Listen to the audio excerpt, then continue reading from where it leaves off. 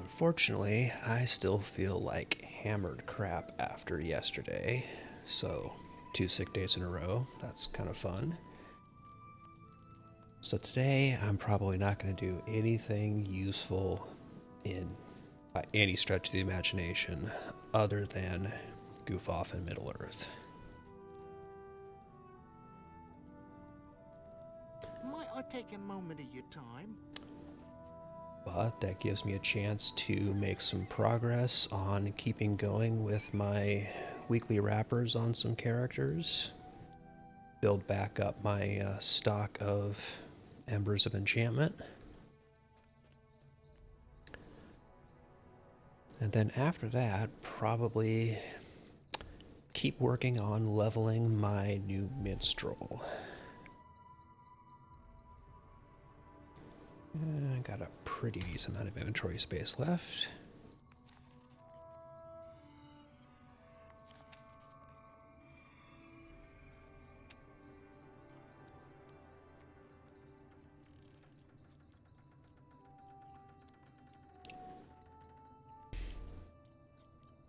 So the goal before I swap is to at the very least finish out this wrapper here, which is the 10 delvings of tier 6 or higher for the week. I don't know if I'll end up doing 7 total delvings before I swap. Just really depends on what's in the queue and what the malices are. So a clutch of flies is usually not a bad one.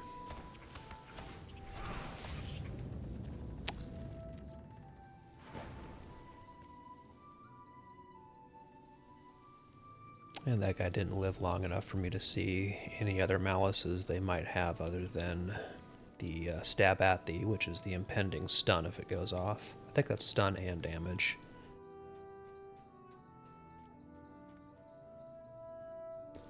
So it might just be those two, I'm not sure.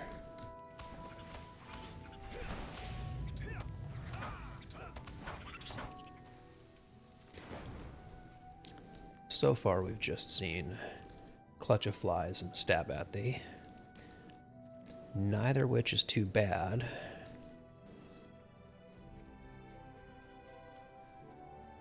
And that makes Net and Glade a nice kind of walk in the park delving.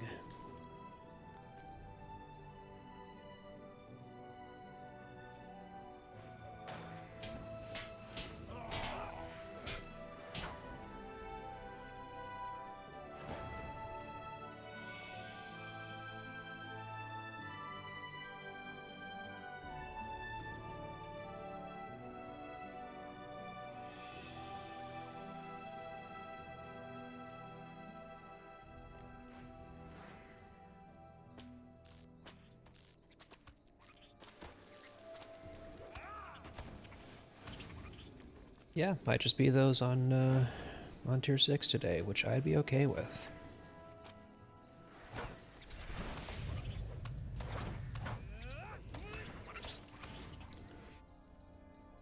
Because that means that more of the delvings that can't be as controllable are still easy options.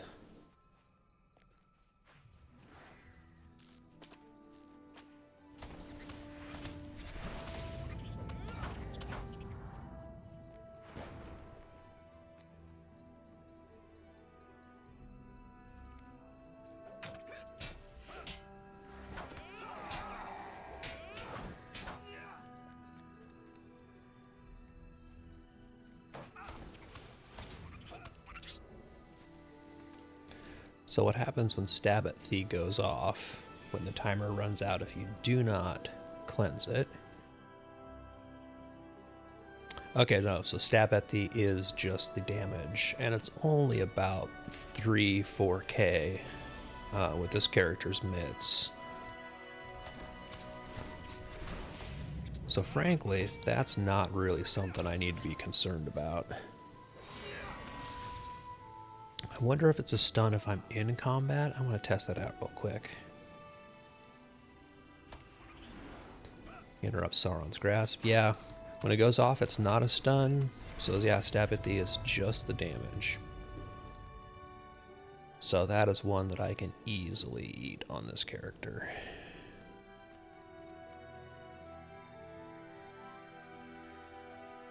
The other day I went and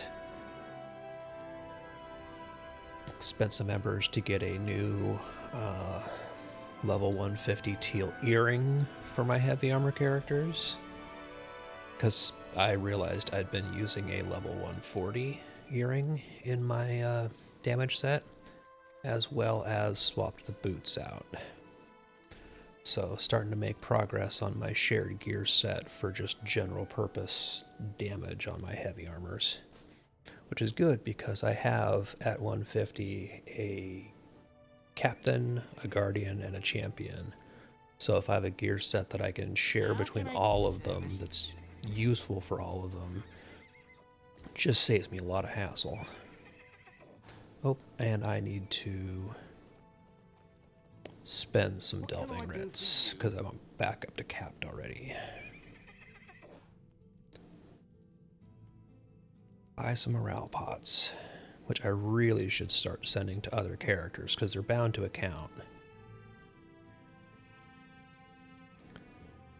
And I'm going to go ahead and buy more just because I know I'm going to be doing wrappers, and those give like 250 delving writs per wrapper, so I'm going to get these back really quick. Greetings.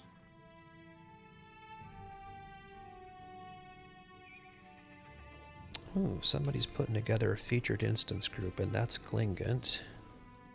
Let me see if I can get in on that.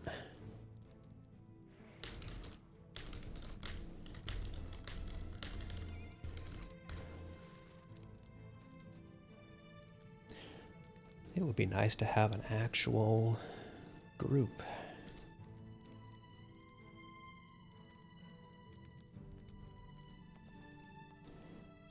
So we'll see if something comes of this.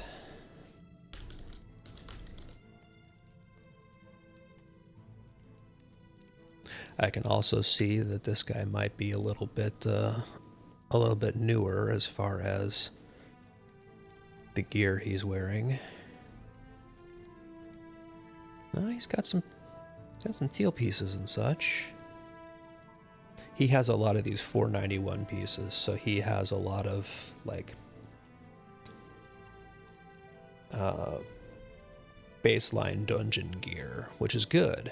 It's just that I have a lot of embers and crafted gear, so that's why he has 171k morale. I also probably have more, just a different stat spread to my virtues and things like that.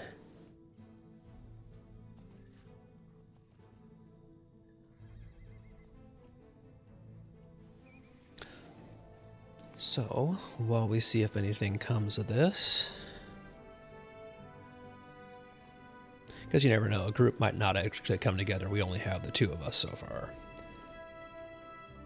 I am going to head over to Howrax, which is just a really convenient place for me to get the new bounty board.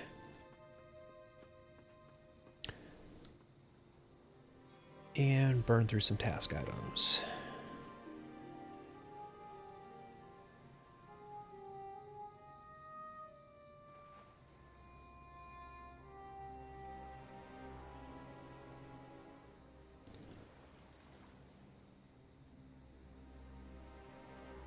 I don't think anybody else from the kin is on his 150. Nope.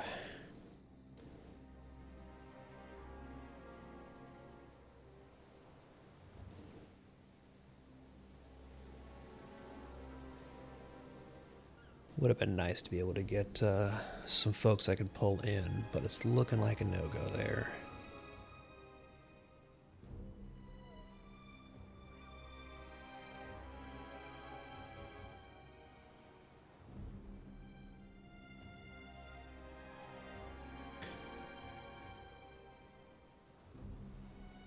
Alright, so there's that done.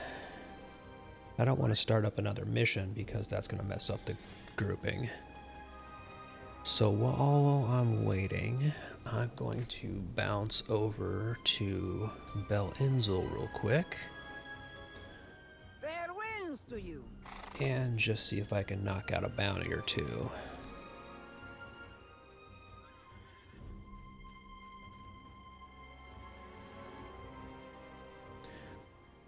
Basically, something to pass the time productively. Alright, we picked up a Guardian, so we have somebody to play the tank role. I mean, hopefully they have a blue spec. Ideally, I would like to not tank this for a random pug. But, you know, you never know.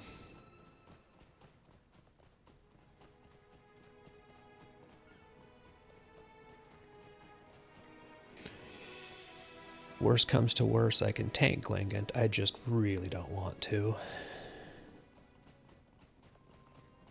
It has a bunch of power drain mechanics and all sorts of nastiness, and Champ Tank is power hungry as it is.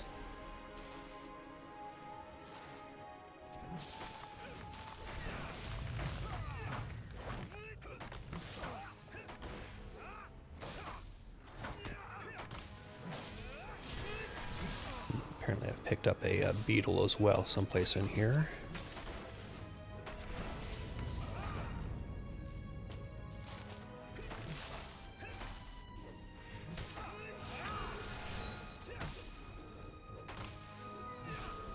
Oh, looks like we have 4 of 6, so we should be getting somebody new in the group shortly.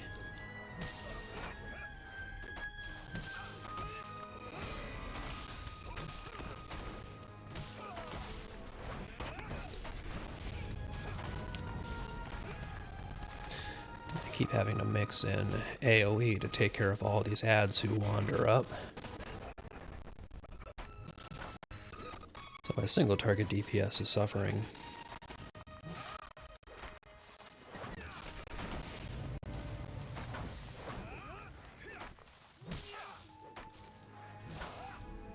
I'm guessing whoever our 4th is going to be is probably sent a tell to the leader and is switching characters or something like that, because they're advertising 4 of 6, but we only have 3 in the group so far.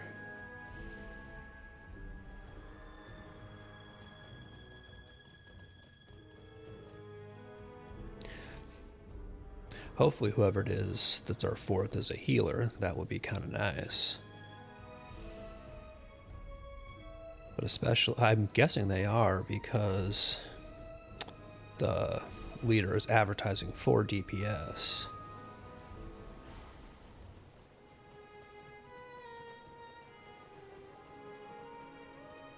Well, we'll see. We just picked up a hunter.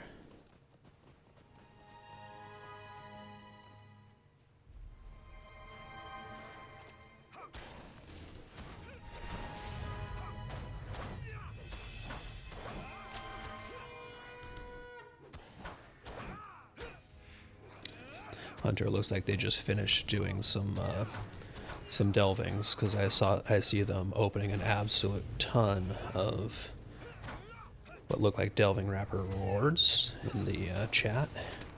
So that might be why they were delayed joining the group. But with any luck, we get our last 2. One of them's a healer, and we get to move on.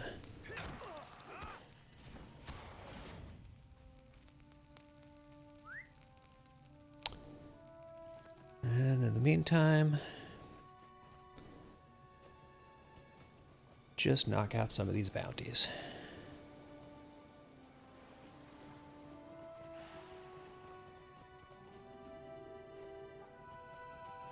Next up is my perpetual least favorite, the crab.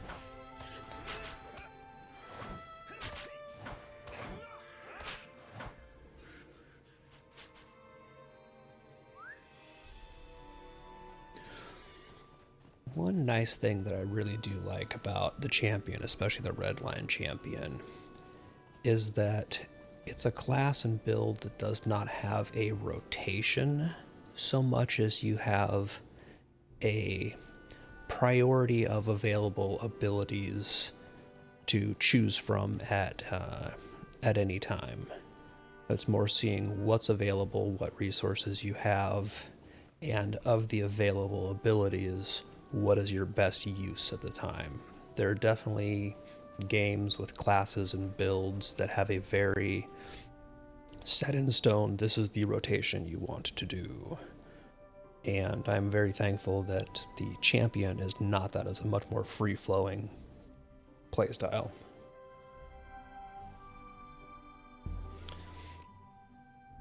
Let's see, yep, nobody else in the group is on the island, so I don't have to wait for anybody.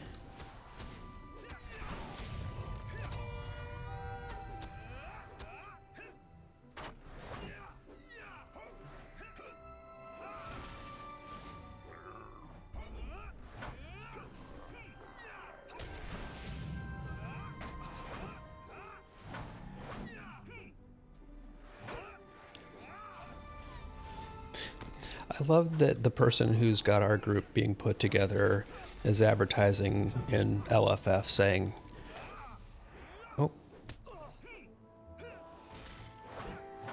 somebody's starting a private encounter. Oh, I think one of our people just went into a mission. That's what it was.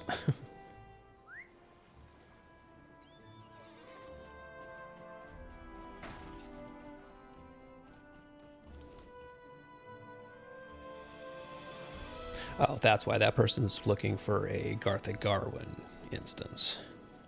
I was just say our group is putting together a group looking for, and we advertising 4 of 6, and then somebody else is advertising an LFF, but it's because they're looking for a totally different thing.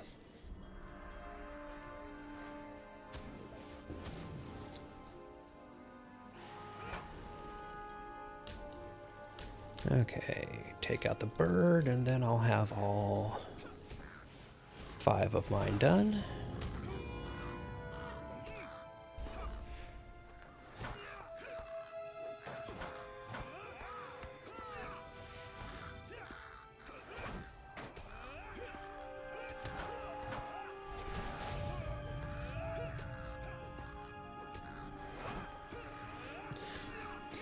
The red line sprint stun is nice. It gives me basically 2 stuns without even having to use my consumables.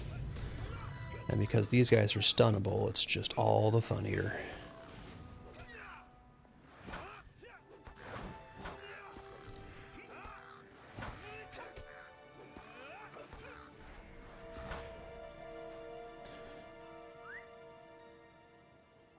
Alright, there's a pretty quick 5 of 5. Even the crab wasn't really a pain today, so if nothing else, that's a good sign.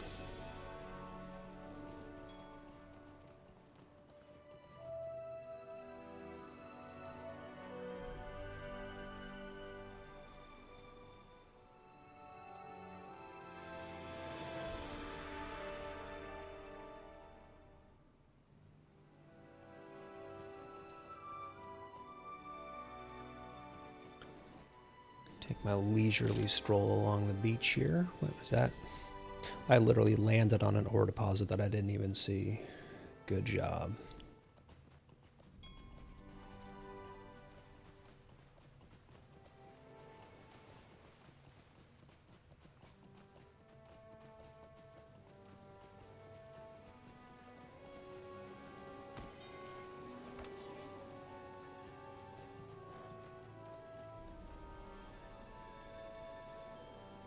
Fine day indeed.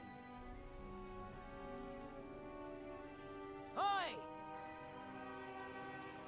Greetings, kind traveler. Fair winds to you. It is a fine day indeed. Okay, excellent. So that gives me all of my bounties turned in. Oh, we just picked up a minstrel. So we at least have 5, which is awesome. And 5, technically, we probably can start.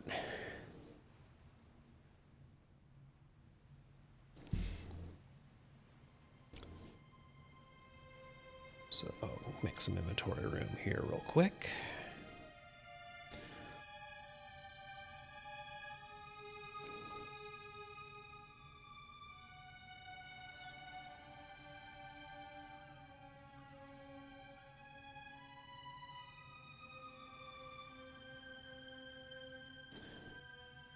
All right, excellent. So we're getting this started. So I'm going to swap into my yellow line spec here. Because if I remember right, this place has a fair amount of AoE. So I should be able to basically just go this route and... Oh, hey, there's our Guardian. So our Guardian apparently is not a tank, because I see him rocking a two-handed hammer.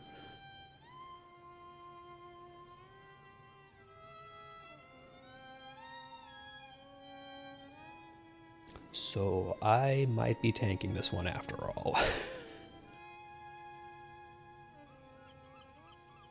Which was not really what I had planned on today, but Guardian may actually have a tank spec. We'll see. Or we might just be all DPSing it.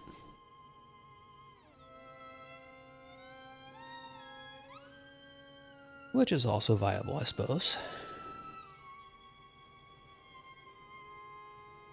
The Guardian is definitely in red line because I am standing near him and I'm getting his protection by the sword buff. Okay, Glingant started up. Glinghunt, the gardens of Inuminas, once a place of great beauty, now overgrown and fallen into ruin. The stagnant waters of the gardens have become corrupted by the fell spirits of Angmar, and evil men do their Oh, looks like we are picking up a 6th. I think our hunter has somebody we're pulling in, so that is nice. As soon as they come in, I'll go ahead and pop scrolls to make sure everybody has the battle lore and warding lore buffs.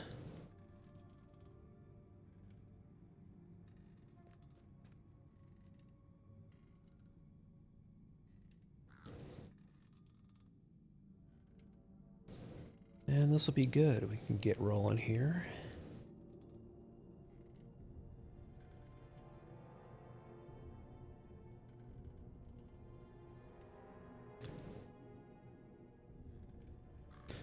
So let's see, we have 2 dwarfs, a hobbit, an elf, a man, and I don't know what our 6th is.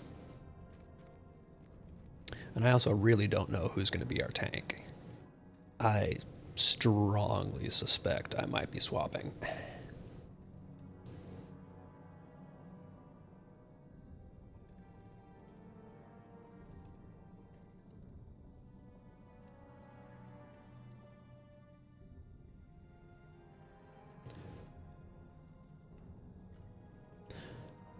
I'm going to guess the person that we're trying to invite is maybe maybe set to anonymous. The group leader is trying to find them in the /who instead of just using a /invite.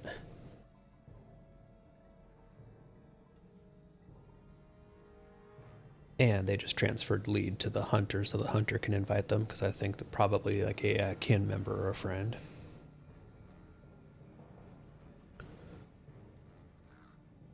Alright, this should let us pull in a 6th.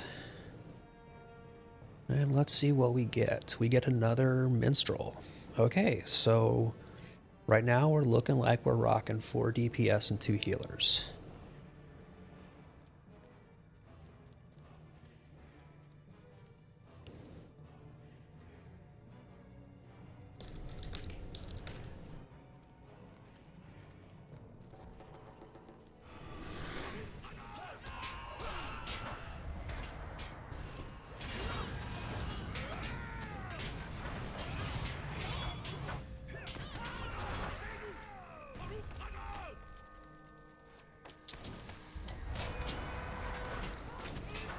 Which, again, not the end of the world in here, but when we get to bosses, it might be a thing.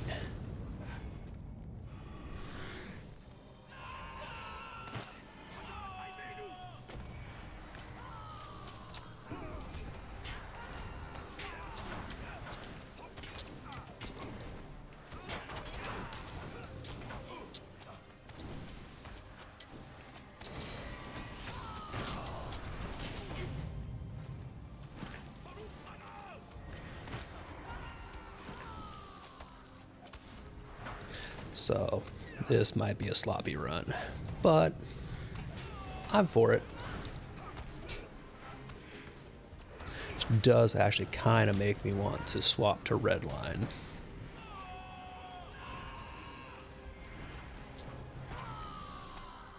Just because Redline I have a little bit more forgiving of a spec if things go sideways.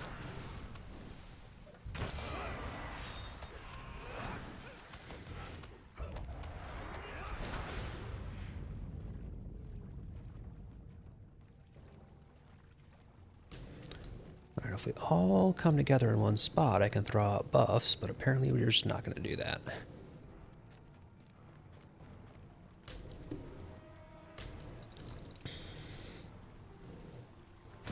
Alright, I'll do them from here. Or not.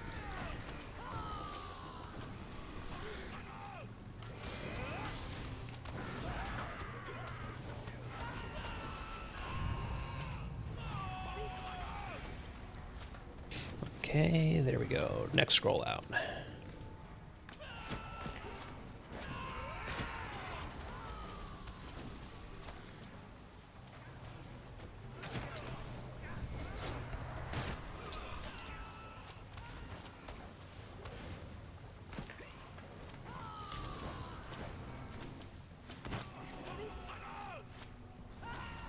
And basically at this point we just have to outlast waves. It's very annoying. I hate this fight. This fight right here is primarily the reason I don't like Glingant.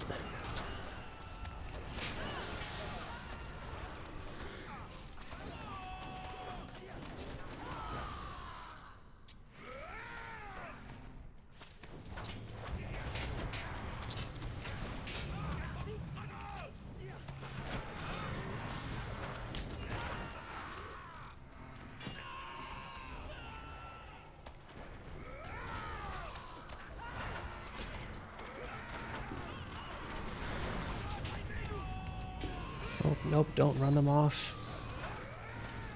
You're running them away from your melee DPS. Please don't run them away from your hard hitters.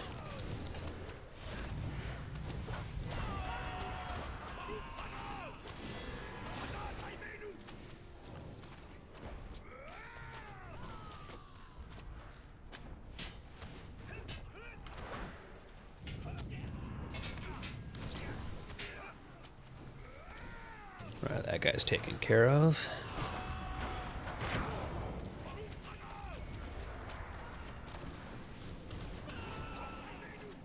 And we have another one.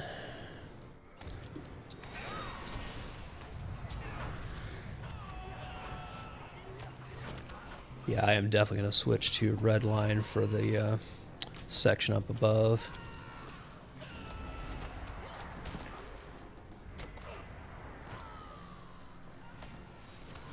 Probably should have just been in Redline the whole time.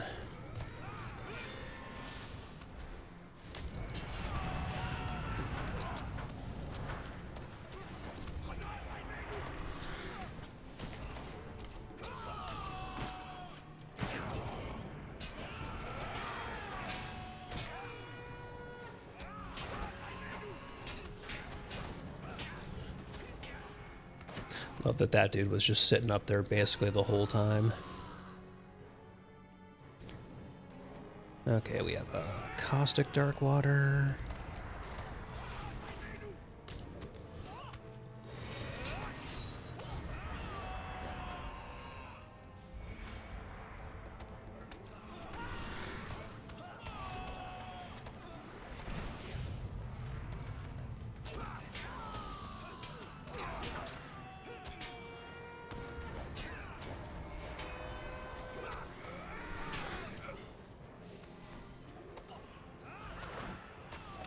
I think this is almost done. This should be the last wave or the second to last wave.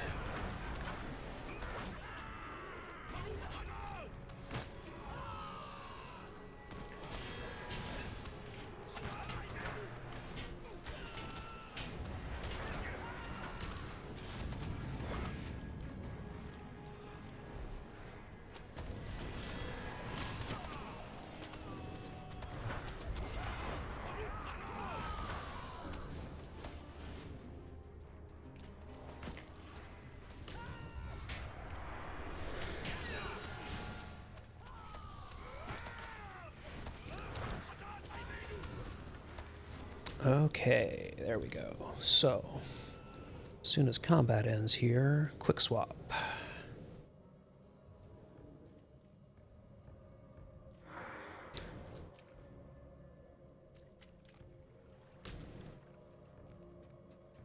Nope, don't pull it. Don't pull yet. Okay.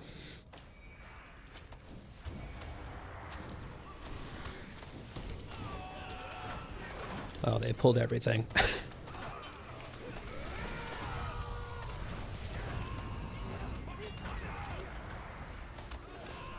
They absolutely did the pull the group.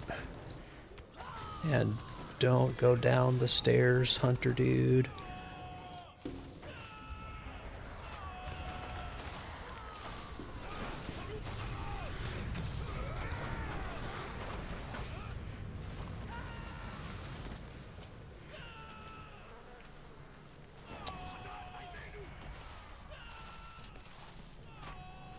All right, take out this tree here.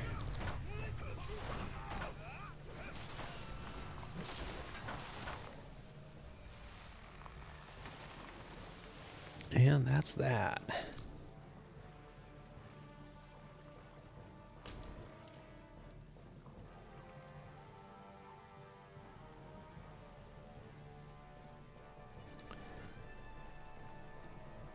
Now we absolutely have the DPS to basically just blow this last part up.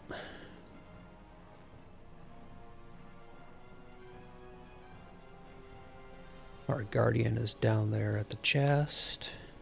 For some reason, staying down below. Come on, buddy. You can make it. Oh.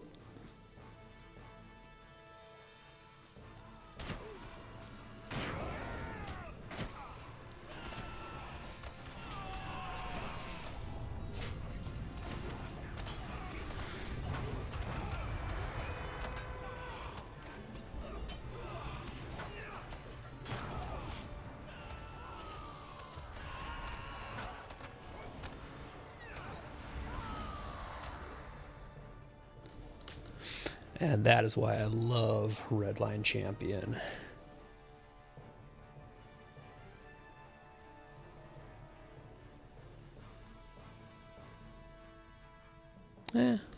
I'll roll. Might have an ult that could use them.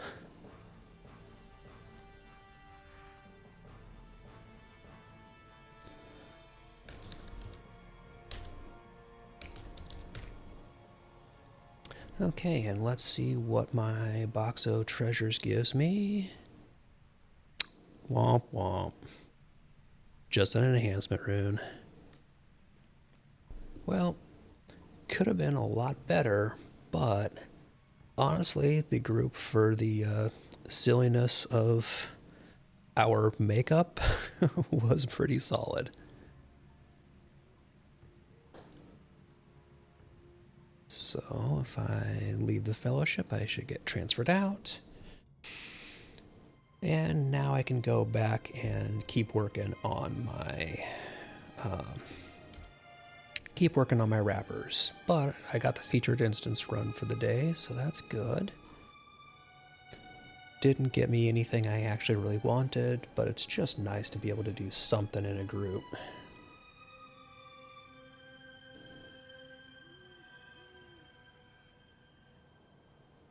And I didn't have to switch to blue line for a pug, which is always welcome. So what else do we have here? Karanost Courtyard should be a decent one to run with today's malices. But that means I am going to switch back to yellow, because these are all going to be packs of 3, so I want my AoE build. Did I put the right sword on? Yes, I did. Okay. I just had the terrible suspicion that I ran that entire instance with the wrong gear on. But I didn't. I'm good.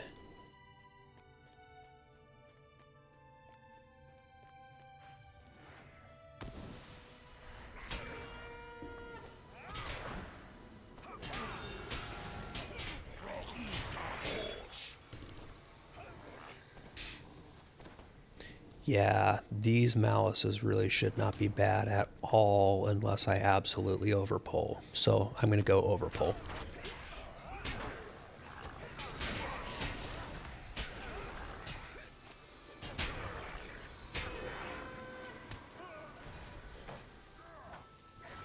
Come on. Guys just did not want to get into a place where I could actually hit them.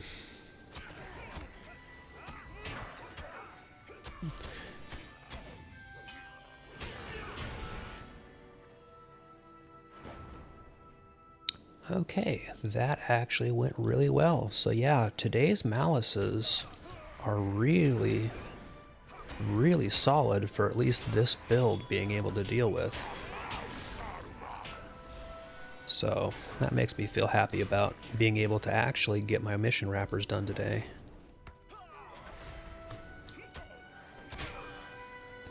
I still don't want to stand in the bad if I can help it, but I am not nearly as worried as I thought I was going to have to be.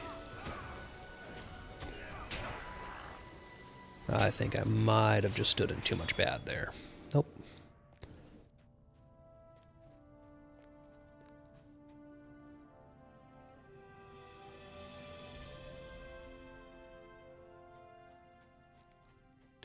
Alright, nice solid quick run. How can I be of service? So that gets me to 8 of 10 for my delving wrapper. The tier 6 one.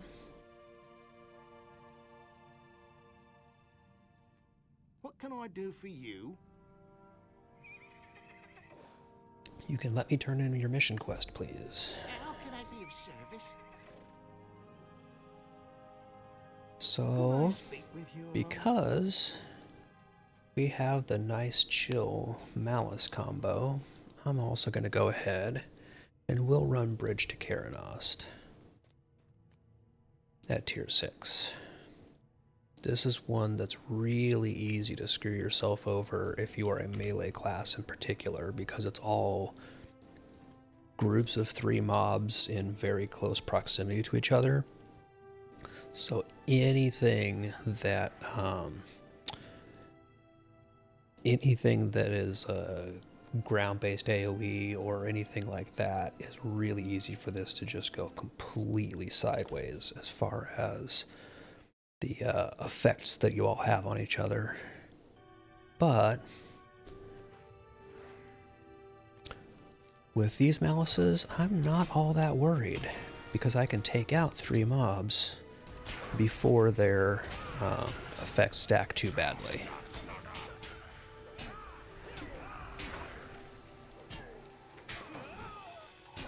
Oh, nope, I let one of them get a whirlwind off.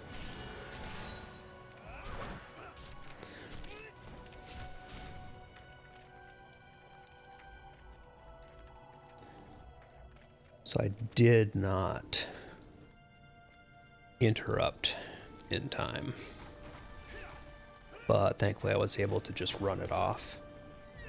Hey, Poteen. You just missed a run through Glinkant at 150 with a interesting group. We ran a 4 DPS, 2 healer, although at least one of the healers was also in DPS mode. 6-man.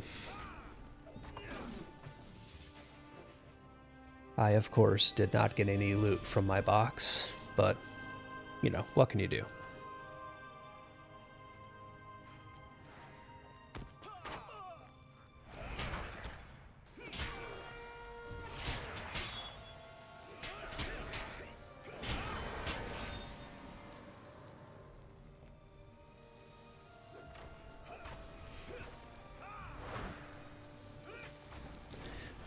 I do find it kind of funny that even the doors get the malices and delving effects, so the doors can spawn clutches of flies.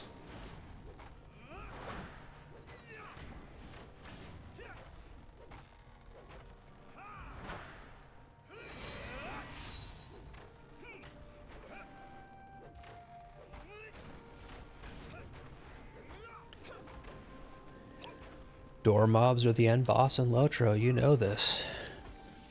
How many times has a door closing at the wrong time screwed over a dungeon group?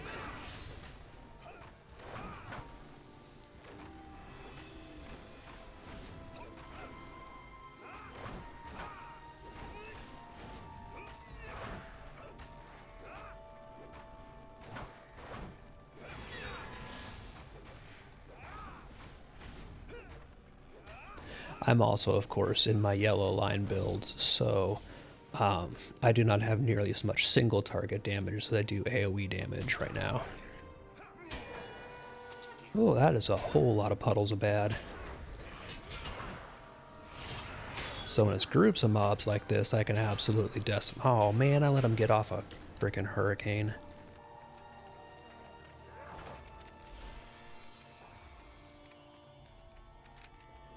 Let's see if I can run this off.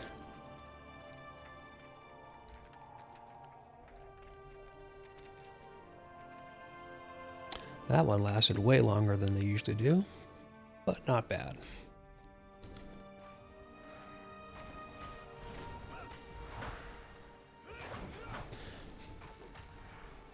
Enjoy the lurk. Hope the job went well last night and didn't end up being a hassle. I know you were talking about it being a pretty quick one, so hopefully that was true.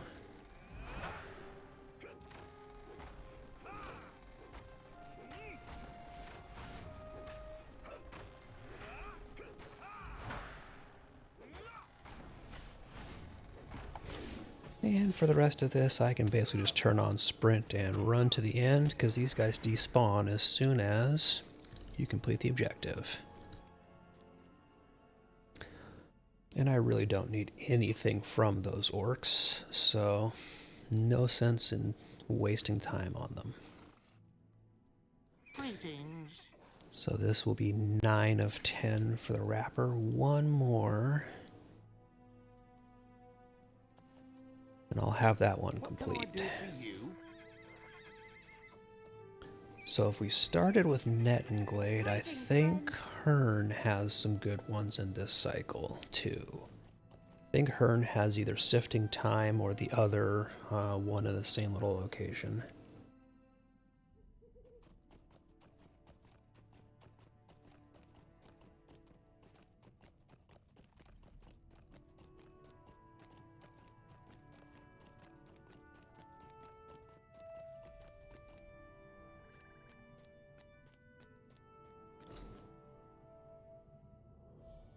Yeah, Hearn has the Hand Out, which is going to be a nice, solid one for us to run.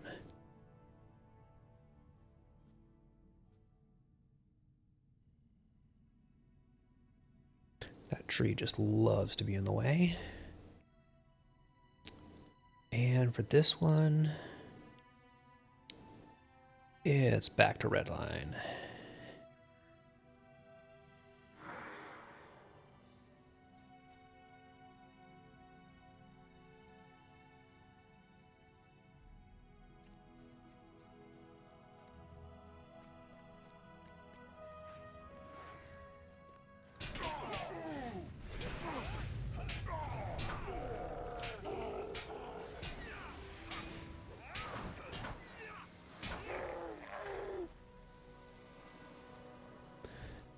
So if it's the Hand Out, I know that some of these guys love to path all the way to the beginning of the instance if you let them walk that far. So I'm actually going to clear this room first, which I normally don't do in the other mission that's in this little area. But because this is a kill quest, I don't want these guys wandering off where I have to chase them down.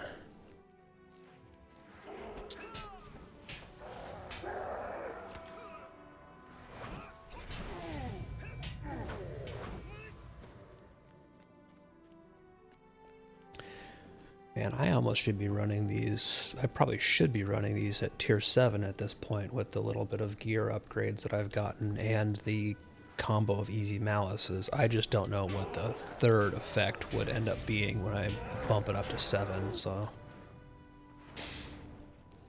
kind of just don't want to deal with that today. I will go for the easy run.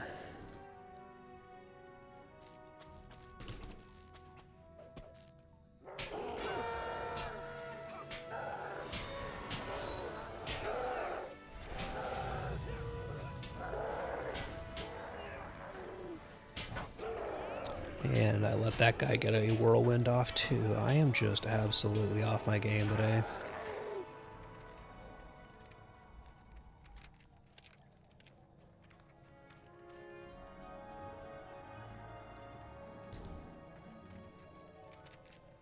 But if you play hide and seek with a whirlwind, it eventually despawns.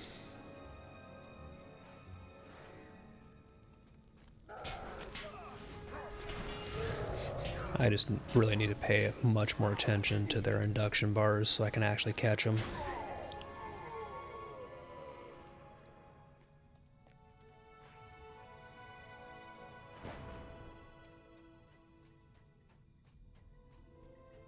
Like, it is absolutely nobody's fault but my own.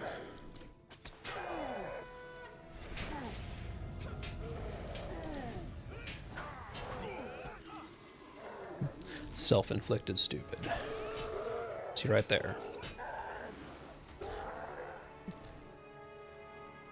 If I just actually pay attention and interrupt, I don't have to deal with the stupid whirlwinds.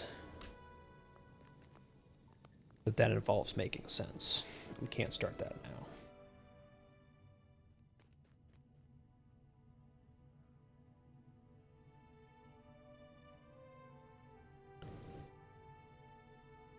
What can I do for you?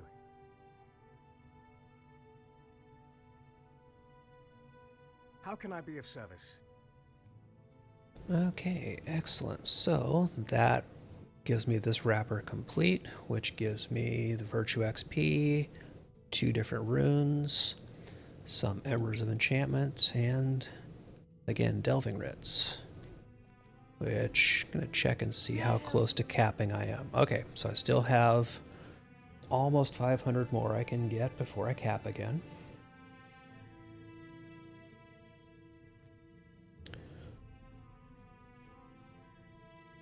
Mind my words, traveler.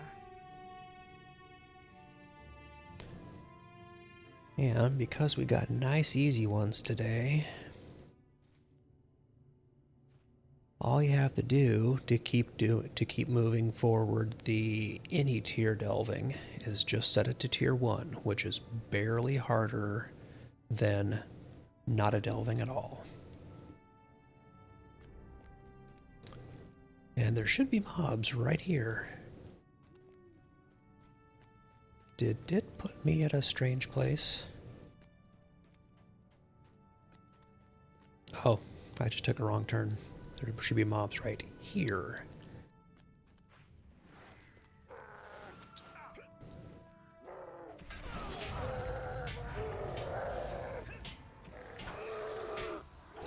Once again, stands, pay attention.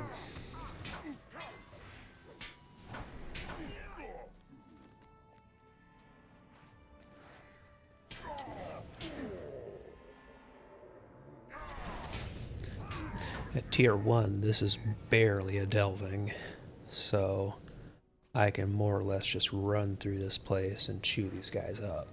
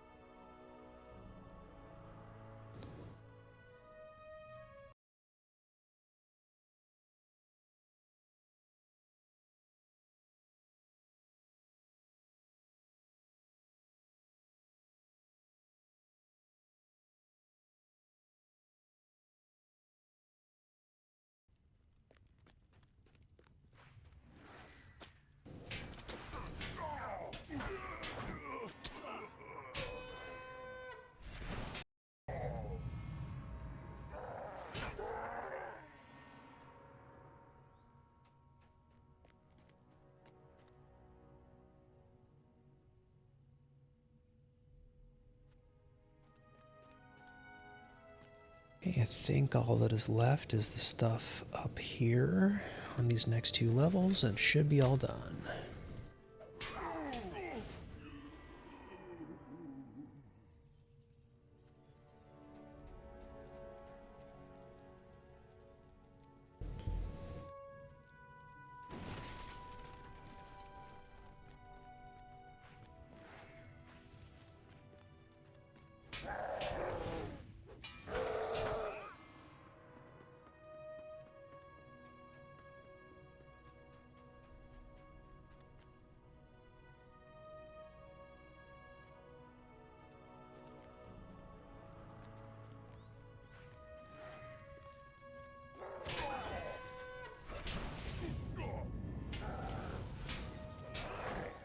Alright, 2 more siege towers, and they're both right here.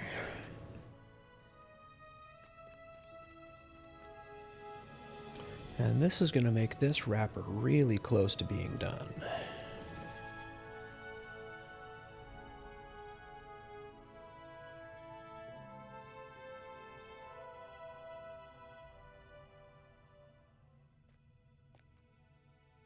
What can I do for you?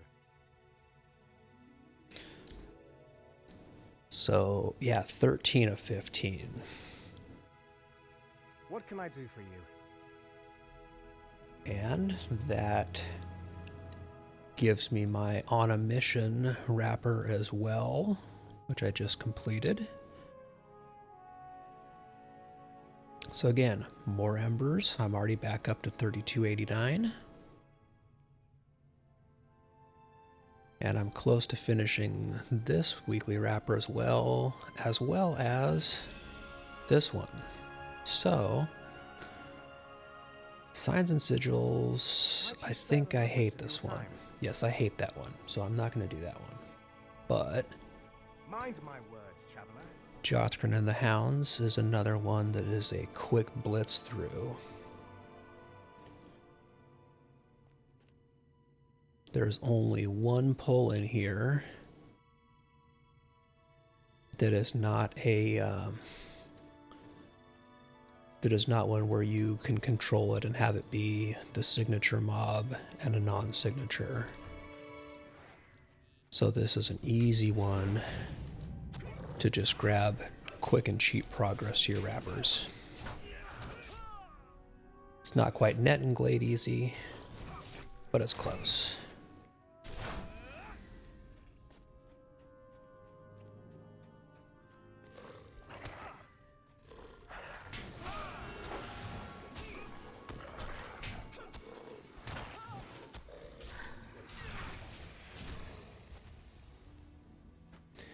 And yes, it's just tier 1 bad, so I really don't mind standing in it. So this is the one pull in this one that is going to be 2 pairs.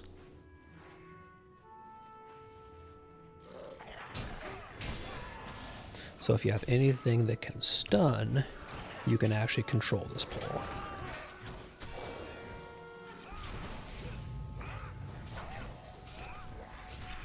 And in this case, because I'm in red line, I have my champion sprint stun, which can go into an AoE to stun everybody the first time.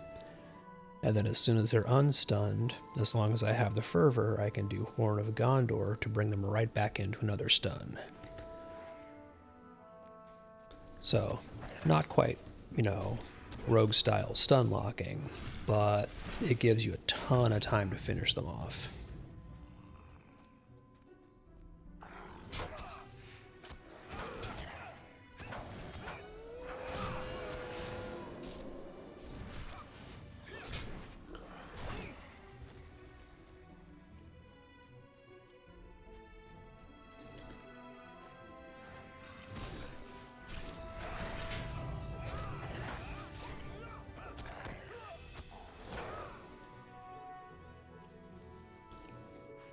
And one more pair of these guys.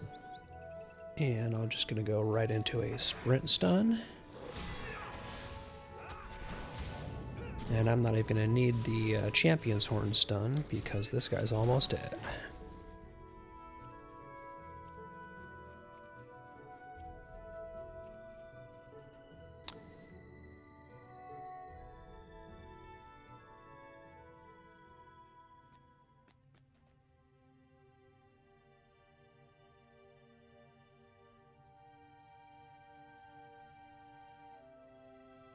What do you need? So one more mission of How can I or be of one more service? delving of any difficulty will complete that particular wrapper, and I think I have some stuff I need to open before it rots. Delving chest, and delving chest.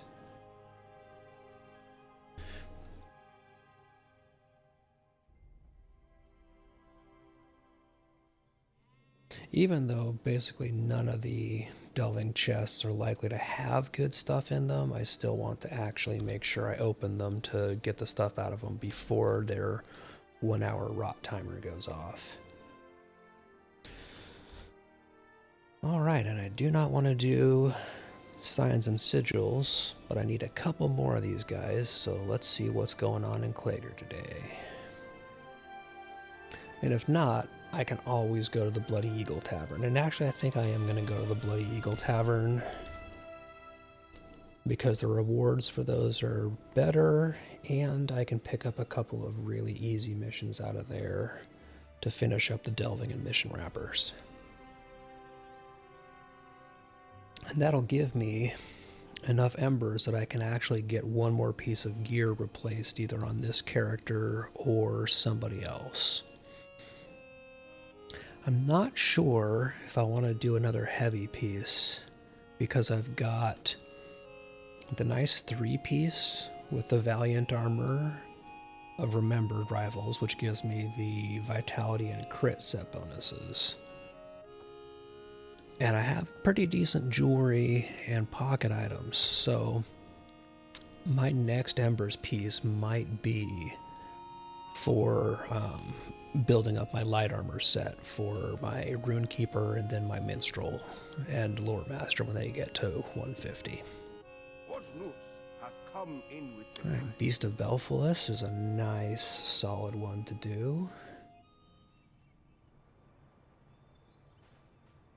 And even though I only need tier 1 to keep moving the wrapper, I'm going to do it at tier 6. Just because I think that's where you get the chance, potentially, of things like a tracery box dropping. So, because we have easy malices today, I'm going to run it at a higher level than I technically need to.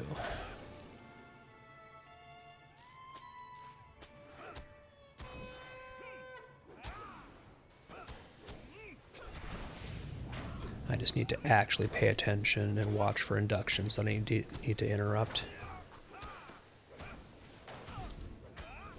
Because in here, I don't particularly want to have to run around and try and run off a whirlwind. Because it can get a little mobby in here.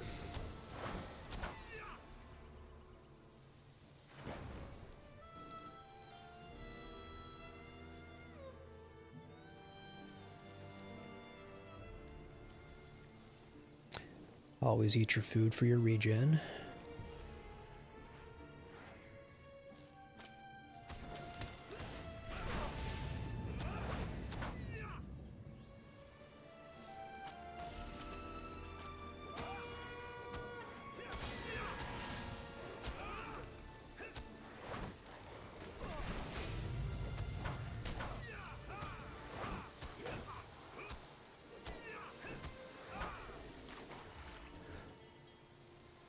And definitely do not follow my example there and just sit there and stand in all of that bad the whole time. That is not something you should do unless you have the mitigations to back up your stupidity.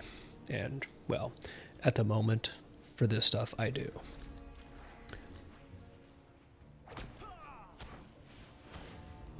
Okay, so first stun off with the sprint stun. Second stun with Champion's Horn. Which, unfortunately, he resisted, I think. What a jerk.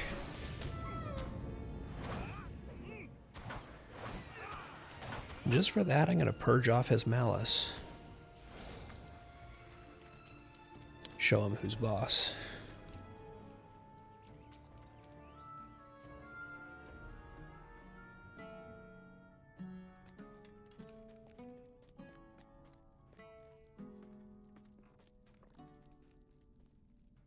Now, the downside to doing missions in the Bloody Eagle Tavern is sometimes there can be some catch-up time from the time you get out to the time that the mission keeper is actually Have need loaded in and ready to talk to you. Okay, so that wraps my any tier delving advancement. And that's really primarily, the 1000 virtue XP doesn't suck. Delving writs is whatever right now, like those are kind of junk, but Delving's consumable selection box is what you do these for. Because that box, open up the chest, didn't get anything particularly nice, but that's fine. So the Delving consumable selection box lets you pull out a Seafarer's Flickering Essence box for one of those purple 150 essences. So that is a solid aid to your gearing. Might you spare a moment? So I think I am really close. I am 3 missions away from wrapping this. So not even delvings, just missions.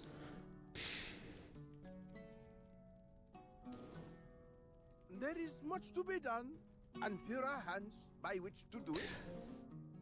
So being that close, I'm going to straight up ignore the delving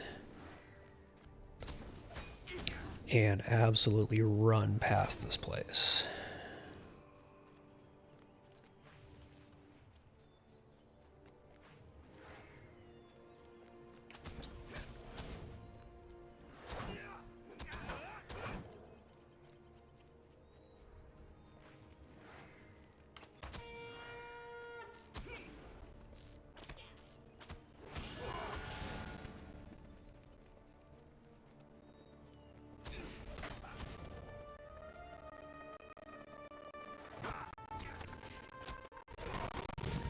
Because at this point, getting those last couple of ones done, with today only being Saturday, gives me a ton of time to do wrappers on my other characters for the week and keep getting embers. And I don't have to worry about running anything else on the champion.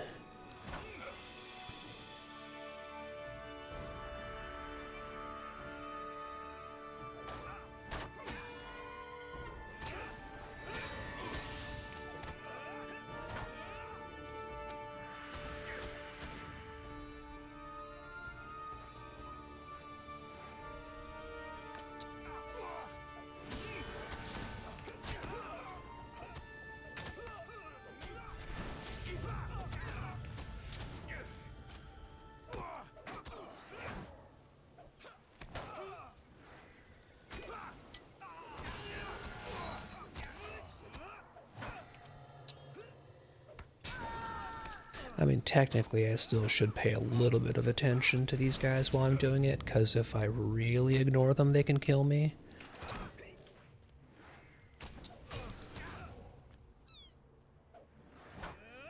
But I do kind of have to work a little bit to get killed in here when it's not even set as a delving, much less a high-level one.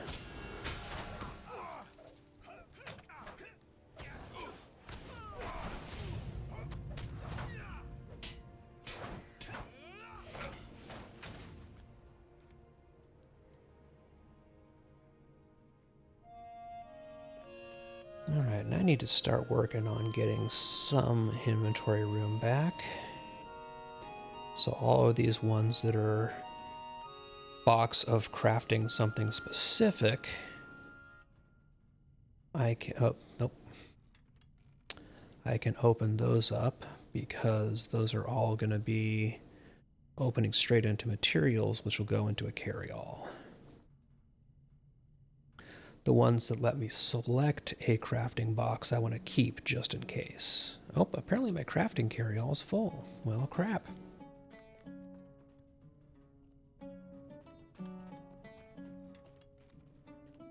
I need to actually start using up some mats, it seems. Or doing a better job managing this character's inventory.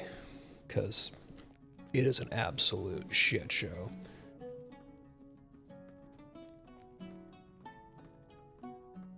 There is much to be done. and fewer hands by which to do it.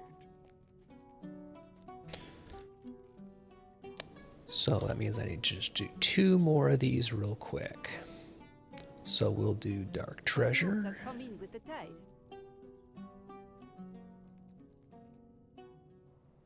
Dark Treasure is an awesome yellow line one because you can kind of just grab mobs towards the end and absolutely wreck them.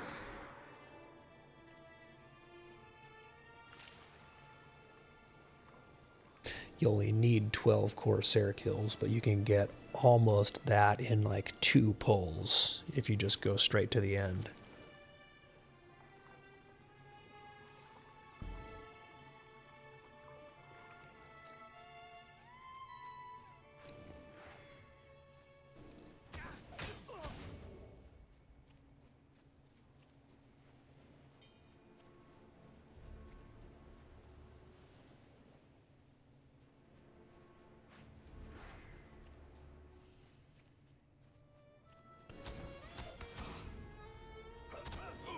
I'm also forgetting there for a second that I can't just hit a couple strikes and then move on because I'm not in red line, so my strikes don't hit as hard and they don't proc bleeds.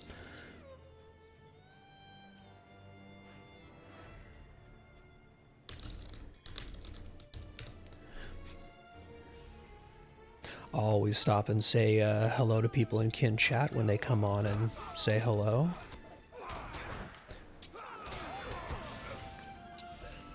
Even though you guys can't see it, it's still the polite thing to do. Because my kin's full of awesome people.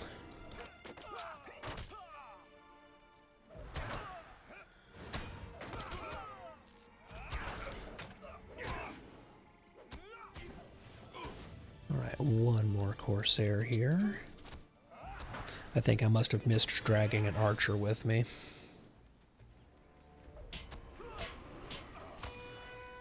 And ideally, you kill all these guys before they can go into their invulnerability state and bury themselves.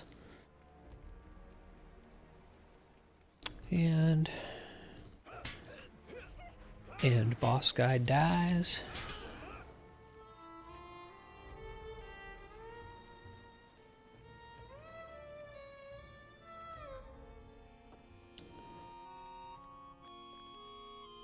And that's that. Move on to do the trees next. And that is this character done basically for the week.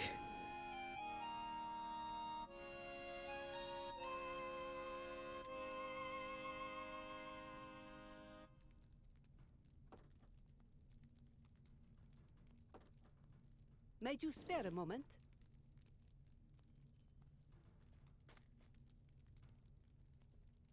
What news has come in with the tide?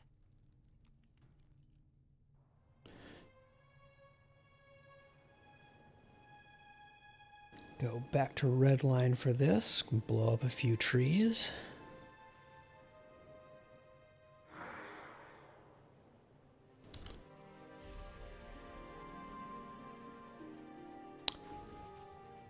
And call this character done.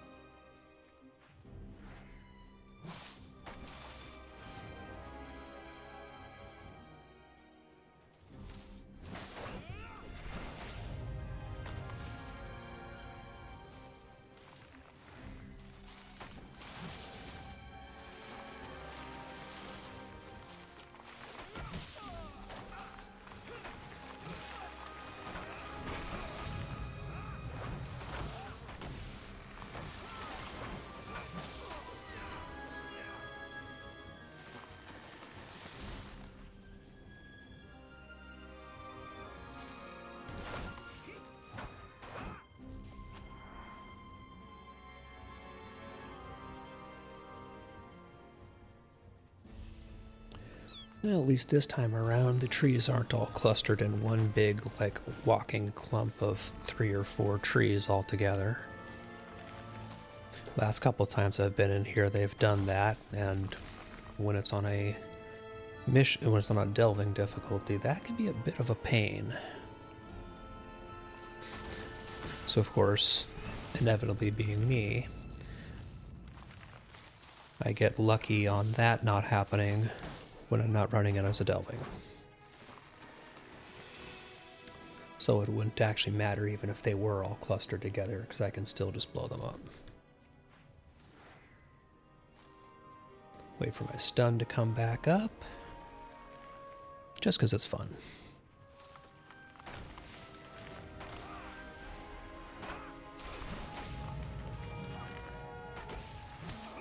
Let's see how long I can leave this guy stunned for.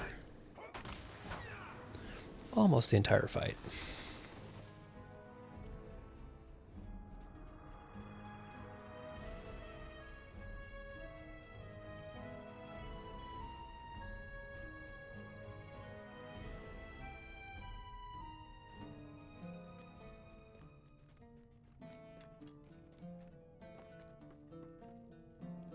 So that, as soon as this comes up, there we go, will let me complete this mission wrapper. Give me another 500 embers.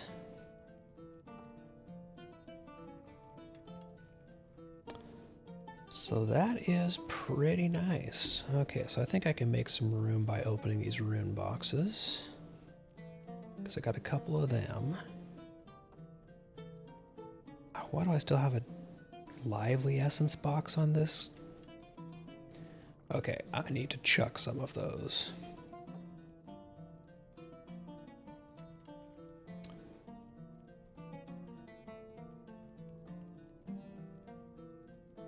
Okay, that at least gives me some decent inventory space.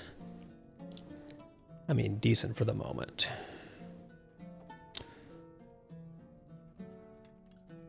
So now I'm going to put all the stuff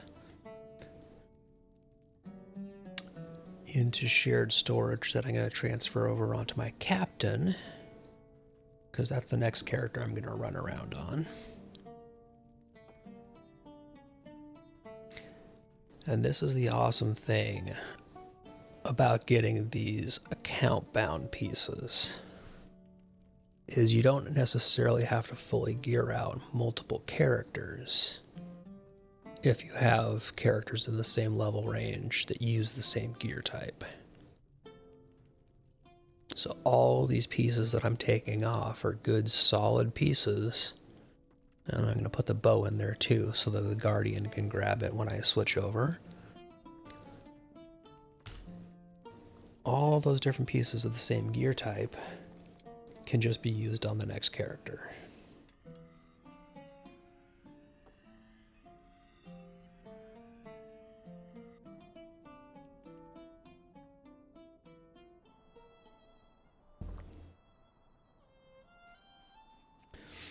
So, log out of my home so that the next time I log this character in, I can get my ingredient crates.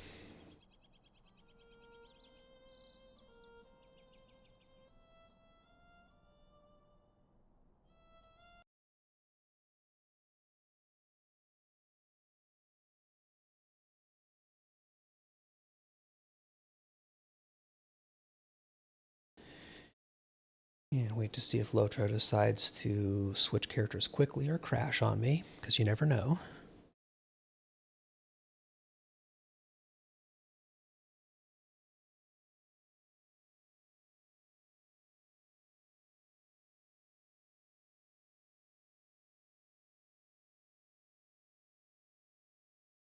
Yeah, it's going to take a minute or 12 here.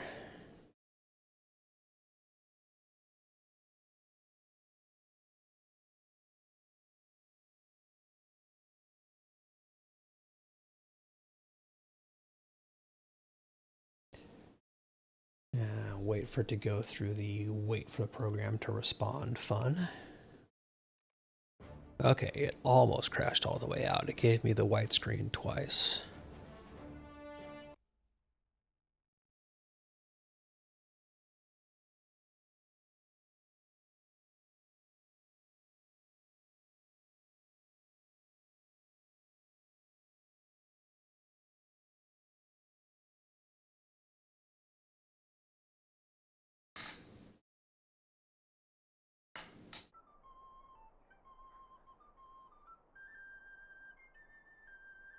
And now, swap over to the captain here.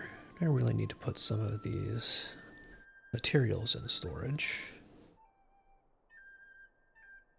Frankly, I should just vendor them because I have so many of the damn things.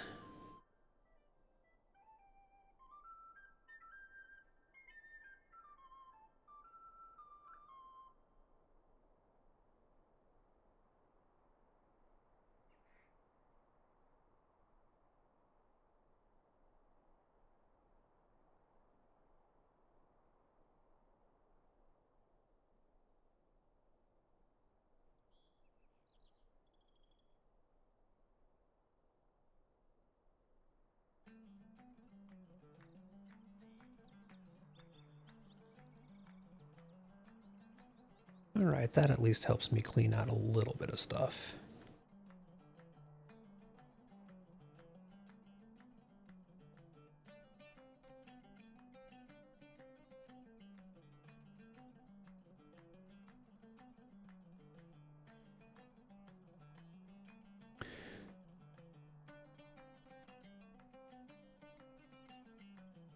I didn't put the task item carry all back in here, did I?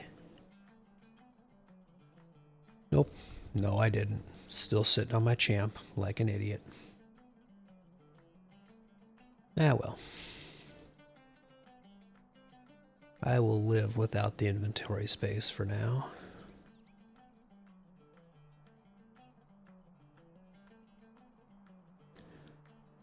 Pull out all this good gear to replace my temporary running around gear.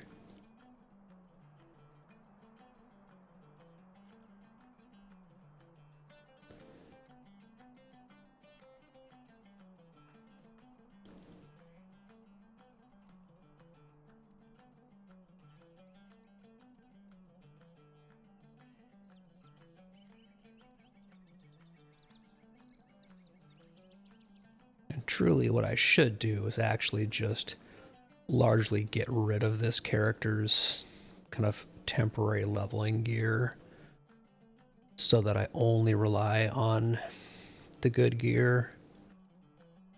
But I want to have this stuff saved so that if I don't feel like doing this and I'm just doing the junk running around, I still have some gear.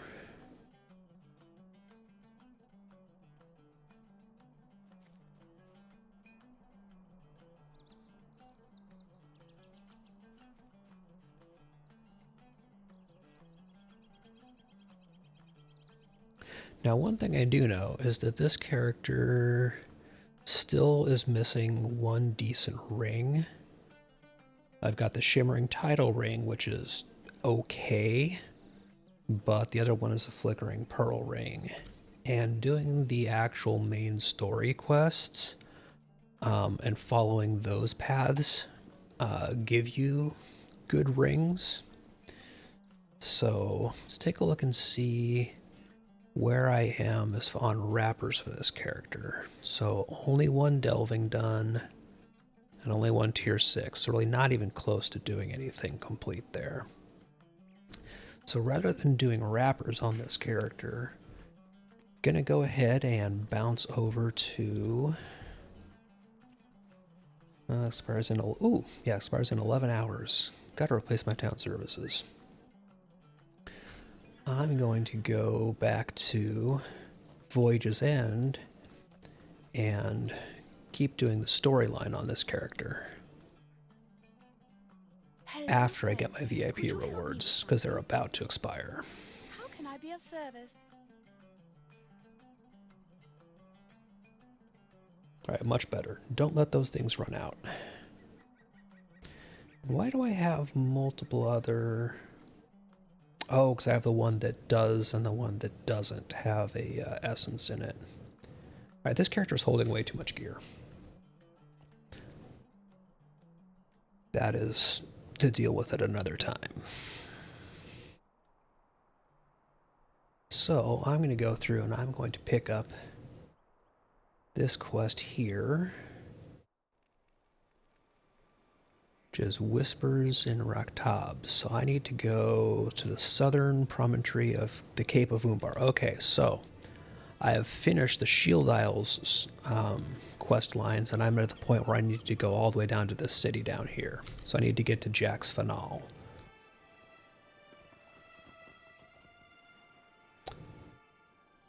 Uncheck all of my rapper quests, because I don't need to track those right now. And let's see where I can go from here. Kind traveler. I can get to Howrax. I can also get to Bel Inzel, which I should stop and do before I get stuck into questing.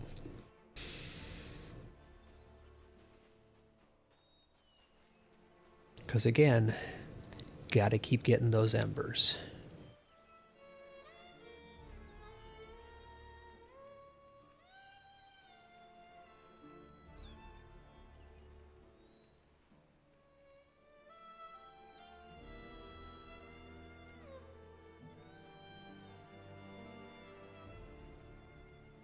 Alright, there's all 5 gone.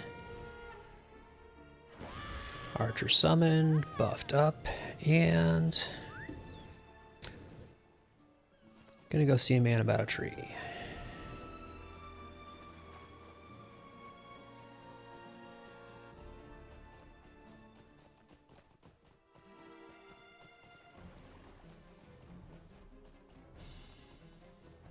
And I'm also going to keep an eye out for anybody putting together more featured instance groups. I think I was honestly just really lucky to get the one I got, because lots of people are just not running them because it's Glingant. But it would be kind of nice.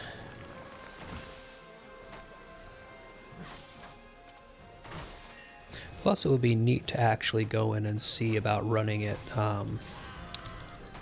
blue line on this character.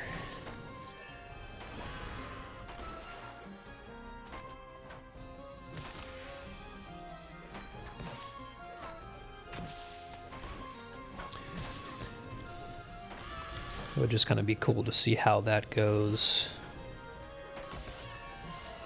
I think Glingant would actually be a pretty good one for that, especially if you get a group like we got last time where it's a bunch of DPS running around. If it's that and just a bunch of kind of splash and AoE healing, that could actually be solid in there, I think.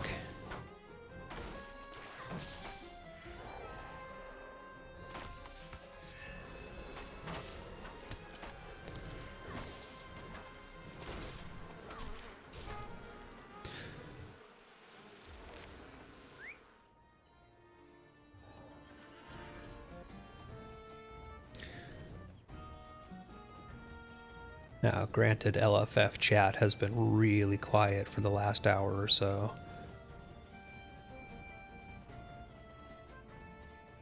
Really, the only things I've seen people advertising for and looking to run were the guy putting together a group for Gartha Garwin and the one group that I got into earlier.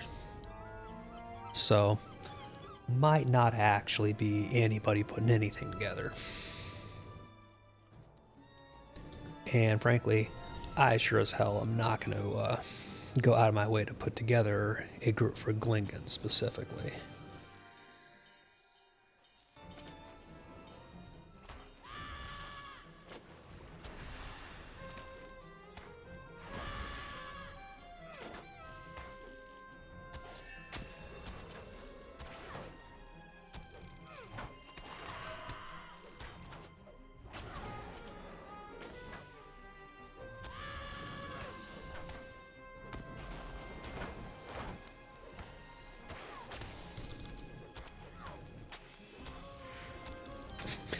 Oh man, somebody asking in world chat if minstrels can still use medium armor. Nah, man, that has been gone for so many years at this point.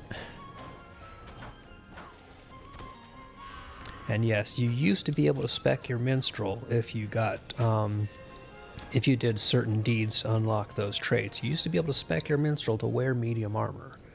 And it was kind of the way you would solo on a minstrel. But that is many, many systems ago.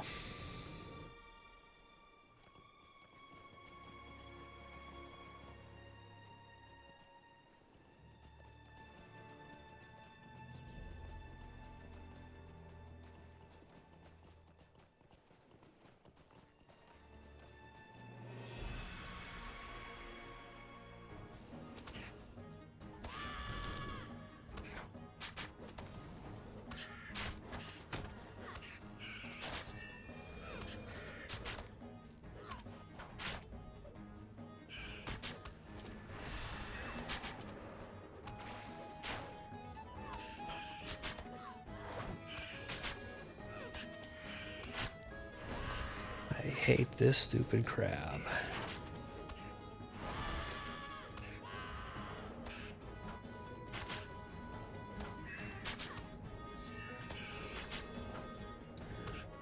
But to be honest, especially now that I have a little bit of gear I can put on this character, the captain is pretty solid at dealing with the crab. Or rather, I should say, the archer and her captain. Because we all know who pulls their weight in this group.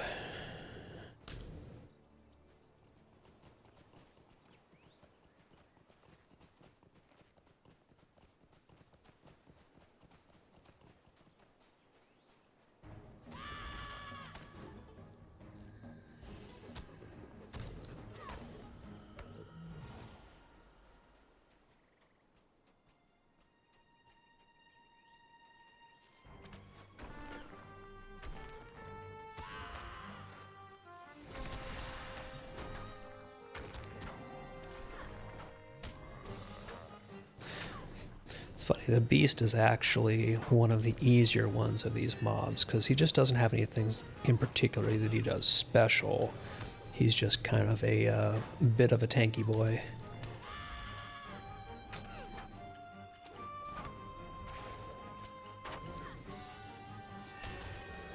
But generally, very little of what he does hurts to any significant degree. He doesn't have big resistances to anything. He's just sort of a mob.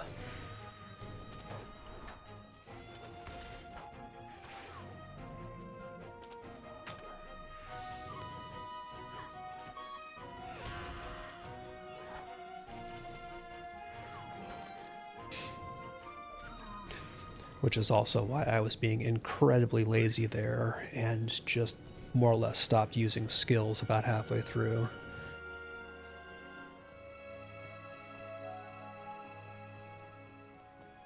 I could say it's because I was making sure that all my cooldowns were saved and ready for the bird, but in truth it's because you just don't really need them.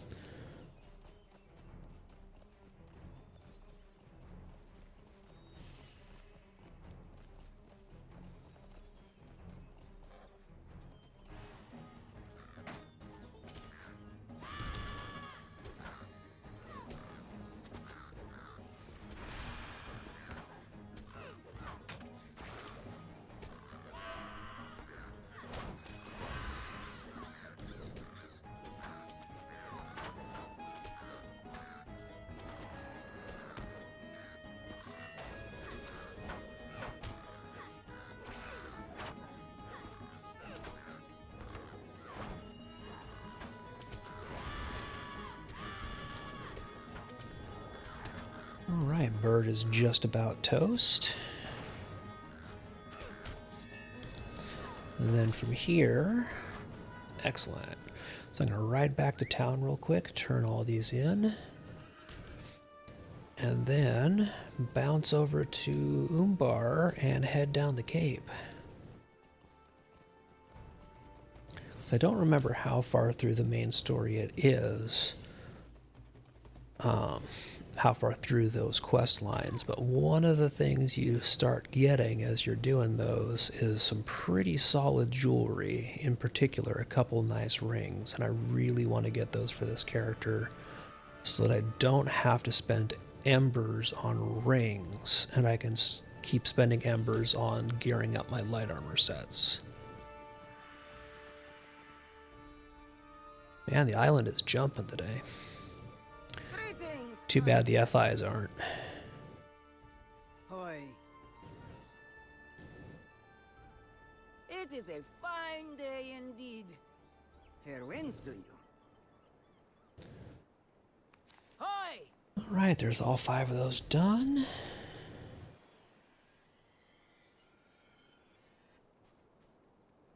I really should actually put this character into one of the allegiances so I can start gaining that rep, but not today. So where can I go from here? Alright, so I can go to Jack's Finale from here.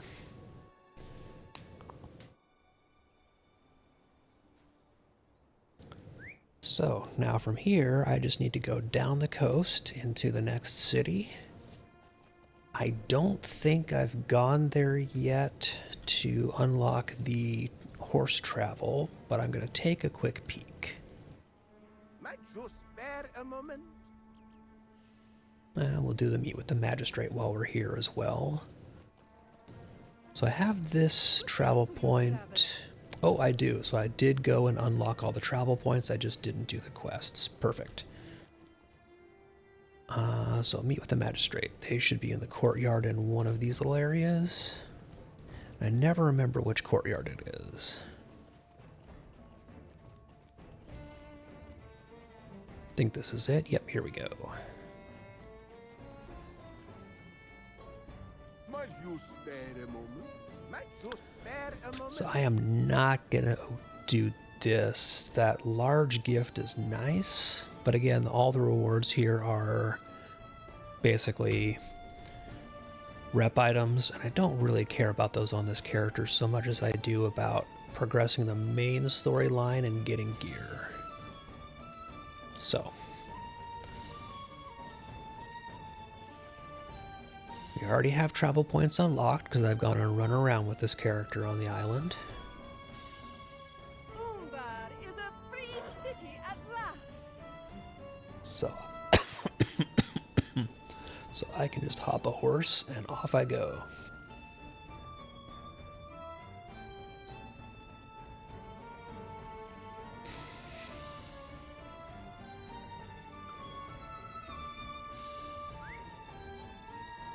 So I need to go far enough into town here that I trigger the next discovery, which should be this little circle of people.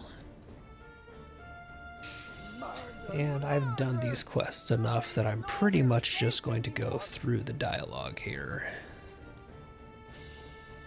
A tall man with a dark beard?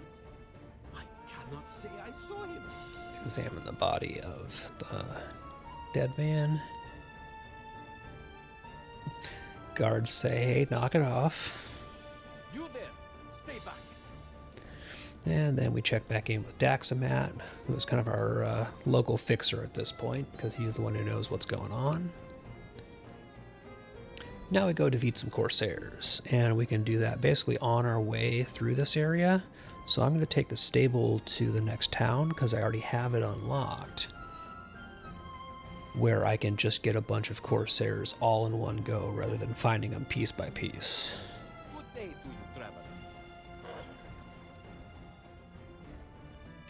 Again, doing it this way where you have the travel points unlocked and then go through and quest in the areas can be nice sometimes.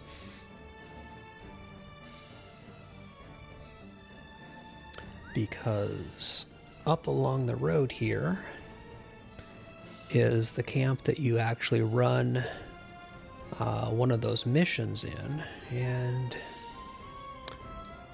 never remember if it's further up the road or it's back. I think it's back. I think I'm too far. Oh, and you've despawned my archer. Of course you have.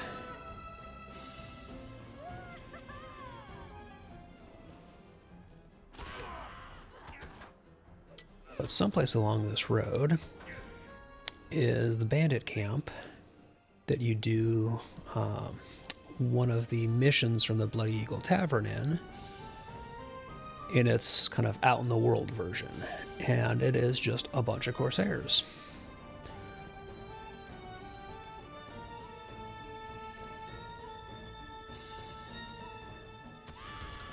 Or we could just grab all these guys we find along the way, because there are a lot of them.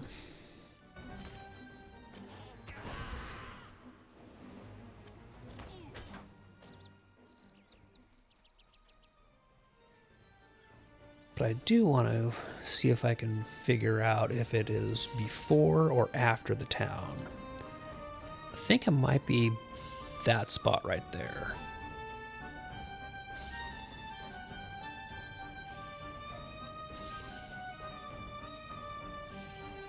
I think that's it, because that looks like a turnoff that has all the huts and stuff. Yep. So basically, one of the missions from the Bloody Eagle Tavern has you going up here. Or you can do it out in the world, and it's just an absolute ton of Corsairs. So it is great for either the deed or for this quest.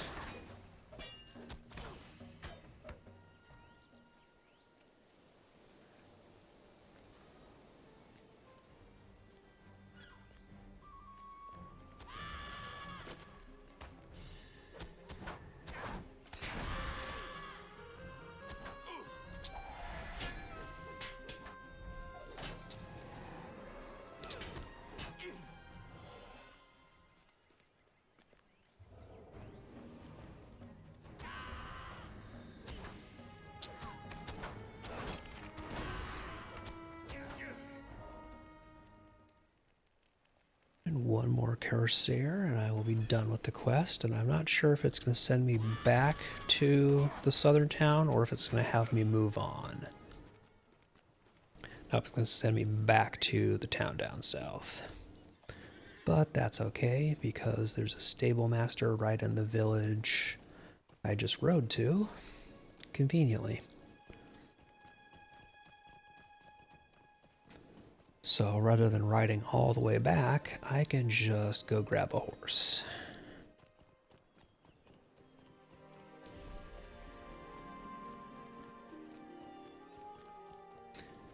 And yes, I know it bestowed on me the Corsair Slayer deed. I don't need to track it or anything. May the seas be calm and the winds fair.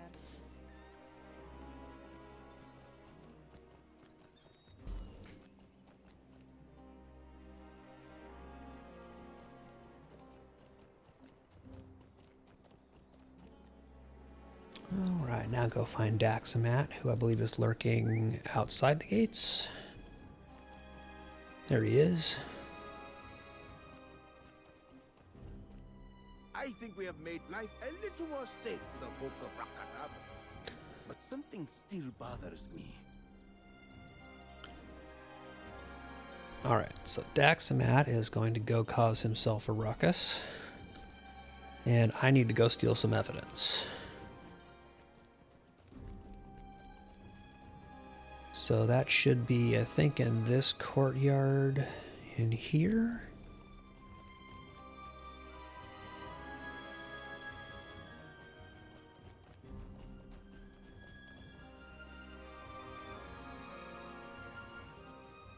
Okay, so there's Daxamat causing a ruckus. I'm going to steal the evidence real quick.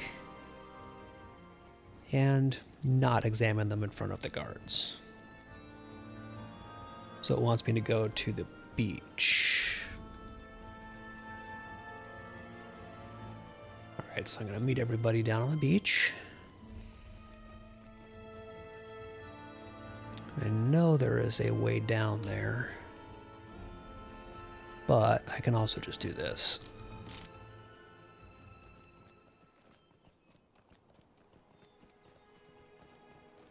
Because frankly, sometimes the dumb way is the best way. Alright, so now we check out the evidence we found. Was Daxamat right? Knife with a curious snake insignia. Yeah, that's not suspicious. I I kept the guards talking for as long as I could manage, but I had to leave before they became suspicious.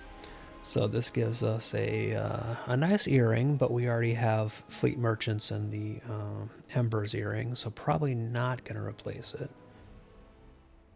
But it might be good to spec out for some very specific builds. There is one other who expressed an interest in the bounties posted by Sucklefair. Alright, now we get to check in with Driftwood. I do not think Cruel Dancer needs to worry that I might steal her bounties. Was a bounty hunter, but not as good of a bounty hunter as Cruel Dancer. What do we do now? Alright, so while we're waiting for more info on that, our next quest is to go to the village I was just in. So now for the fun of what's the easiest way to get back up onto the road from down here.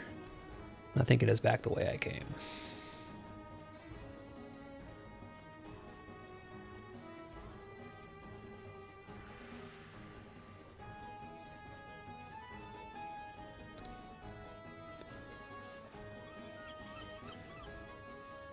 I don't remember what area that is. I don't know if I've ever tried to see if I can swim to that.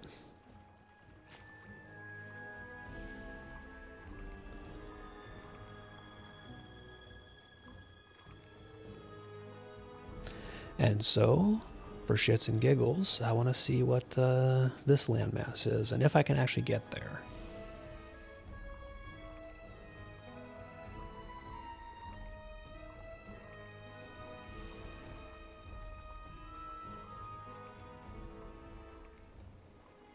I suspect I might hit water that is too deep to swim through. Because I don't think that this is... Yeah, because this would be down into this area here.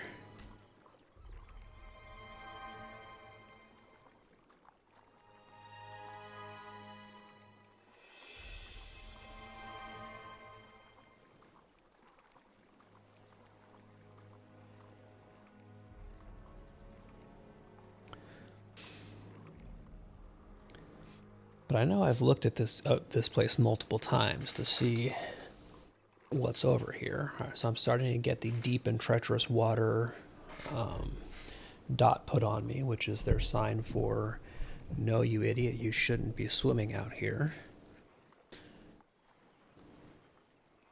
And I have a feeling it's going to be worse and worse as I keep going.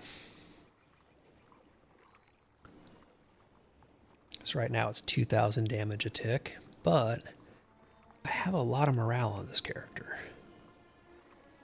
So I might actually, looks like I can actually just make it to the beach. Unless I hit something that is a hard stop.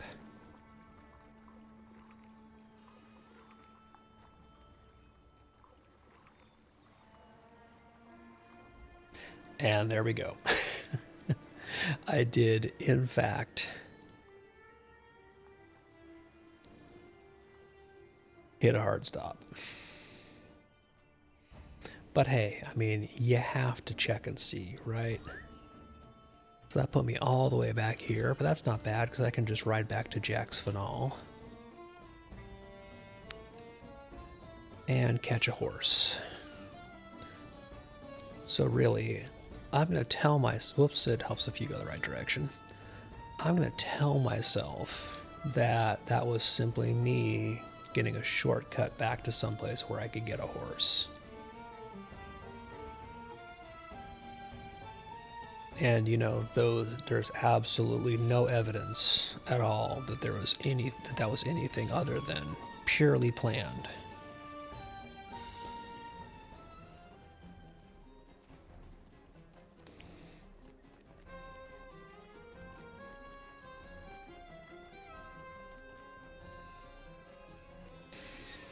So there's still really nothing jumping in LFF chat, which is kind of to be expected with Glingant being the weekly FI. I hope that they take that out of the rotation one of these days. It would be nice if they replaced that with a 6-man that people actually legitimately like running.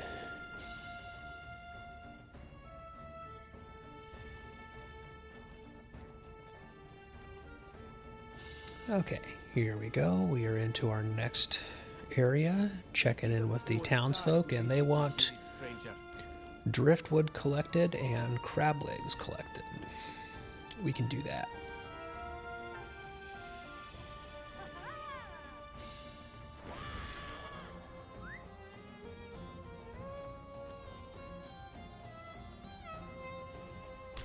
So I think, if I remember right, you can basically just head this way out of town and get most of what you need right down in this little area here.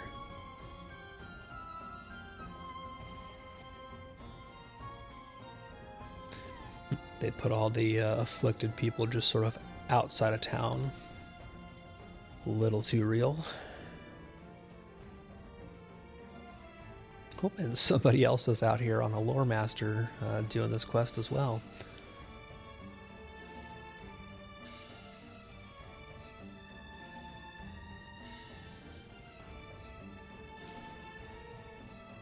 That might be the next character I work on rather than swapping over to the mini next. I might put some time into my lore master because I've been having a lot of fun on lore master lately, playing the my low and mid-level ones. I've got one who has been sadly languishing and ignored at 143. So that might be something I do.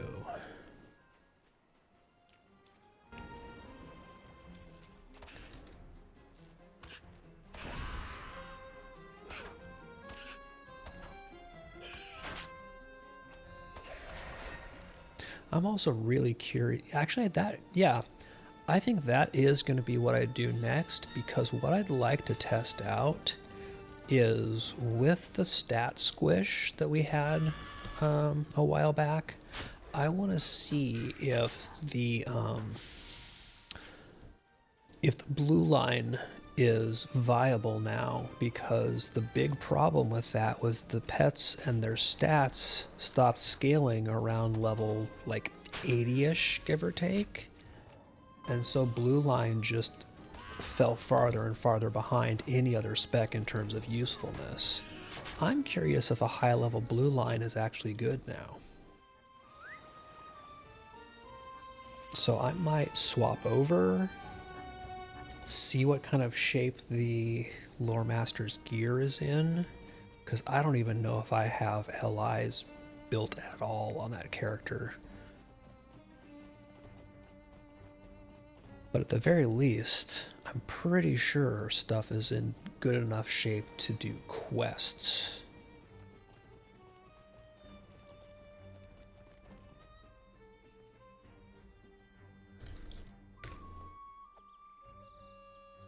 You did as I asked? Okay, so now we've got a suspicious woman that matches who we described, who we're going to go meet.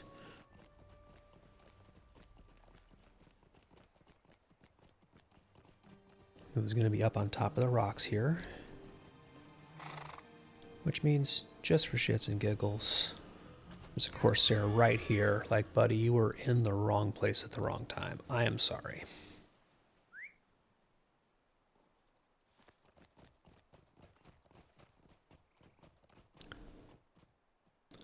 This woman looks familiar to you, but you cannot determine why. Yeah. Who could this be? Where have we seen them before? We meet again. It is a pleasure to speak with you, as it was before. She's the one who was calling out murder and trying to frame... Oh, remain alert. Oh, and here's Gimli. So she bamfed, and Gimli shows up. What? Cruel dancer? You are joking. Alright, so we take the quest reward boots, even though we absolutely have better. I was looking for you. Okay, so we're going to go to the kind of haunted village down the road here and take care of killing some dead.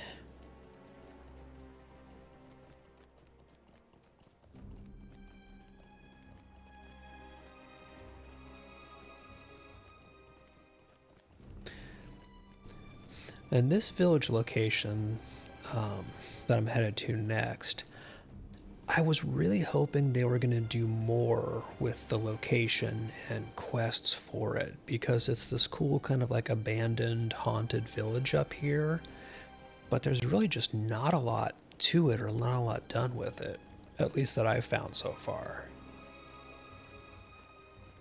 So I think it's kind of unused potential right now. Yep, here we go, we're coming to it.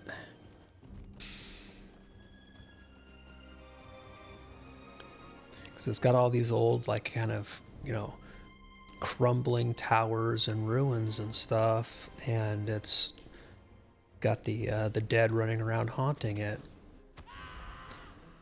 But there's really just not a lot that seems to involve it, which is really weird.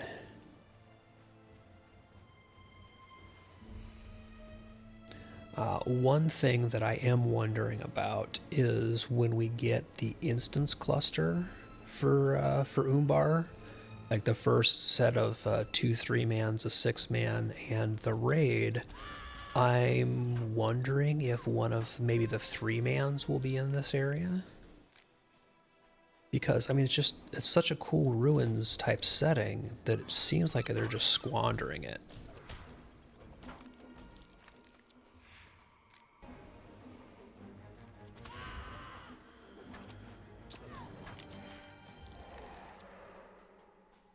Because it's this ruined temple area, and as the quest text is noting, like this was a temple of Sauron. Like, you know, here's some kind of outbuildings and stuff, and then there's this creepy ruined tower up ahead here. This is just like begging for them to do something cool with.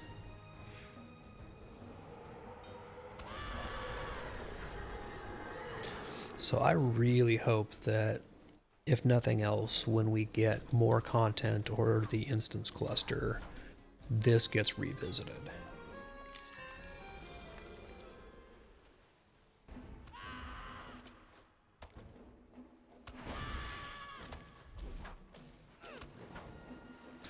Okay, one more, and then we can move on to the next quest.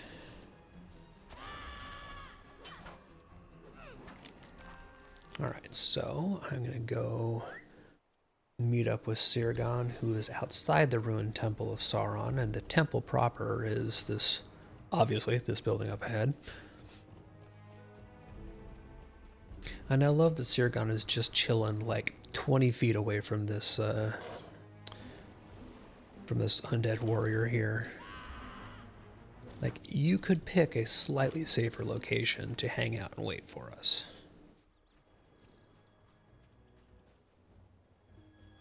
Thought to help the people of Kutra with their difficulties.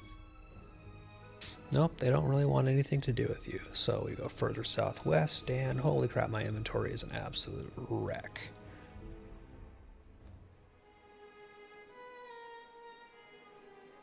This is why I really should have put the my task item carry-all properly into storage, so that I could pull it out for this character, because a lot of these would have just gone straight into it.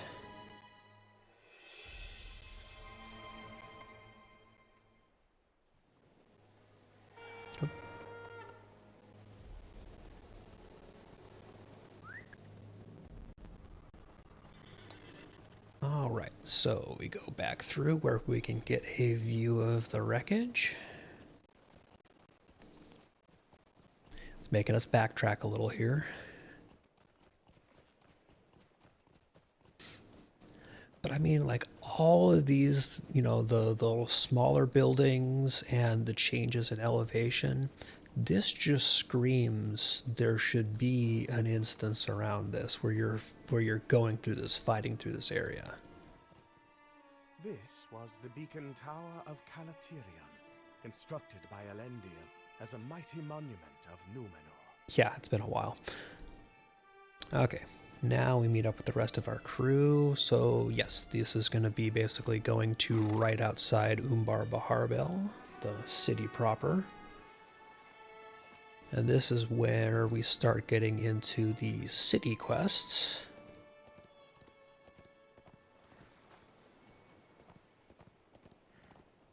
So we wave bye-bye to the ruined temple.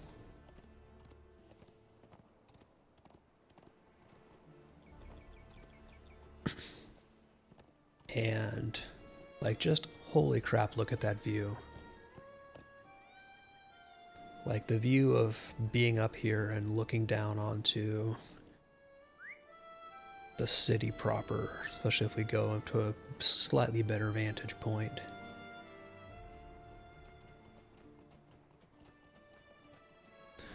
Stuff like this is just stupidly cool, and it is really nice to see Lotro getting to the point where they can build things like this into the game. Because, hot damn.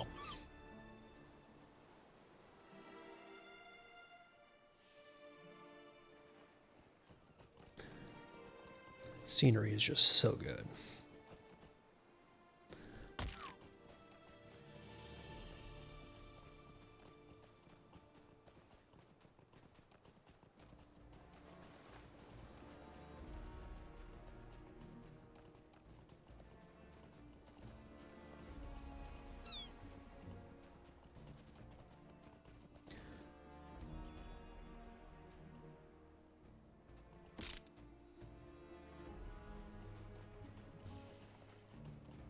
Alright, so our crew is waiting kind of in the road outside of town here.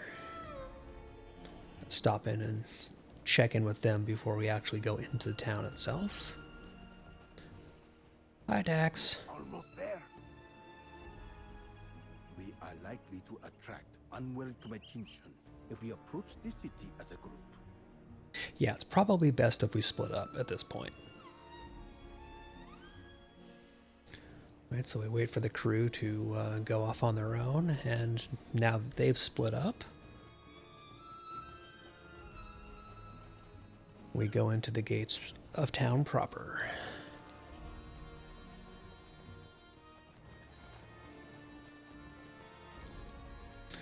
So if you are normally following the storyline and not skipping ahead, this would really be your first view of Umbar Baharbel and the town gates here. And that kind of sigil or signage or whatever you want to call it, crest, that's the nautilus shell done all up in iridescent colors. That's pretty stylish, not gonna lie, and very thematic for this area. Okay, check in with Kaibar, and basically we're going to meet up with our various compadres in town here and do their quests. So again, there are all these other people hanging around here with quests, but we're going to skip them. And so our next one is going to be down by the docks. I think this is Gimli or Legolas down here. I don't remember which.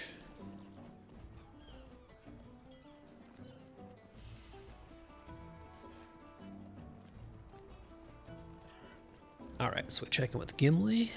I never thought I would say something like this, but these Corsair vessels do not compare to the Wave Hunter.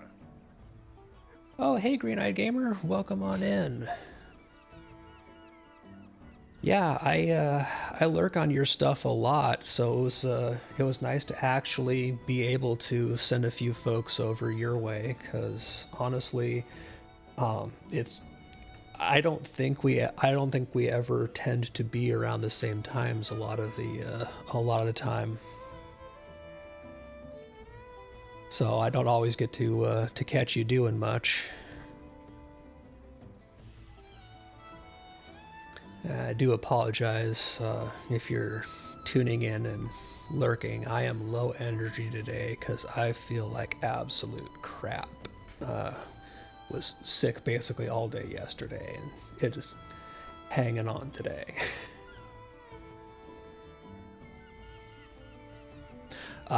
Nice. Yeah, I was doing taking care of mission wrappers on my champion, and now I'm kind of doing some of the storyline on a captain here real quick.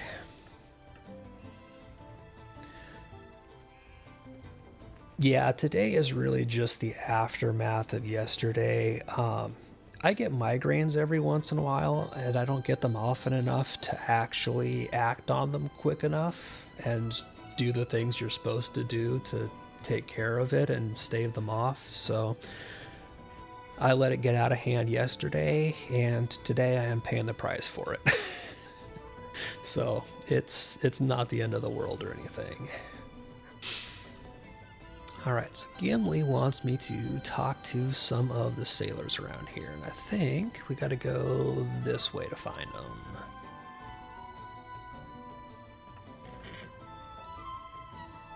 And of course, these ones are not happy to see me.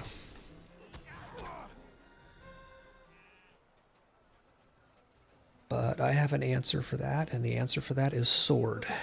Asking questions would get you brought to the temple on the hill. So there's one, the second one is up ahead here, and I think this one gets angry with me. Yeah, this one does not like me asking questions. Questions like this are like to get you in trouble, stranger.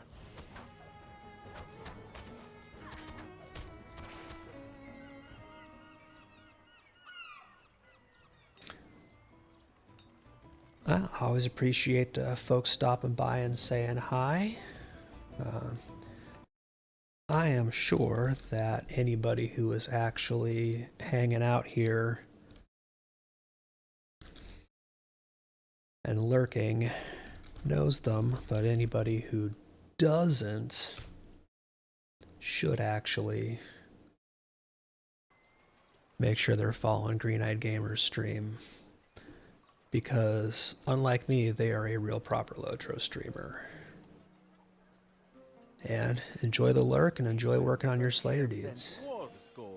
Trouble is sure to follow, because I've seen you with them. I mean, they're not wrong. We do basically bring trouble with us everywhere we go because we are the protagonist in an MMO. Okay, so last piece of this is to find the office of the Harbor Warden in the tall blue tower. So that is... okay, that is all the way around on the other side of the docks.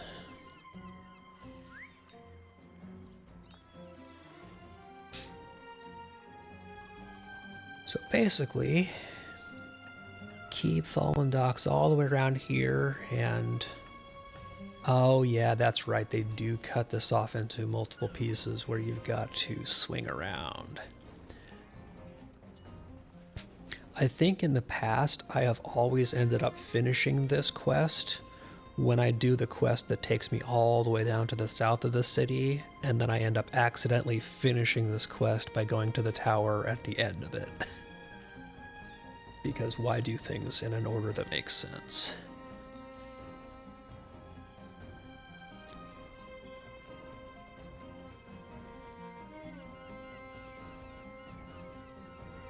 So we go through the Fisher Fold, and you can't quite make that jump. It will dehorse you.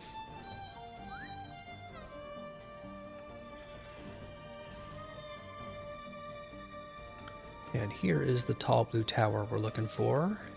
And this is where the Harbor Warden's office is.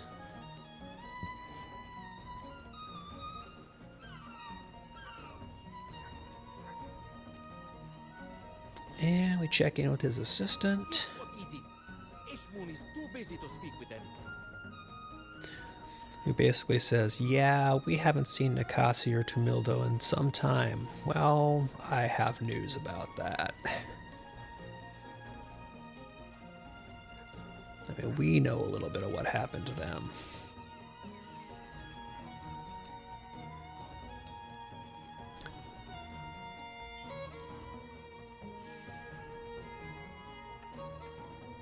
So basically they're confirming here. We'll keep an eye out for Nikasi, who has sort of disappeared from town. Okay, so that completes the first one of these check-in with your companions quests. The next one, actually, before I go any further, I need to make sure that I have the travel point here. Can I make the jump? Yes, I can, but it didn't do me any good.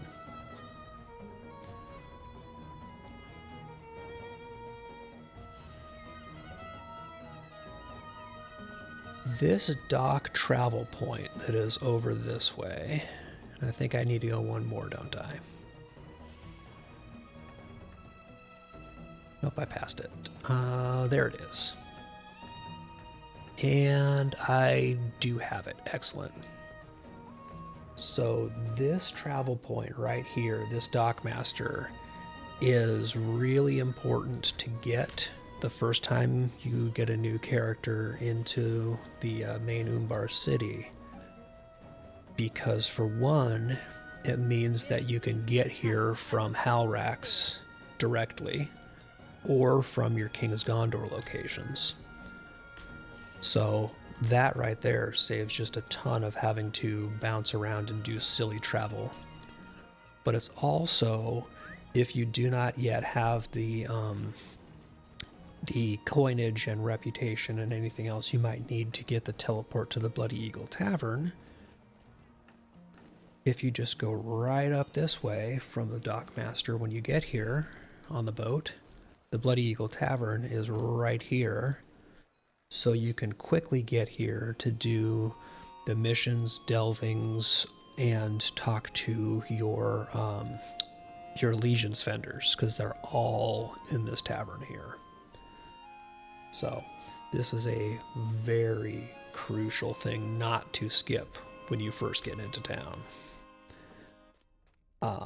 Not saying this out of experience or anything. I've absolutely not failed to do this on multiple first trips into Umbar.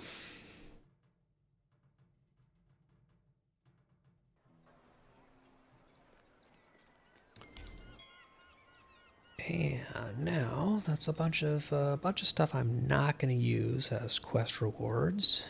So I really should actually start deleting some of that gear. But that is a good chunk of progress on getting this character through the Umbar story. So for the moment, I'm going to put all of these pieces back into shared storage so that I can use them on my champ and my guardian when I do them next.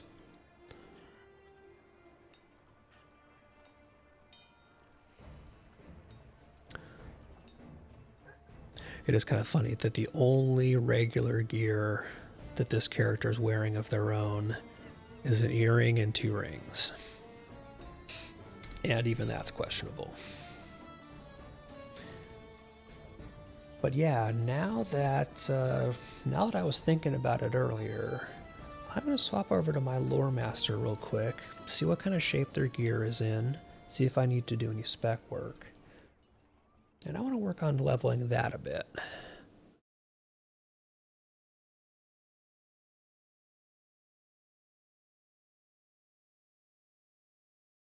Because I don't even know if I've started King's Gondor on the Lore Master, to be honest.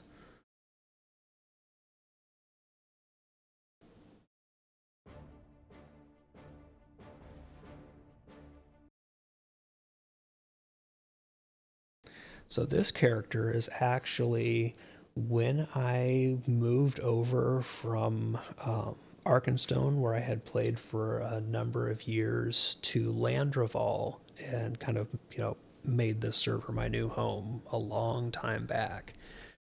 This character was, I believe, the first character I made here, and it was my first character to multiple level caps over time.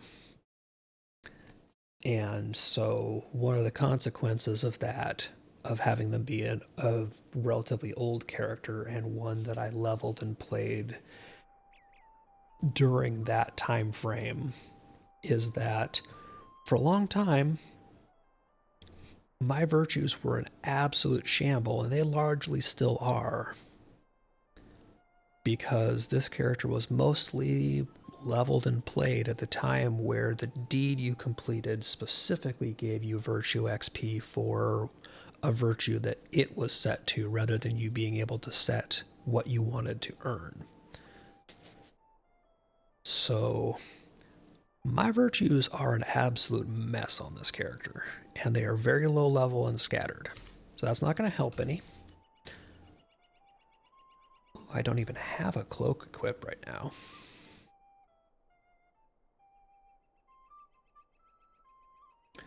Well, I have a level 130 cloak I can put on. So yeah, this character is primarily wearing a bunch of gear that was decent around the days of the 140 delving times, and not much else. So pretty much anything I get as quest rewards is going to be upgrades for this character. Oh yeah, the class item, the stick pin, is still a level 100, which means I need to check out a jeweler and see what I can craft there.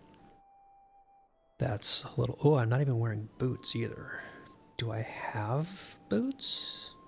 Okay, apparently this character doesn't have boots, probably because I took their boots and gave them to another character. So yeah, this is kind of a mess. Which definitely means some questing is in order so that I can start getting some gear back. Do I have anything saved up to just put into those slots? Yes. It's not much, but I have some level 115 boots. Just to have anything in that slot. Wow. Alright, let me dump off some of the random crap I have. Because none of this is actually going to be used on this character. Oh, no, wait a minute. Delving boots. I have delving boots. I just completely missed seeing those. They don't have essences in them, but I don't care right now. I just want something in that gear slot.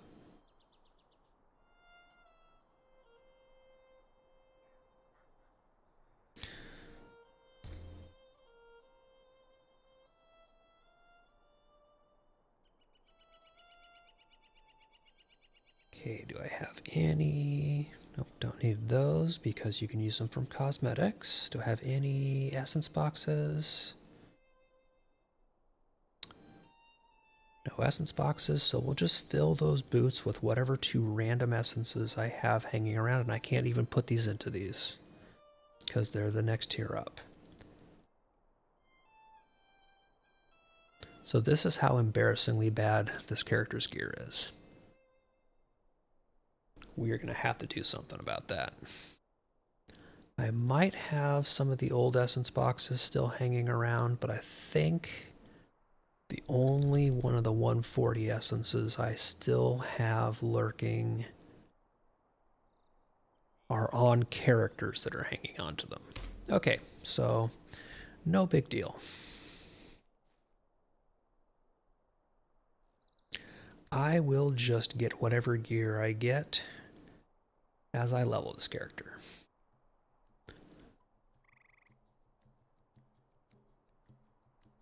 So, untrack some quests that I'm not going to be working on. Yeah, don't care about tasks, and we are definitely not going to be going through Angmar Reborn, because that's a little bit outdated at this point. We can just get that off the tracker.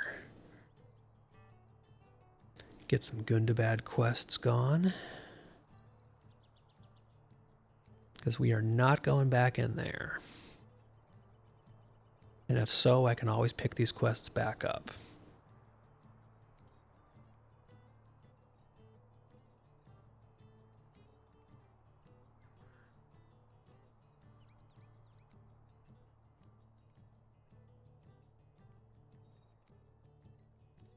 Apparently I left a lot of stuff partially done in Gundabad.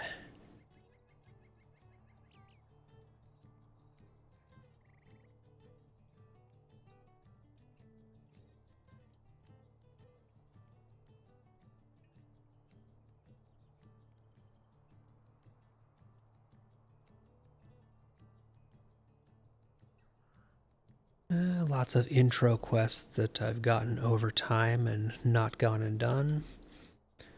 But that'll do for now. Okay, how much time do I have on my VIP? Nope, I want to go ahead and replenish that now because it's only got 14 hours left.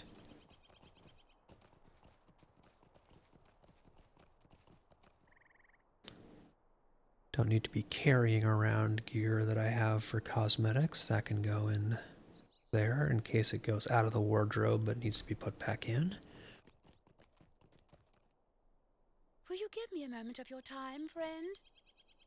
And there we go. Get a new one of those. So I've got a solid 2 weeks before that disappears and rots.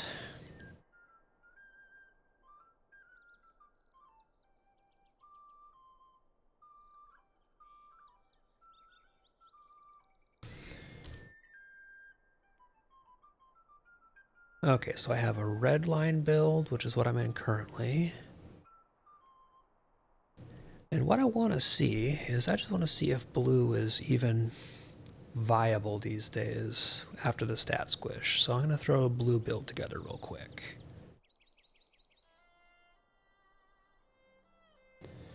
Okay, we want 1 point into Inner Flame. We'll put all 3 in it for just the full healing. Fully buff the pet, because the idea here is I want to see if we can give the pet a true fighting chance.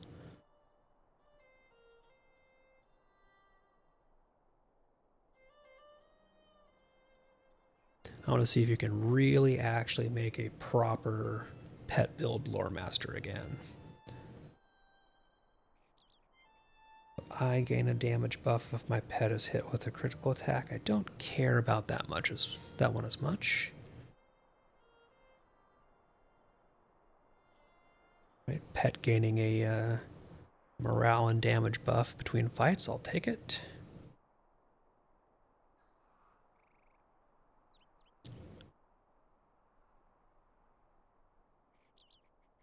Don't care about that one. There we go. Reduced reductions and get feral and murder of crows. Absolutely. Okay, so there's my basics. And now from here, probably I will go into supporting my pet. So I'm going to go with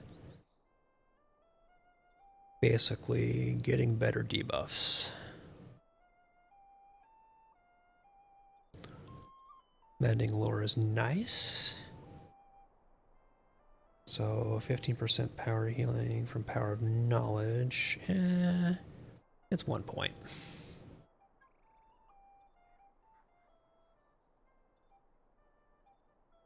So basically just get a whole bunch of support type skills here. Don't really care about the power restore. But I do like all of these.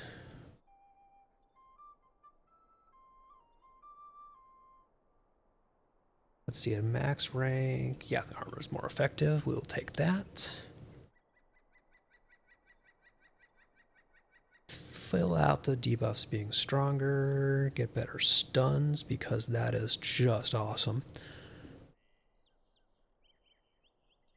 And then I think I'm going to back that up with some more, just a little bit of red so that I have better damage myself. And I got 1 more point to spend. So let's see. If I'm hit by a critical attack, the pet sacrifices. Nope. Don't care about that. Oh, I need to put more points into that. So I need to take some points out.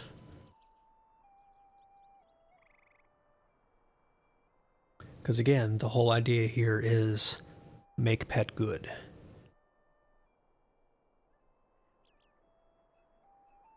I'll take some out of ancient craft.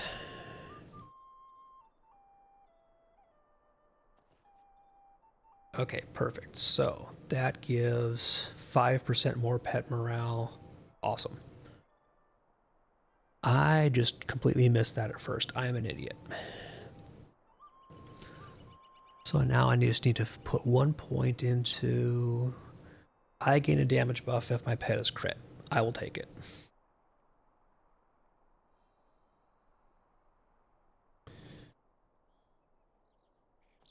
So now I've got all this stuff I need to find a place for on my bar. But really, all I properly care about is getting my pet set up.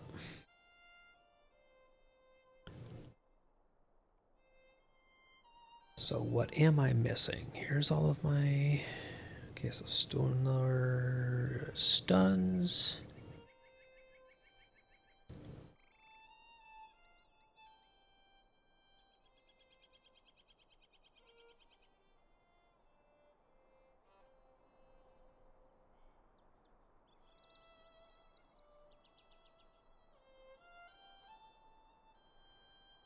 Okay, core debuffs are all right there. Wisdom of the Council is nice, but I don't need that any place I can quickly get to it.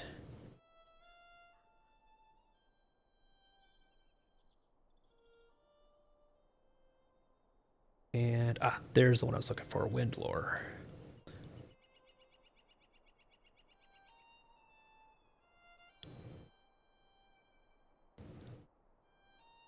Okay, there's myself. Debuffs. And where's my number 2? Where is... Okay, there's Gust of Wind, so where is Wizard's Fire? Or the other fire, whichever one I have at this spec. This is one of the crappy things about swapping into a new spec or a build where you haven't set up that trait line in a while, is a lot of time, a lot of stuff is just gone from your bars because it doesn't auto get put there. Okay, Gust of Wind, Lightning Strike is 4 as usual. Cracked Earth. There we go. There's Burning Embers. Oh. I already had improved Burning Embers on. That's my 1. Where is... all my lore skills, which I have. Where is my Who's Its Fire? And I don't know in this spec if it's going to be Wizard's Fire or Frost or what it'll be. Wizard's Frost. There it is. I knew it had to be somewhere.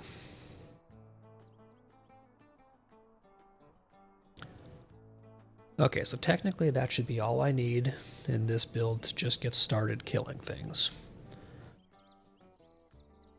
Find some morale pots to throw on my bar in case I need them.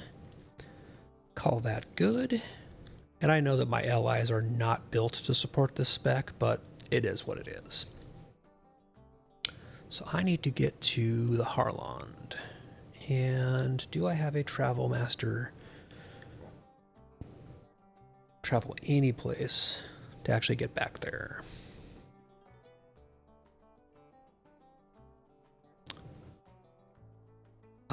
That is apparently a no.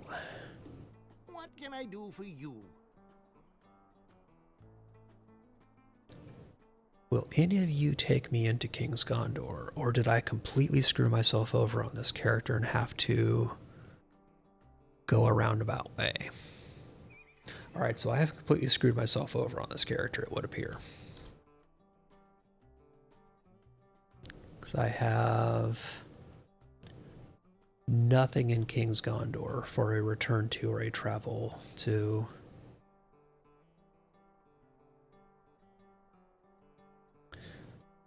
So, Mistakes were made. Hello there.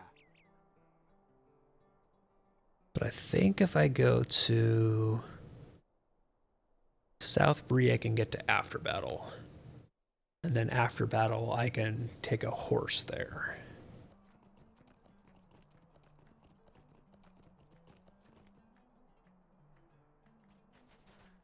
How can I be of service?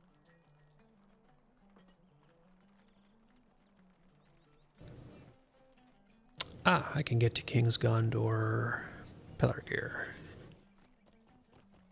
So there we go. I do have a way to get into the general area I need to be in. Could be worse.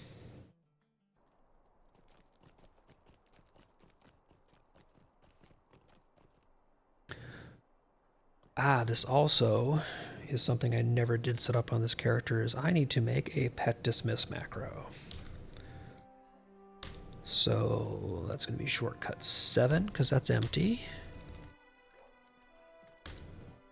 7/pet release. Test that out real quick and make sure it works. Summon a pet. Click the macro and pet insta desummons. Perfect. Because if you are playing a lore master or a captain, the ability to instantly get your pet desummoned is hugely helpful if they go rogue or you need to jump down.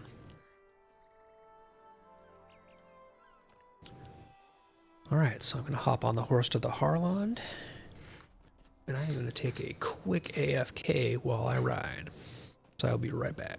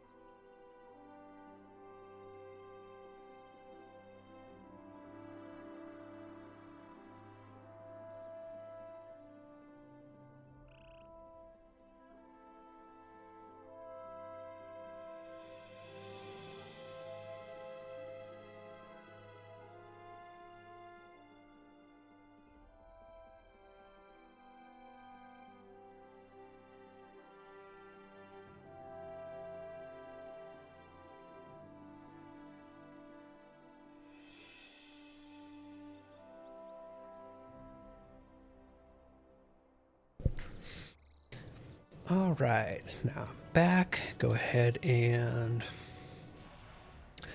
get a pet out. So let's see. Yeah, so pet has 103k morale, which is definitely not bad. So blue line might actually be scaling, I mean, better than it did before. That's not saying much, frankly, but it's still something.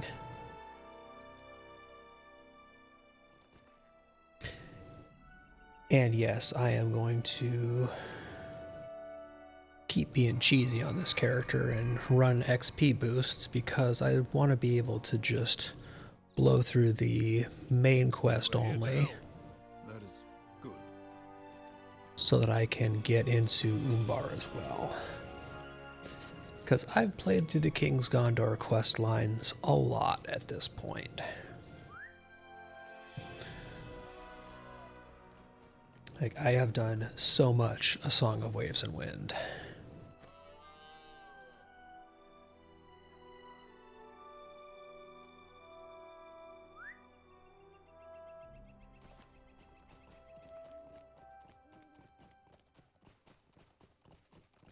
Alright, so I need rubble, planks, and rats. Oh, there's some rats right here. So let's go see how how well the kitty goes now. Okay, so the cat right now can one-shot blue mobs.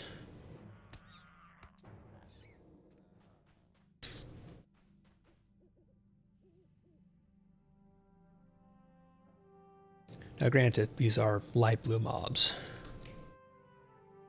But I'm at least hopeful that this might mean blue line is a half-ass viable spec now again, which would be really nice. I just have not played blue since they did the stat squish. And that was one of the things I was hopeful would be fixed with those adjustments, would be the pets actually scaling again.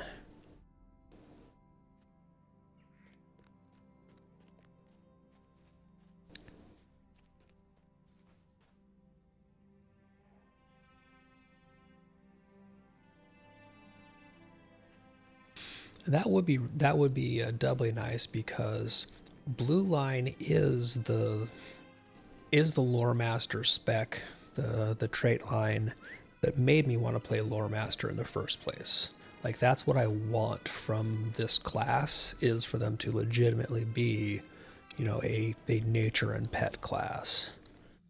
So if it's actually good again in any kind of high levels, I will be stoked.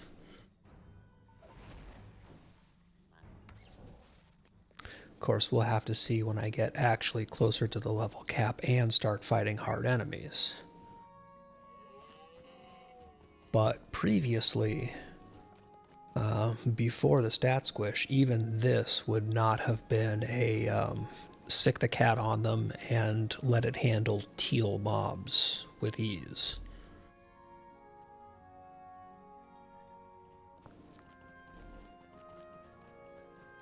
So it's not definitive, but it's at least a little promising.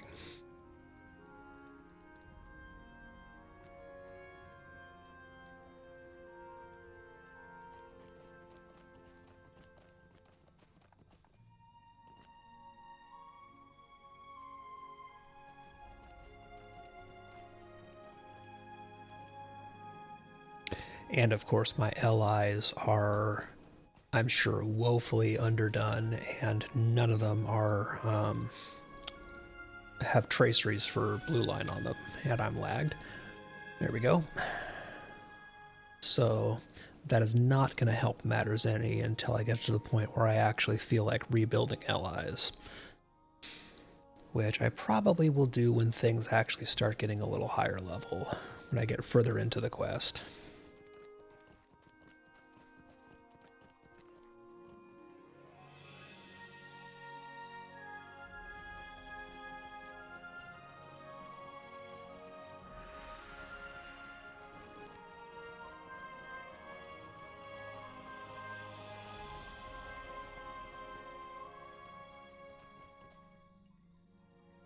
You almost had me believing King Elisar himself would bring these planks to me.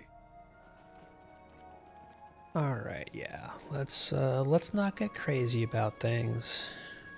But I am also going to more or less just blow through these as much as I can, because at this point I've definitely seen the Song of Waves and Wind and King's Gondor stuff a bunch of times, and I think most people have as well.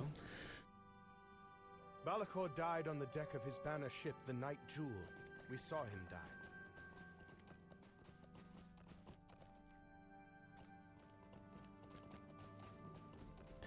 Okay, so I don't think I have the Arnok Stable Master unlocked, because I think this character has basically just gotten here and done almost nothing else. Yep. So, first thing I want to check real quick is, are any of the rest of my pieces unslotted? Yep, Delving Shoes are unslotted, so we'll just pick... we want critical rating.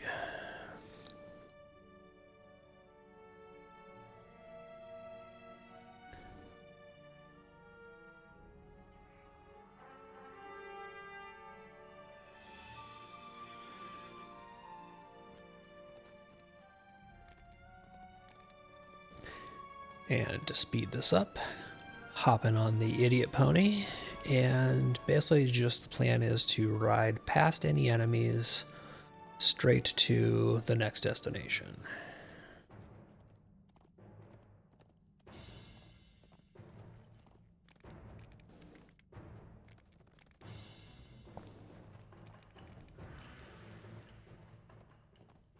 Because I am not going to be staying in these zones long enough to meaningfully do any of the Slayer deeds here.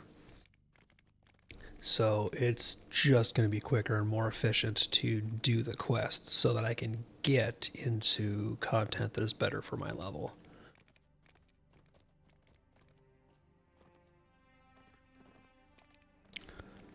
And because of this fork in the road up ahead, I'm actually going to grab the stable master to my right before I go into Arnok and complete the quest, because it's right inside the gates here, and it just means that I can travel back here quicker.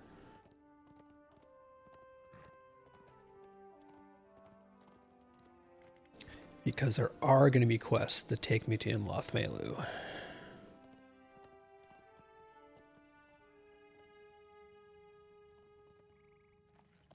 Yes, that's it, horse. Climb the fence to get to the stable master instead of any intelligent pathing. It's cool. I'm sure the townsfolk do not at all mind me riding my horse up on their fence.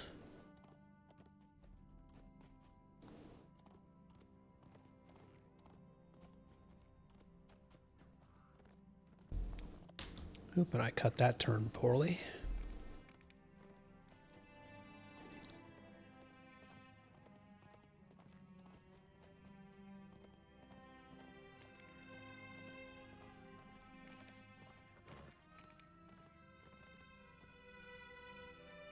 Hello there. Alright, stable master grabbed, check in with Baranor. He wants us to kill beasts around here, so here we go. Actually, foes, so orcs count if I see them. So we gotta go make things safe and cozy for the king's arrival, because we are back into doing King Elisar's Magical Mystery Tour.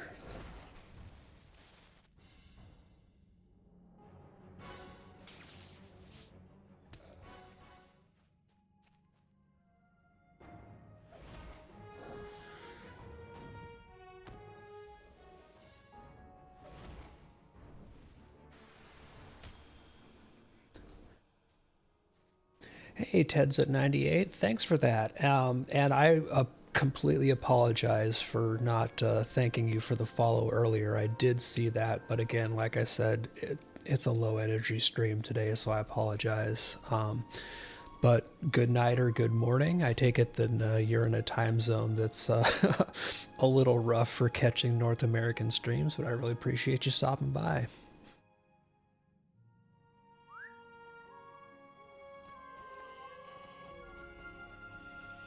And hopefully you get some good rest.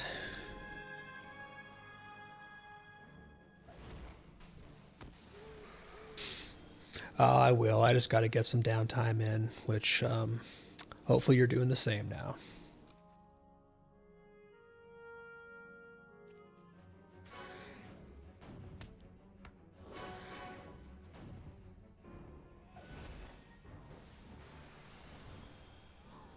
So far, I'm actually, at the very least, a little encouraged with Blue Line.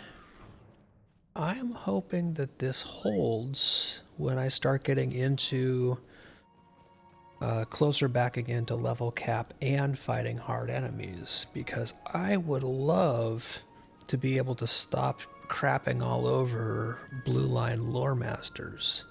Because for years and years, Blue Line has only been good up through like the 80s, and then it just nosedives in being effective.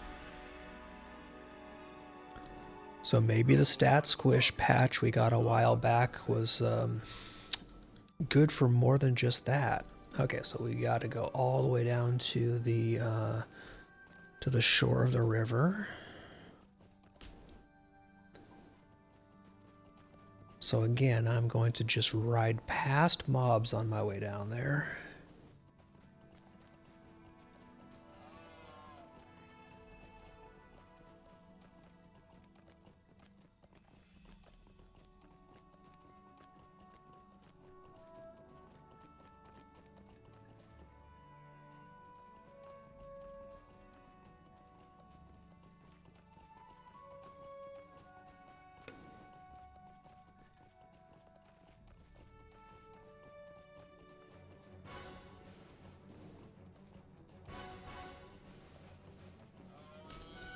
And okay, so I might not be paying as much attention and writing as carefully as I maybe should, but in my defense, all of these guys are teal, so I can pretty much just safely ignore them.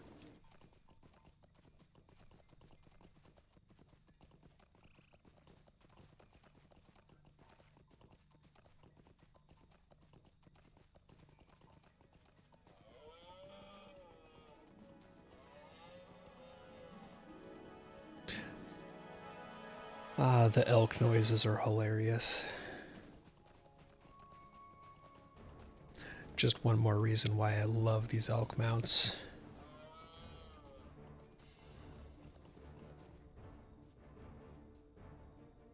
Oh, apparently the savant just wanted to follow us down to the river.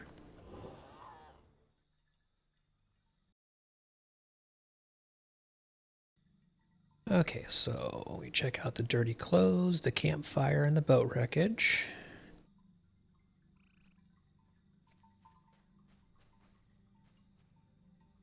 And again, we're finding no definitive evidence as to, This campsite might have belonged to anyone. yeah, exactly. It is not necessarily the, Sons of Huzits. This camp might have been made by anyone. Balakor need not have survived to inspire those who believed in his purpose. And now, back to Baranor and tell him, nah, there's nothing down here that points one way or the other. But we're all pretty sure that dude's dead.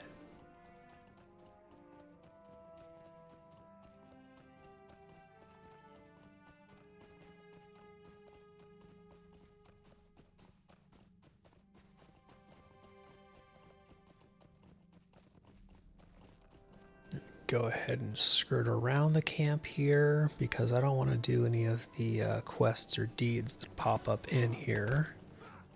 I just want to get back to town and keep progressing the main storyline. And ideally not get dismounted on the way there.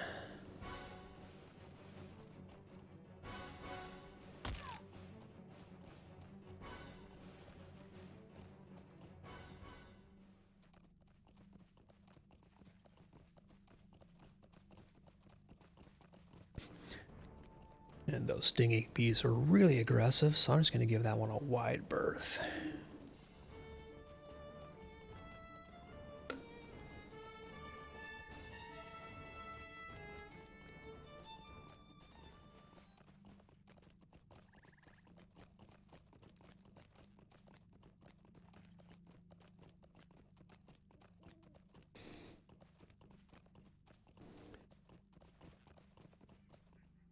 What have you discovered?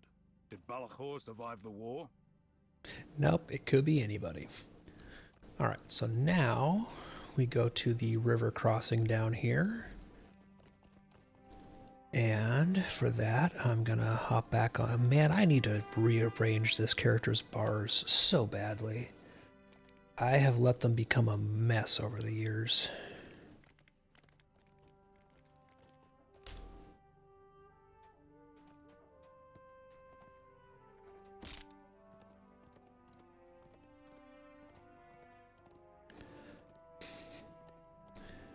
Some point in time when it's, you know, not a stream day, I will just take the time and rearrange this character's hotbars for both specs. Probably actually build and update my legendary items because I wonder what is even being used. Okay, so I've got a bunch of traceries that I have out-leveled. Yeah. So this might actually have to be done sooner rather than later. My allies are basically trash. These are the crossings of Erwi, where Customere the Usurper perished long ago. Right, so here's story time.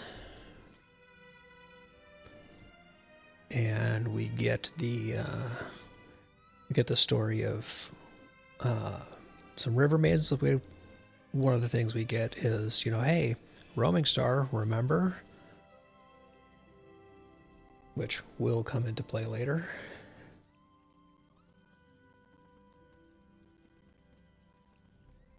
The blood spilt in these waters during the kin strife. But again, seen this many times at this point. A little unbelievable, I think. So we blitz through. For safekeeping. If you wish to be of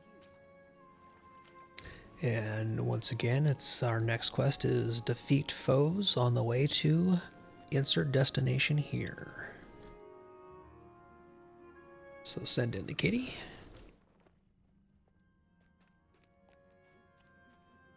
Get him. Get the bear. I almost feel bad sending my links against other linkses, but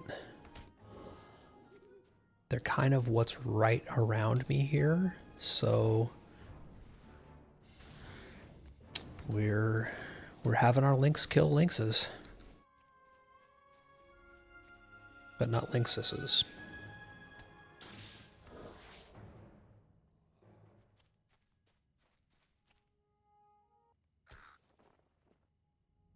And one more for good measure.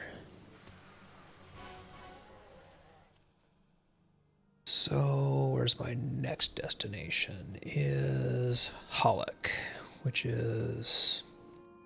okay. It's covered by my quest tracker.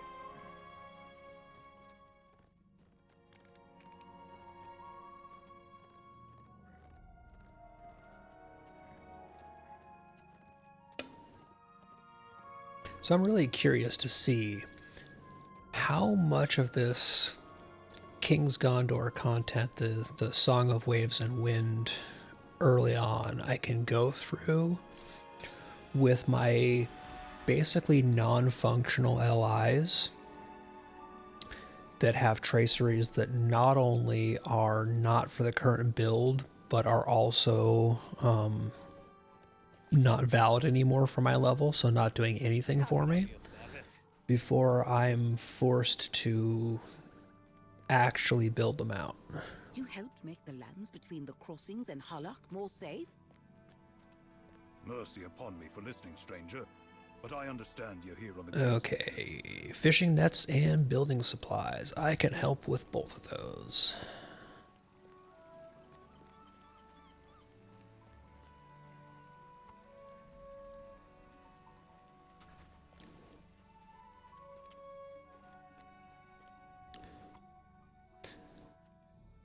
Okay, there's my 2 crates of building supplies, and the fishing nets are down on these piers here. So I'll take a quick detour. And I'm going to ignore that side quest up ahead of me. We are not doing side quests.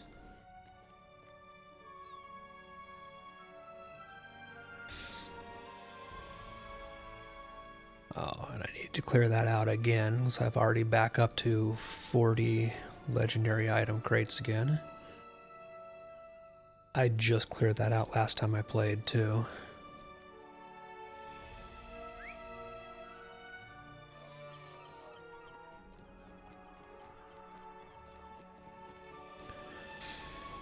But that's actually good, because I've realized I have yet another character whose LIs I need to build, so that'll give me some good ancient script out of those.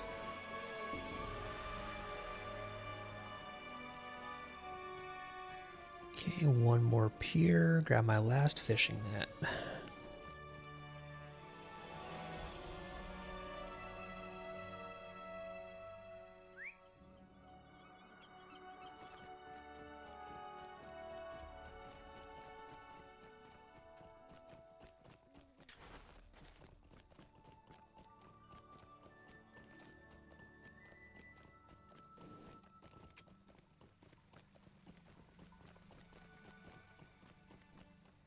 I thank you for doing the tasks I had set before me, friend. Alright, so because we're not doing any side quests, we're heading straight to the next town down the road.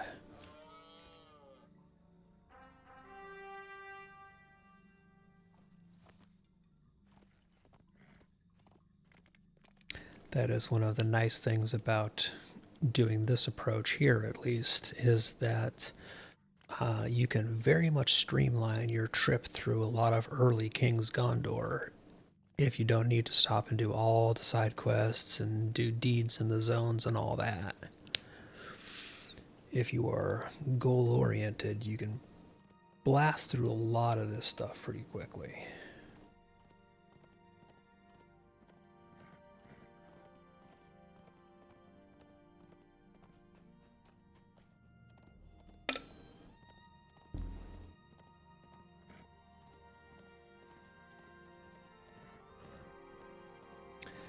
Okay, so here's Glaniath.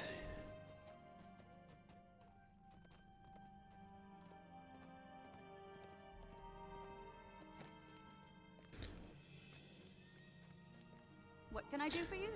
More important than talking to Gimli and Legolas is getting the stable master. So still in the place where we're getting quest rewards that aren't quite better than our existing level 140 gear for the most part. While Gimli and I waited for you to arrive, a resident of this town came to speak with us. Right, let's go see who that is.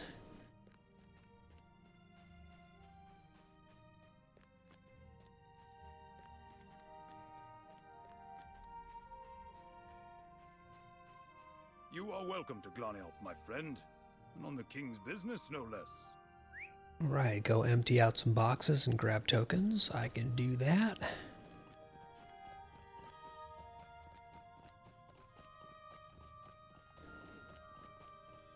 Because I am used to being an errand boy, if nothing else. MMOs prepare you for that.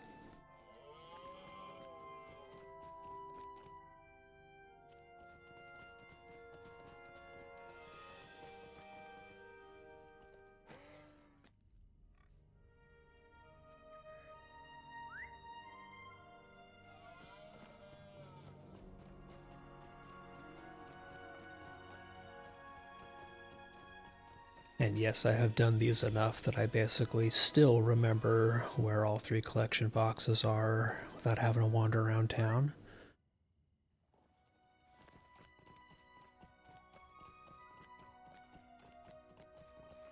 Goes to show maybe I've taken characters through King's Gondor a few too many times. So many tokens have been cast in support of my proposal. This is nearly all. Well, congratulations, you get your way. I really don't care, because I'm moving on.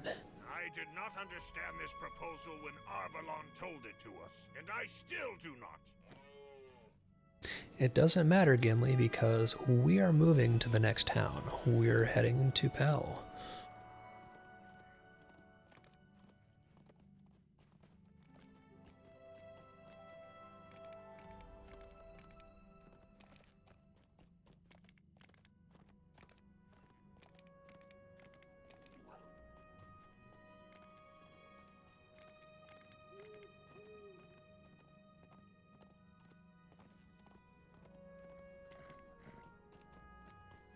And actually, I suppose I could have just taken the horse there because this is one of the places I have unlocked for travel, but, you know, hindsight 2020, etc. So I think the stable master up here should be... Yep. Because this is where I rode to earlier. Oh well. It brings me joy to see you return to Pelargir, my friend. Right, now we start checking in with Sirgon. His manor is just right up this way. We will be coming back here multiple times because he's sort of a recurring character.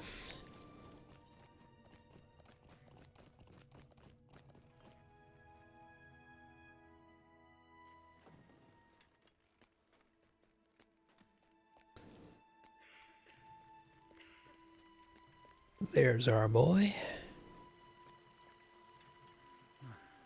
Welcome to my home. What brings you so far from the White City? And again, such cool scenery, and just like all the little frills and details that they've been able to do in the newer areas. In previous eras of Lotro, if an interior was this well designed and this complete and decorated, it would have been an absolute crap show on performance and rendering. Right, he wants us to examine all of his keepsakes from a long life of adventuring.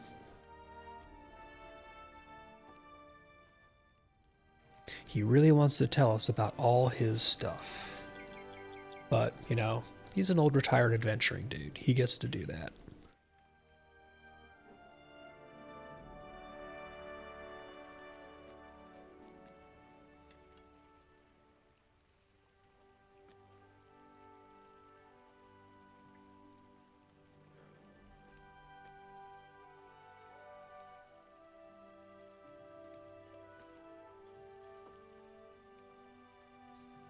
I mean, the guy has a few trophies, just a few.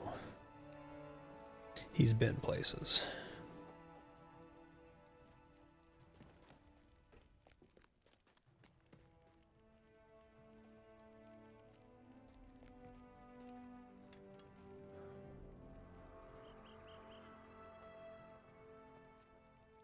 Okay, there is all of your collection examined and oohed and awed over.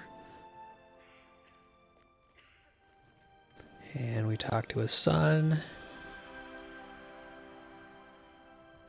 And get sent to check out the armory. And one nice thing that I really enjoy that they've started doing in the Song of Waves and Wind here and have kept up in the General Umbar questing and story is that quests also typically give you some virtue XP as well. Why do I have honor selected instead of wit? Seriously.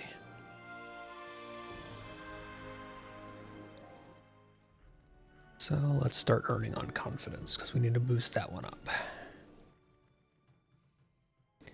Again, virtues on this character are just an absolute mess. Okay, so the armory, yep, is on the next section across the bridge.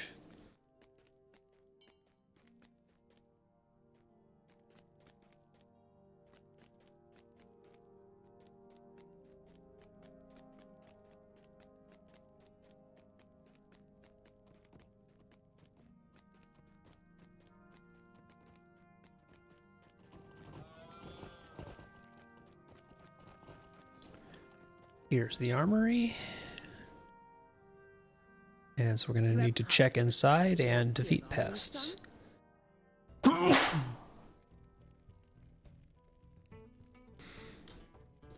Which means we sent in the cat. And let him play with pests.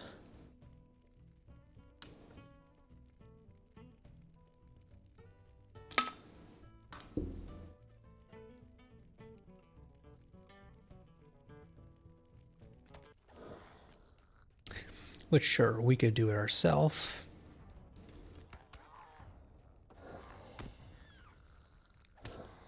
But we let the cat have some fun.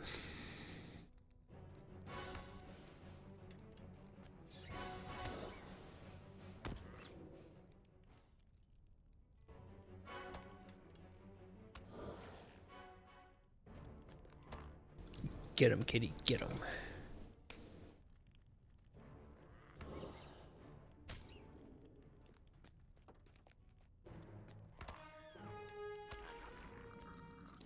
Okay, we check the armory. Armory is still secure, other than the pests.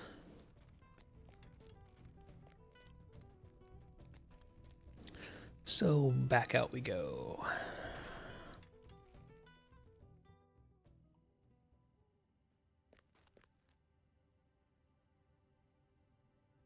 Wait for NPCs to spawn in.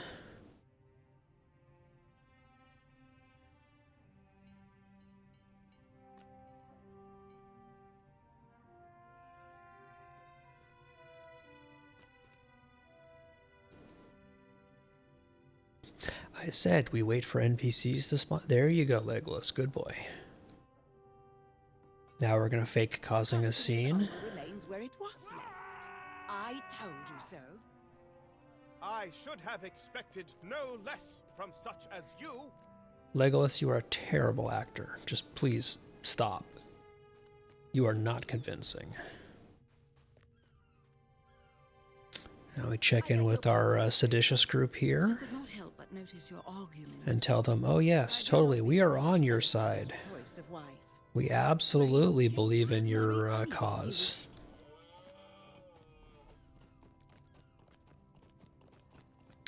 Then check back in with Sirgon and tell him, well, the armory's secure, but you have a traitor problem in town.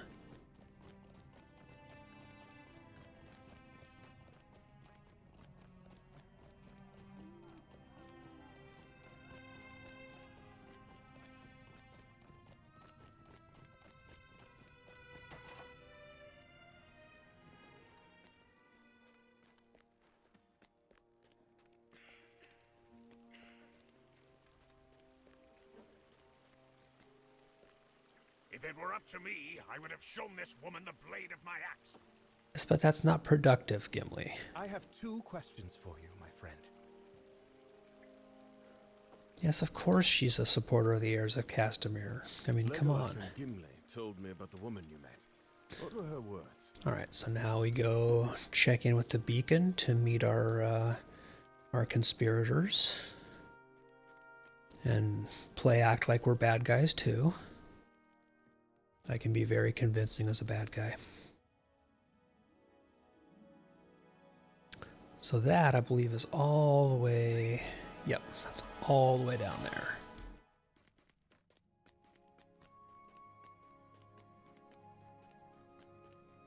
So I don't think I have the other Pelargir travel point yet. So I don't think I can just skip riding across town.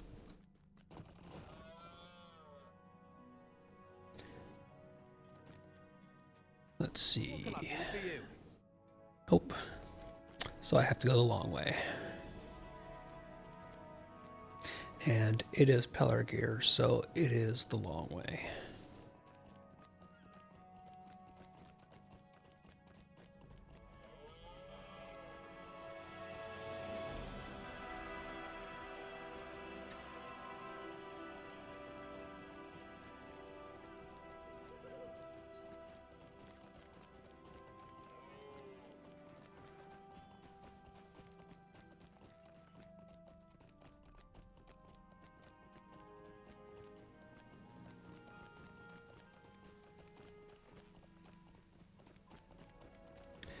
Right now we're on a central island and then back over to the western gate. And very importantly, remember to get the stable master there before I do anything else.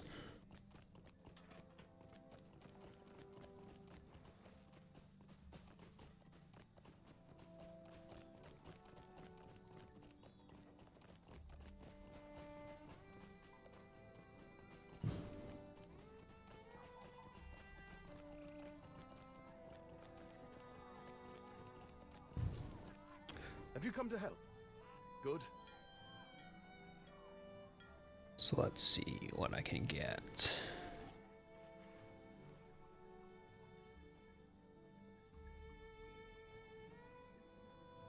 Yeah, I still don't have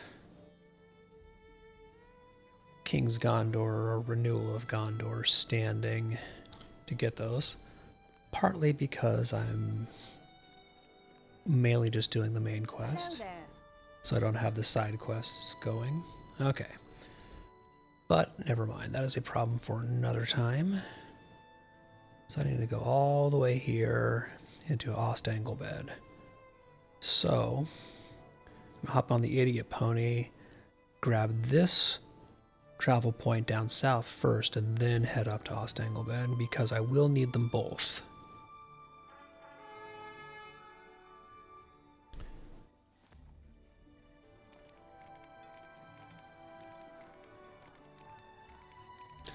Yeah, if I was doing side quests, I would already have enough renewal of King's Gondor rep to get those travel skills, but I will eventually get them to get those easy returns to the area. I'm just not fussed about it right now.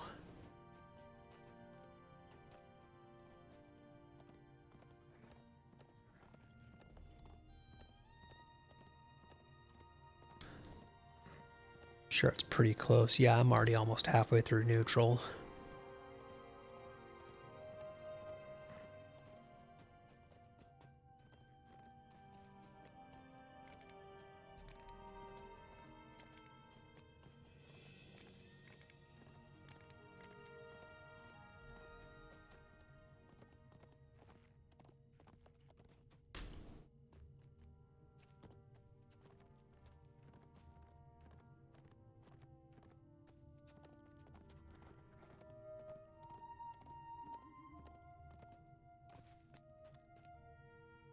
How can I be of service?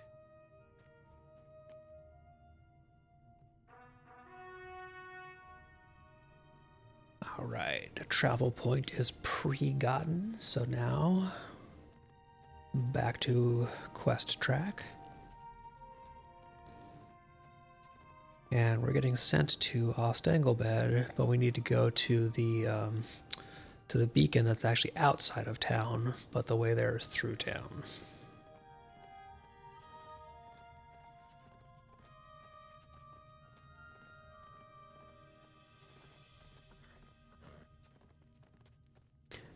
And this is another one of those locations where, if I remember right, you get sent back here a time or 3.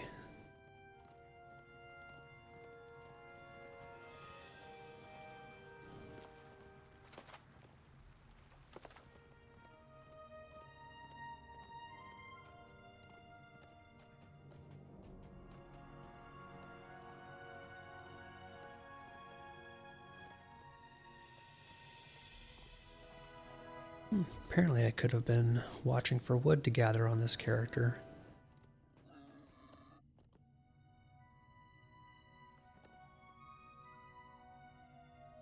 Should probably actually do that, huh?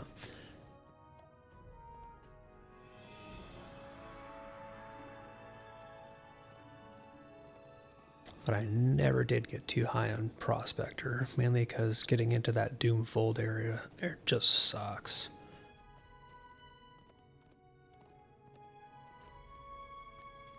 What can I do for you?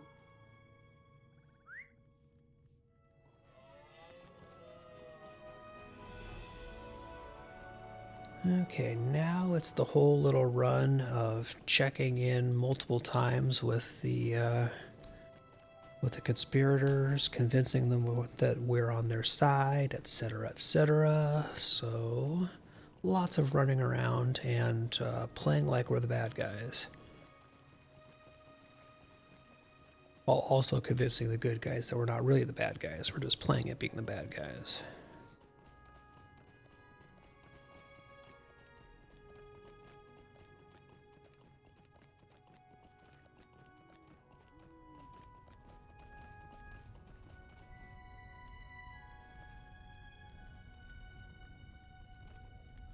Can I help you with something? You can give me better loot than that? Oh, never mind. This cause. We need people to know that Elisar does not speak for all of Gondor. Alright, so we're gonna go get his zines that he printed at Kinko's, and he wants us to hand them out.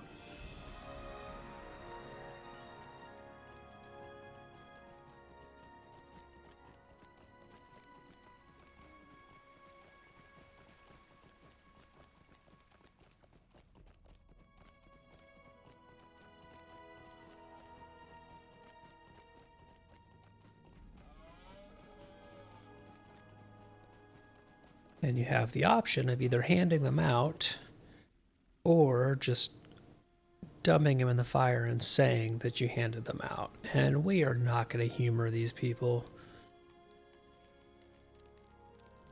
Like, they're just straight up idiots. So now we go back to the beacon and tell them, oh yeah, of course we handed your stuff out.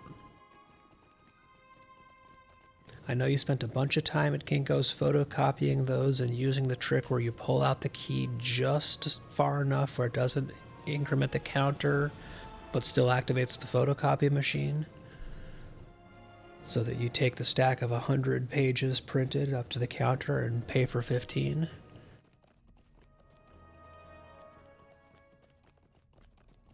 I think I just dated myself with that one. Okay, so it's somebody else, and he wants us to carry the beacon oil someplace safe to keep these jerks from keeping coming back and lighting the beacon.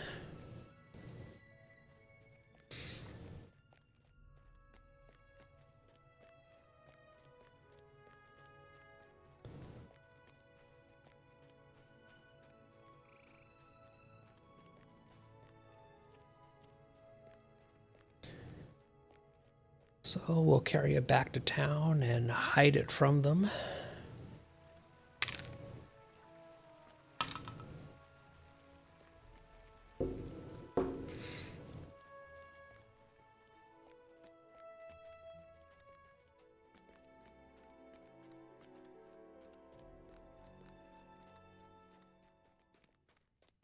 Oh, we have another essence that we can put into our boots, just so we have something there. And we'll keep going with crit rating, because again,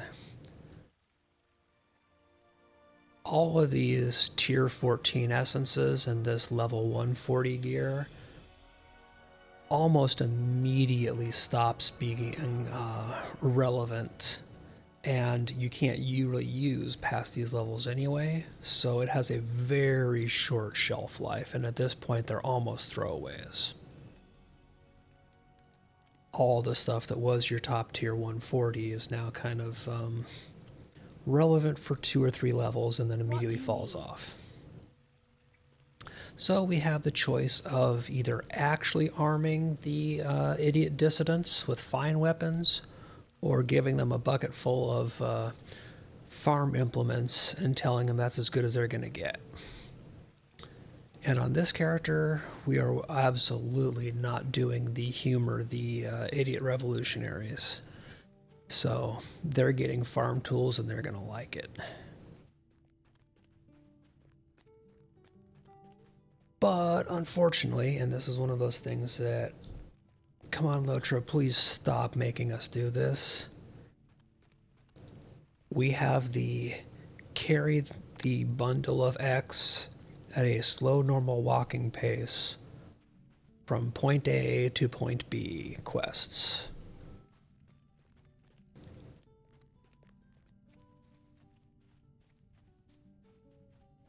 You know nobody actually enjoys it. Nobody comes out and says, you know what I wish there was more of? Carrying stuff quests. I want quests where I have to pick something up, carry it at walking speed from point A to point B, and then hand it off to somebody. I'm grateful for your assistance, my friend. You are welcome to attend the meeting. Alright, so now we get to go attend the revolutionary meeting, but that's all the way down here in Lynn here. So, back on the idiot pony it is. And we zoom along down the road.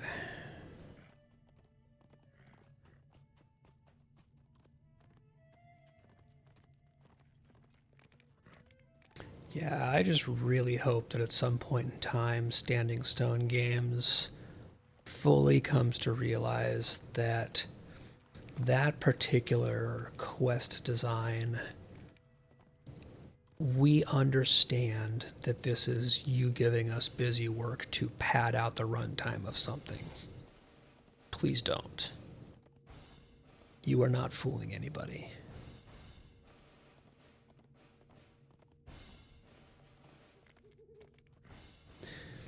The idea is interesting, being given the choice of, do we arm the people who are, you know, heirs of Castamere supporters with real weapons, or do we shaft them with farm implements? But the implementation of that design is dated, let's say.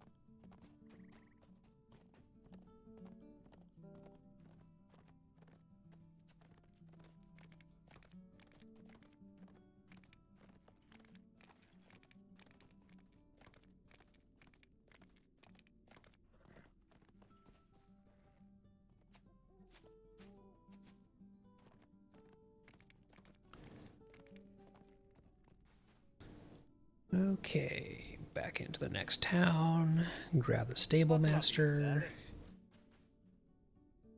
And, okay, so we're going to find the dwelling where the revolutionary meeting is occurring. Which means we need to take this little jog around to get to the other side of town.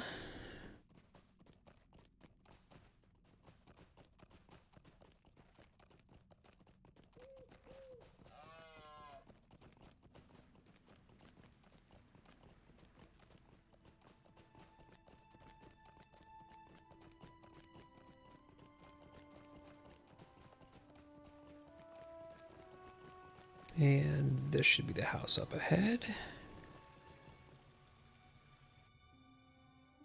You there, you're the friend of whom Mython spoke?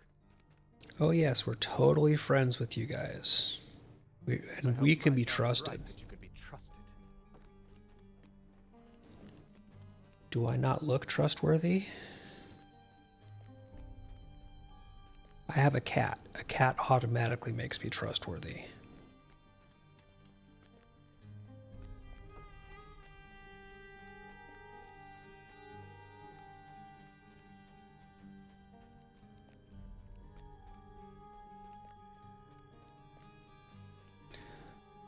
All right, yes, let's go down here and meet your conspirators in the building below.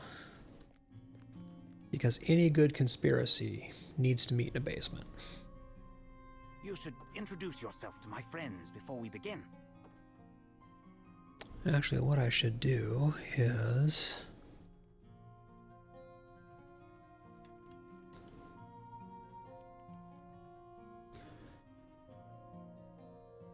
Again, because it's been a while since I played this character, turn off that slider window. Alright, so I'm going to go talk to your 3 idiot revolutionary friends and convince them that, oh, I totally belong here. It's fine. And now we watch you meet with your visitors. Welcome all to this gathering of our folk. Misha, where did you go? Praise Silly cat. The memory of Castamir and all his heirs. There you are. Praise the heirs of Castamir.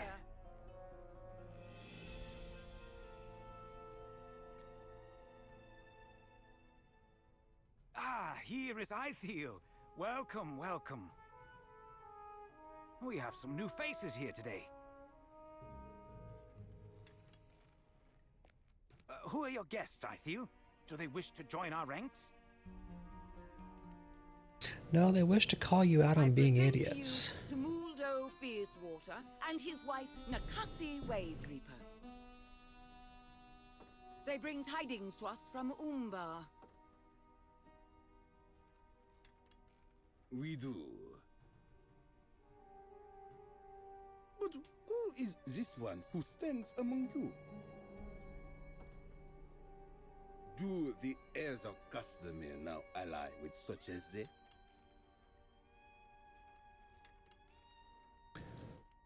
Alright, so... Go again, tell them, oh no, we totally belong here. Everything is absolutely fine. We're not spies. go about your revolution. Trusted ear, be silent. What news do you bring from Umbar, Tumuldo? Hey, Poteen, I am just infiltrating a truly poorly designed mini-revolutionary meeting here, and not at all laughing about how bad they are. What? Why? I'm testing out, going back on an old lore master of mine to see how well the pets and Blue Line specifically scale after the stat squish. To see if Blue Line is back to being viable again. Who thinks to supplant the heirs of Castamere? The kindred of the coins has made Umbar a free city. Stand against them, and they will free your head from your shoulders. Negasi. But my wife speaks truth to you. A new power rules in Umbar. If you aid this power, you may be spared. If not... Basically, now we have people from the kindred of the coins rolling in and saying, like, hey, the whole heirs of Castamere thing, you guys backed the wrong horse. We're the new power in town.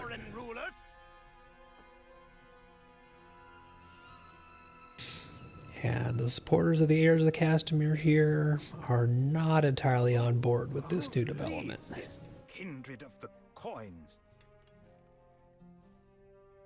Seven there are who lead it, but they speak with the people's voice.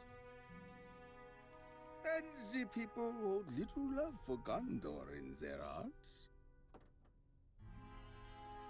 We will give you time to think about our offer.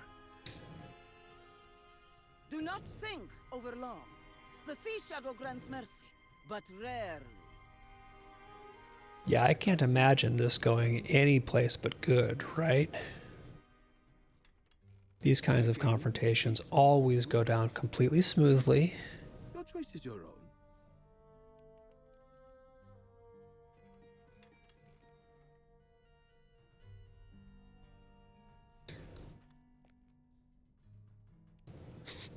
I don't understand how this happened. You chose the wrong side to back, dude. Like, you made this bed. I thought they were smugglers or corsairs. You guys didn't even vet the people that you're bringing into your inner circle here, present company included. The kindred of the coins.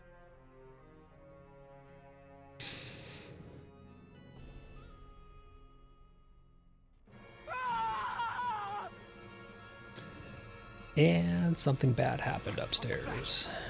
Follow me. Inevitably.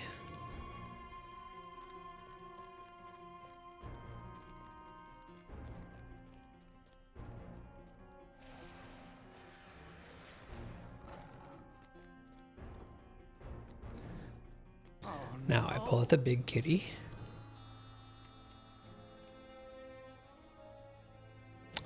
And oops, you killed a guest. Trusted ear, what have you done? I planted my sword in his back, and I would do it again! What you have done, sir, is you done fucked up. They were guests. They were under our protection.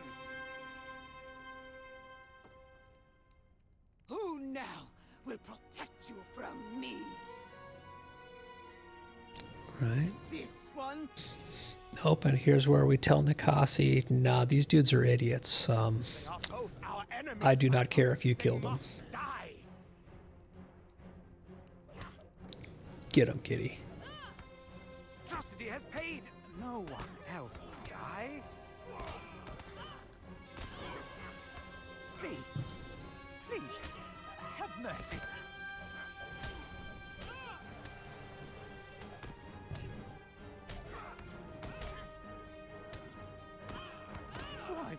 Speak! Why do you say nothing? You will die for this! Castamere, guide my... No, I don't think we're going to be the ones who die here, buddy. See, I have this big cat, and it really wants to eat your face.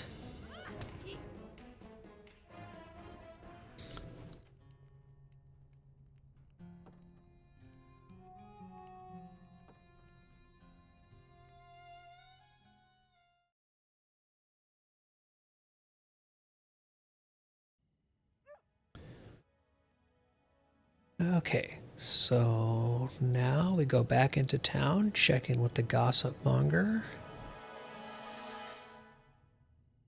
And this, I believe, is the end of where the initial launch of the Song of Waves and Wind was. I think this was where it stopped. Tidings have I of King Elisar. Can it be you have not... Yep, because now we go to Imloth Melu. His traveling party will be quite large, so it will take him some time to arrive.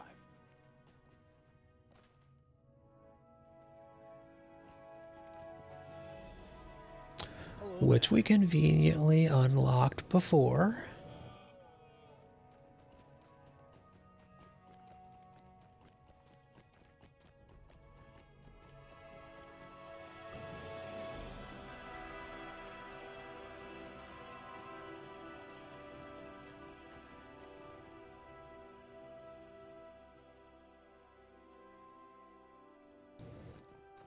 And we're almost at the point where we start doing the second wave of the Song of Waves and Wind stuff.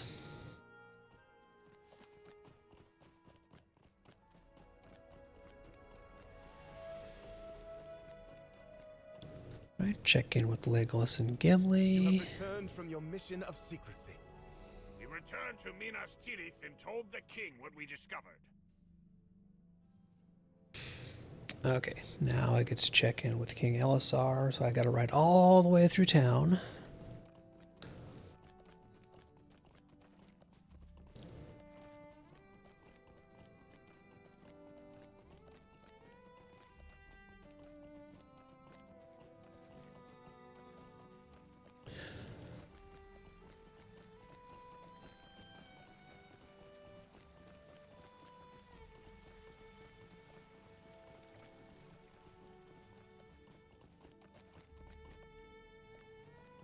And thankfully I've done this a few times, so I more or less know where the areas I'm looking for are.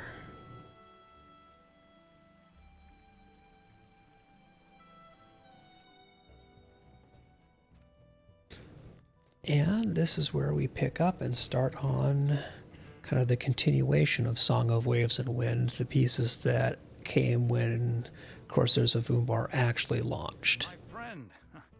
I want to thank you for So this is also where the quests are going to start rewarding gear that was intended to be proper 140 plus gear, as opposed to the earlier quests, which really were straight level 140 gear. That was kind of equivalent to or worse than the gear that we were wearing at the time. So now I'm going to start getting occasional pieces of gear upgrades from the quests as these go through.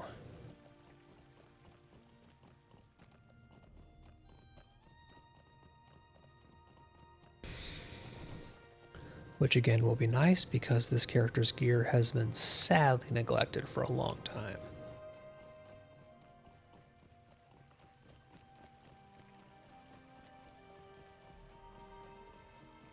Okay, here's the king's bodyguard. Who could it be? Oh, it's Arwen. Of course it's Arwen. Behind?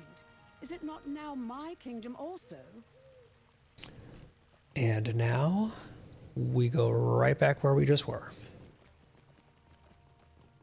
We had to ride all the way through town just to have a quick conversation with Arwen and then back over to the tower. Standing Stone Games, please stop this.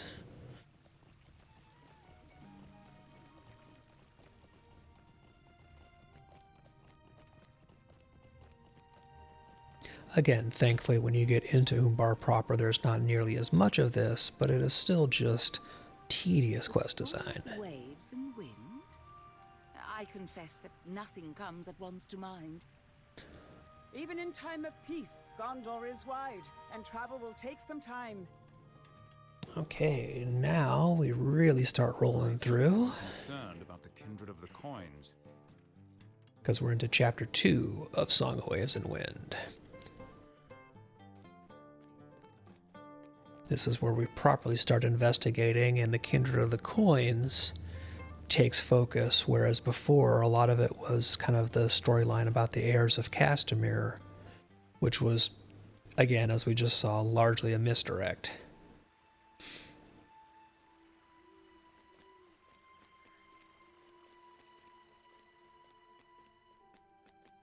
So this was one of the last times that a quest is going to reward a Delver's level essence box, because these are garbage past 140. Even the teal ones are kind of crap past 140, and the yellow ones that we start getting that are the Seafarer's essences are better than the teal Delver's versions. So now that we're actually into kind of Umbar content proper, we aren't going to get any more of that garbage. And we'll start getting stuff that we can use going forward.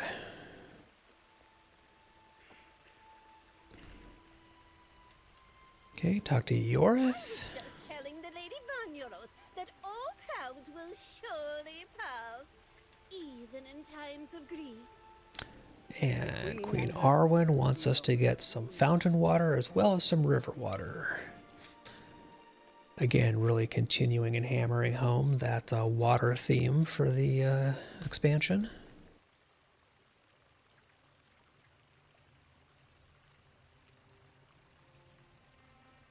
So there's the fountain water, the easy part. Now we need to go to the waterfall.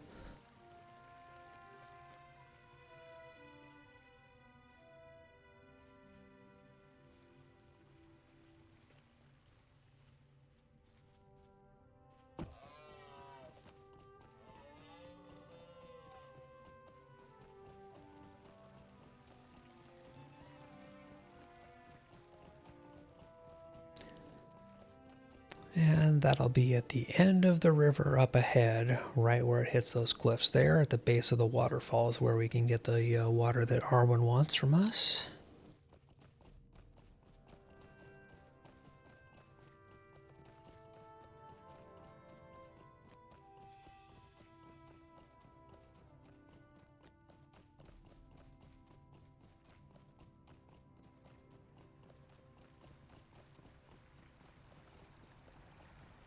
But we can't just get regular river water here. We got to get water from the falls.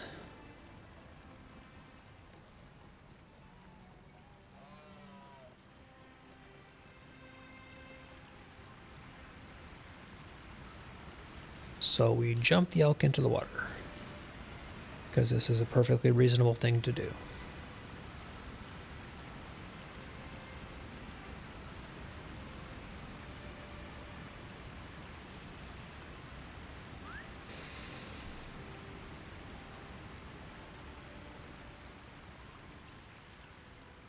And now we ride all the way back and give Queen Arwen her water from 2 different sources.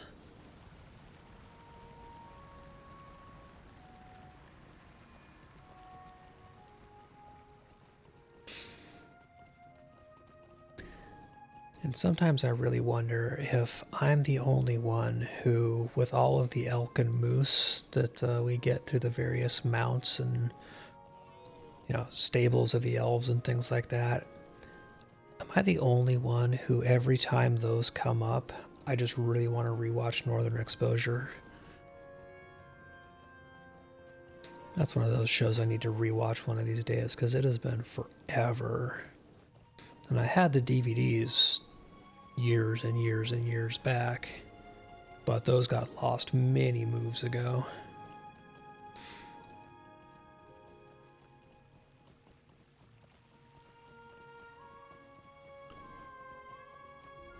again, conceptually, I love the idea of having physical media of all my stuff.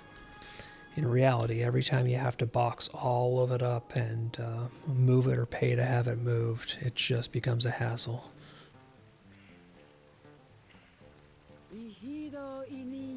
Okay, here is your water. So she feels better. Now we get to go back to the king. I appreciate what you've done.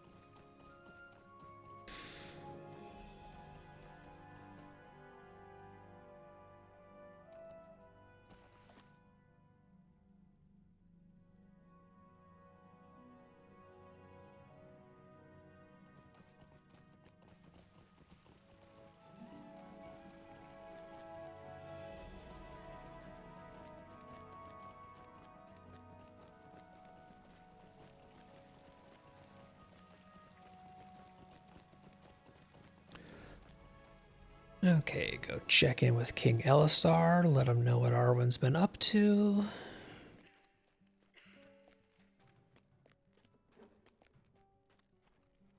Arwen was able to provide some comfort to the Lady Vonulos.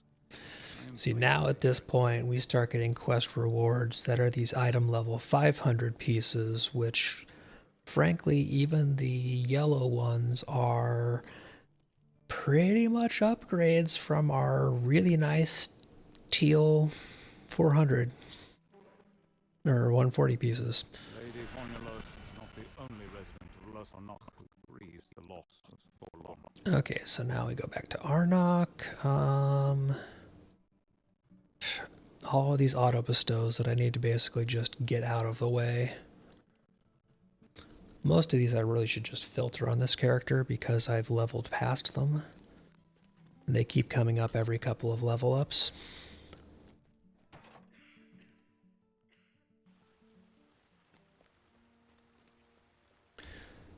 So I now have this robe here, which is more armor, more will, little less vitality, but more tactical and got a physical bit. So yeah, that yellow gear replaces my what used to be badass teal gear.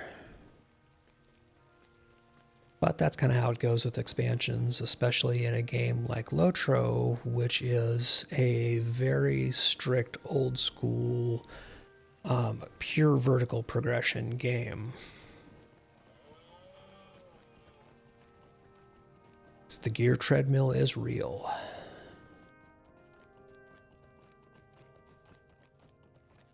Okay, conquering the 3 peaks can go away, and as a matter of fact, let's just filter that out so that it doesn't keep coming back up. That's what I keep forgetting to do, is filter that quest out so I stop seeing it. How can I be of service? You can be of service by giving me a horse to Arnok, please.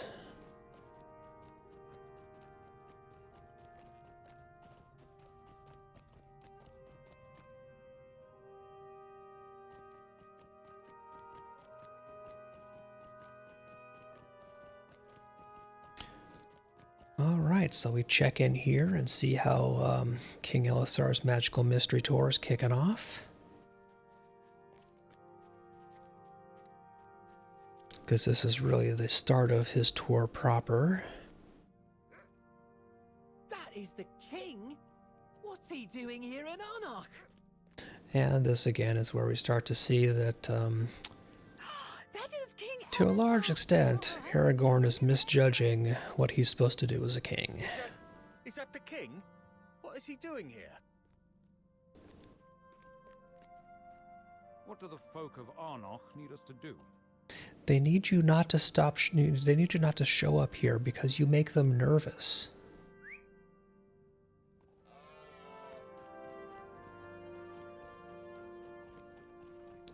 We're going to go through a lot of these towns before he realizes that this whole thing was kind of a bad idea. And actually, one thing I really need to do is just set myself a milestone here so that I can quickly get back into King's Gondor. There we go. I said I was going to do that forever ago, and then I kept not doing it. Arnok wouldn't be my first choice, but it's where I was.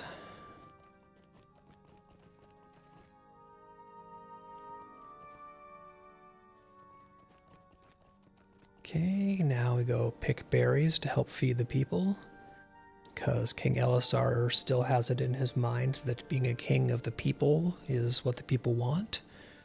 It's not what these people want, Aragorn. It's just really not. I know you mean well and all. Alright, get him, kitty. Get him.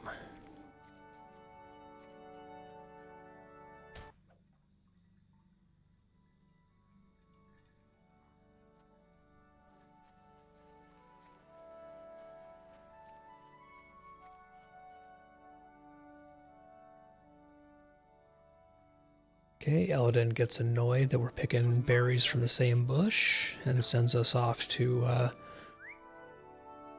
go find a slain deer and prep and dress that, or get it ready for it, rather. So we basically got given the brush off by him. So somebody killed a deer, and who was it? Queen Arwen. She's still got it. Bow from my brother Ero here. Will you return it to him?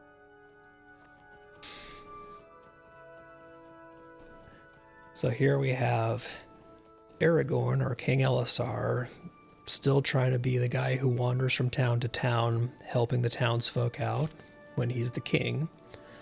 And that's really not what he could best be spending his time doing.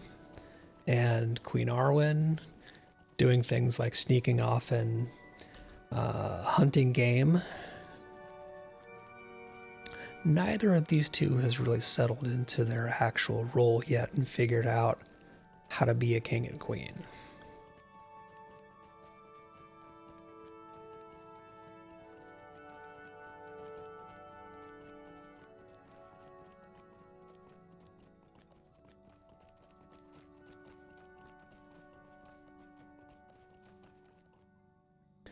Okay, you can have your bow back. Finished with the bow and quiver I lent to her. Thanks to our efforts, the folk of Arnach will be well provided for in the weeks to come. Yes, and you're not supposed to be the one doing it. You're supposed to send people to do these things, Aragorn. We do appreciate the work you all have done for us. Of course we do. But you're kind of weirding us out, man. So can you get the king out of here? Yes, I'll move the king along. Okay, so next we move on to Tumladen, which is down the road a ways.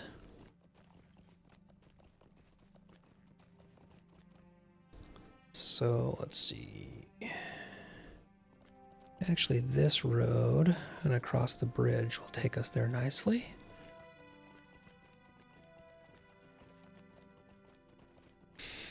And this flickering tidal ring is an upgrade over my Ring of Will. So on it goes. And now that we're out of town and don't have to do curvy corners, Idiot Pony Ho.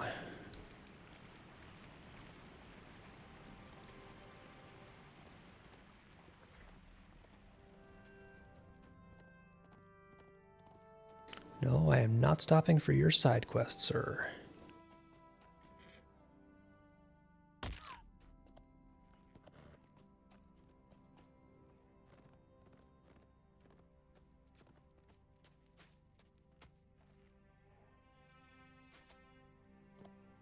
Alright, so I should have a road up ahead here I can catch.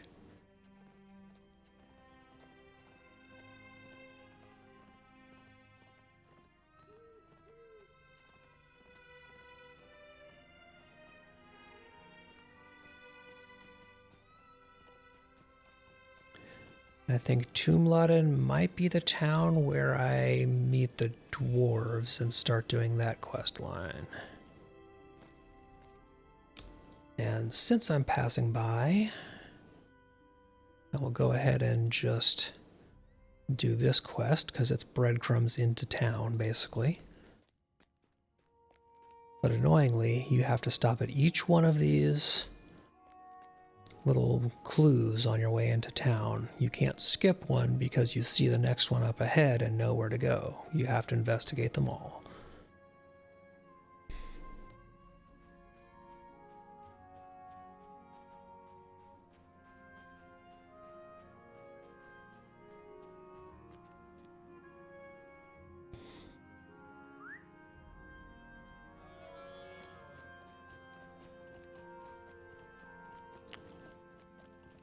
So you have to stop at all the vile bile spills.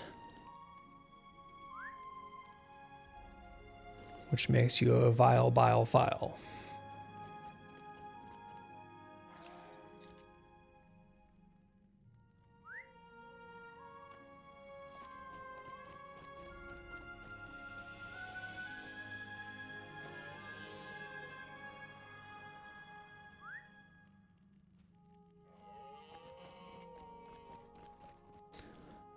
And even though I see the wagon driver right there ahead of me, and that's who I've been looking for, you have to stop at this one before the wagon driver becomes Greetings. talk toable. Just baffling. But at any rate, How can I be of service? quick quest you can basically grab and just do on your way into town for some free rep and XP.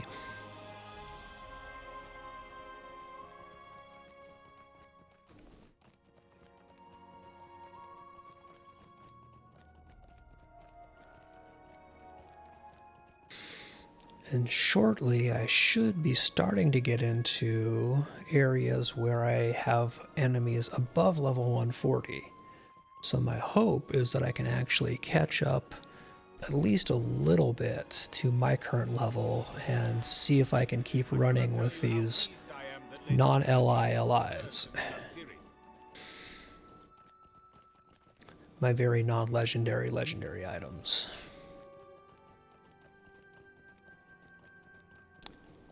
Okay, we go meet the dwarfs and make nice with them. The completely not sketchy, absolutely trustworthy and upfront dwarfs.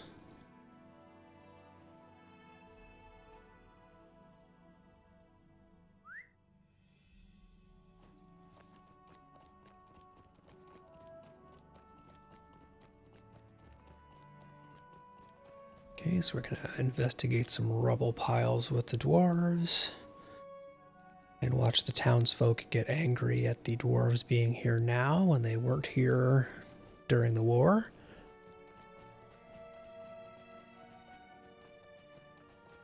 If they're going to come in after the fact and make money on helping put the town back together, it really doesn't go over so well.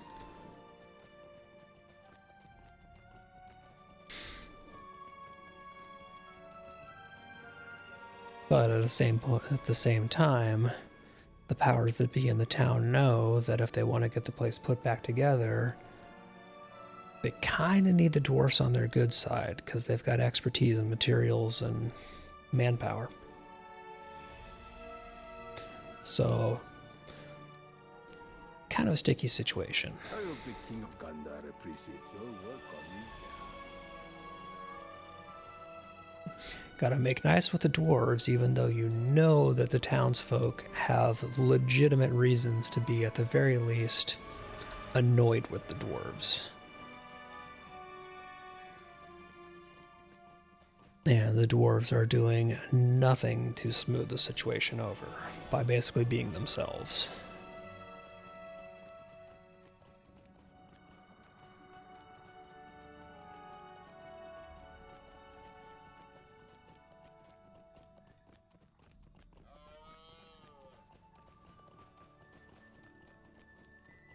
I am not surprised to hear your report.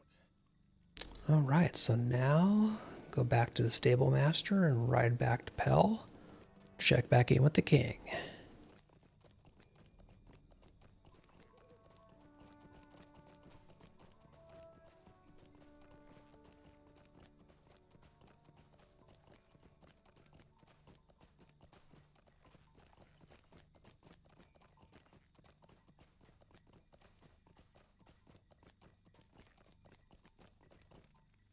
What can I do for you?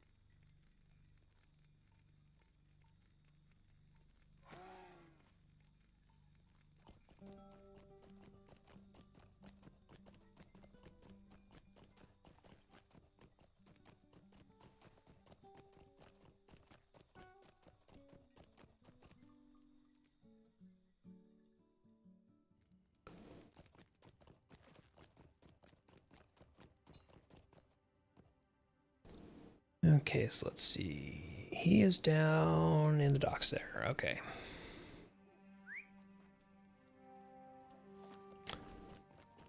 Of course, it looks like I should be able to get there going to the left, but I don't think you can. I think you have to go this way and around to get to the docks, if I remember right.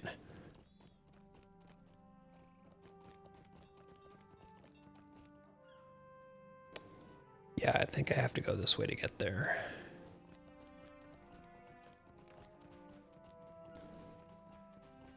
Weird little tricky, twisty jaunts through Pell.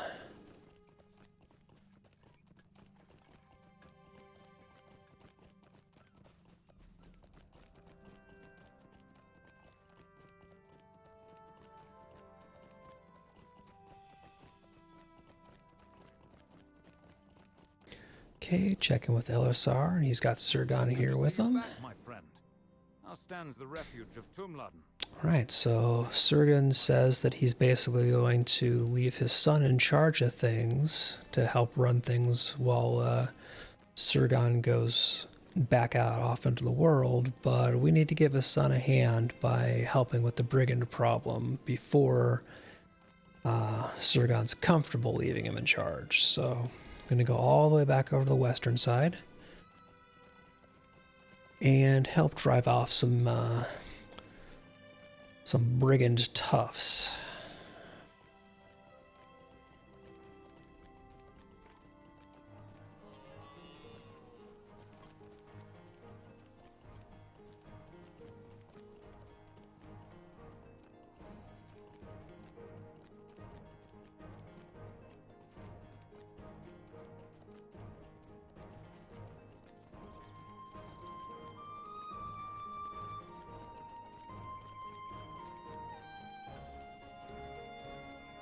And unfortunately, I think there's still level 140s here, so don't get into anything 141 or up. Yep, they are still teals.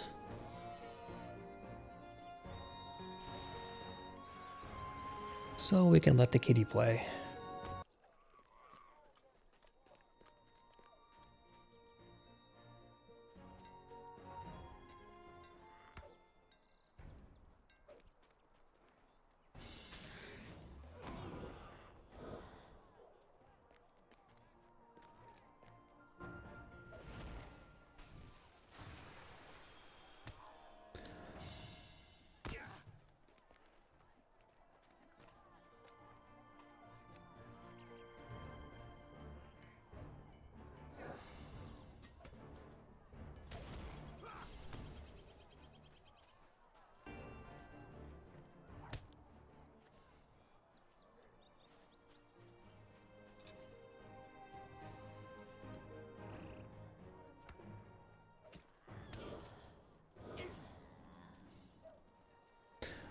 Alright, that is 8 tufts of 8.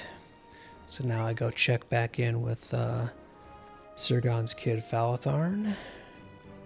Let him know, hey, we gave you a head start on getting this place back up and running.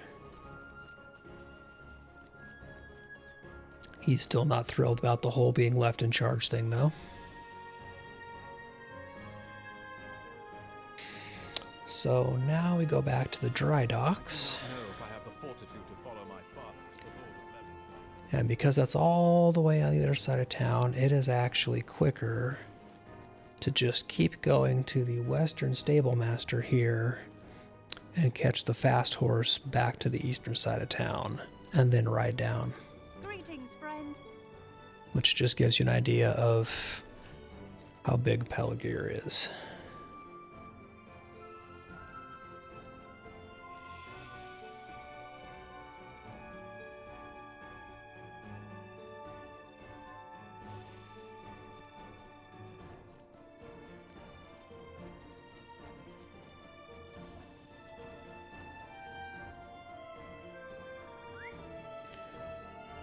Okay, now we ride back down to the dry docks, so a slightly different area of the docks than we were in before. And tell Sirgon that nope, we helped take care of the brigands, so your kid's got a leg up on starting to run this place. Which, I mean, it is a nice thing of him to do.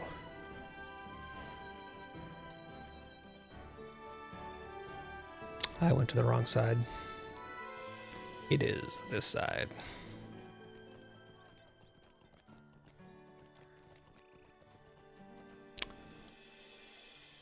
The work progresses, but it progresses slowly. So you're gonna give me a dagger. That's great. I can't use daggers. I sadly admit that staring at the ships under construction will not speed up the process. My husband speaks the truth. If ties of friendship are neglected... Alright, so now our job is to go check in with the dwarfs, now that we've got stuff kind of settled here, so that we can start working on getting their assistance, in theory. Of course, anybody who's played through this knows how well that goes, and how helpful the dwarves are. These particular dwarves, I should say, not dwarves in general. So I'm pretty sure that I do not have Zarstrad or anything else useful. So Ost Engelbad. No, actually I think just riding out of Pell is probably going to be quicker. Just going to check and see if for some strange reason I have... Nope, so I don't have Zarstrad, and I don't have Farukazar. So the quickest way to get there is going to be to just ride up this road here. Oh, I want the one in Lower Lebanon, don't I? I want the one in Lower Lebanon, so I want to go out the other gate. Again, Pelragir is just so big. How can I be of service? I want to leave out the west gate, not the east gate.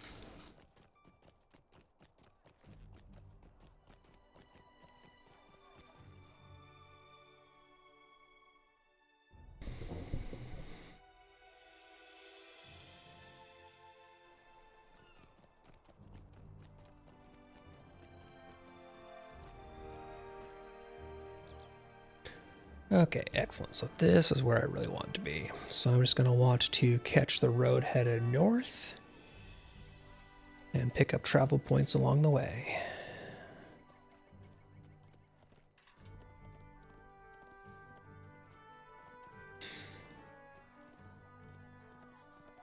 And again, this is very important. Avoid the side quests, because all of this is still level 140 territory.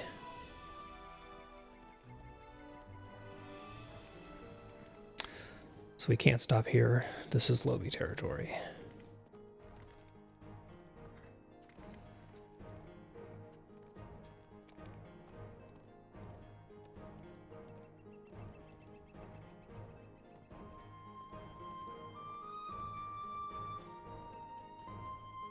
But we can grab travel points just in case we ever need them again. I doubt I'm going to be back here on this character, but you never know.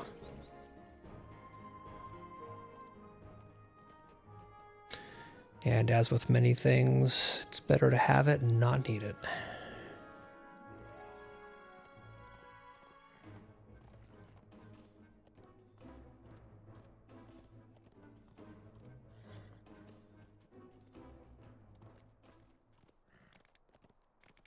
So next up the road should be the little kind of encampment. I'll stop and grab that travel point, and then make my way to Dwarfville. Or Farukazar, you know.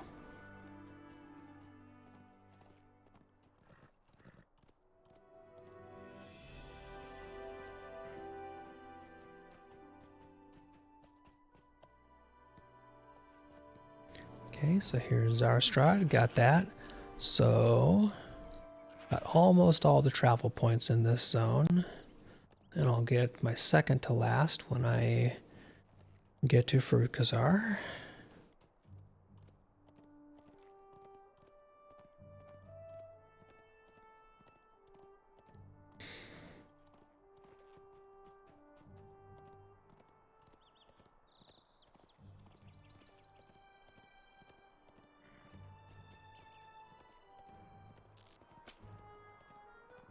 I was really hoping that, being that these guys were teal, they wouldn't aggro and be annoying as I rode past, but apparently they just want to be annoying.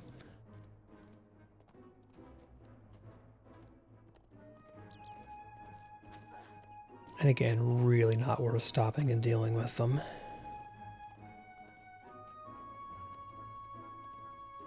I'm just going to run past them and let them tire themselves out and go back to whatever they were doing.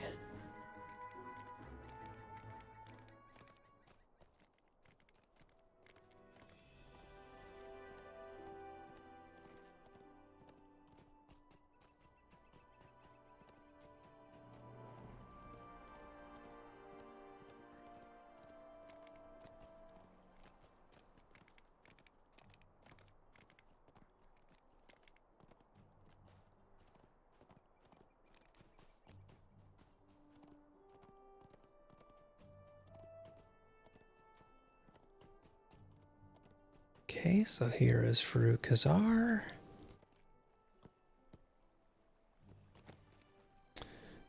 And there's our group getting greeted at the gates. Nab my stable master here and go check in. Welcome to Farouk Zahar, stronghold of the Timamir in the White Mountains. Alright, so King Elisar says, okay, we should, We'll do what custom and tradition demand. Yep, we should do what custom and tradition demand. We're going to play nice with them, and we're going to go hunt some game so we can come bearing gifts.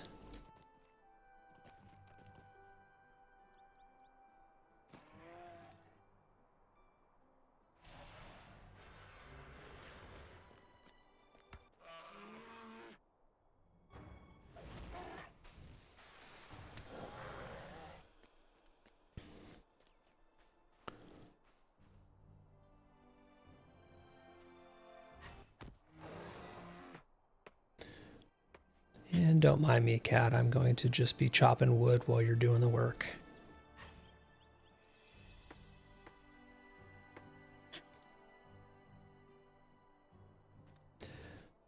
So for this particular quest, these snow beast slashers also count as animals, which is kind of questionable. I mean, you know, whatever.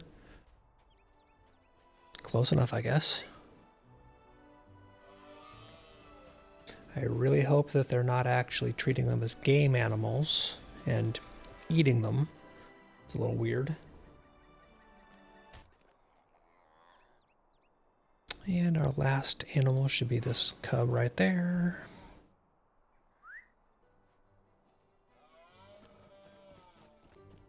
Now back to King Elisar and tell him, all right, we can now officially say we come bearing gifts.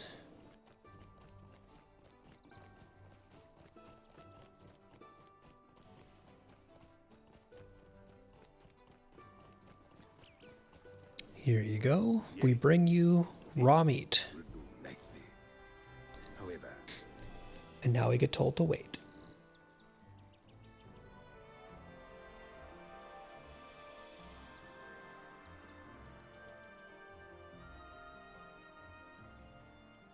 And we're still waiting.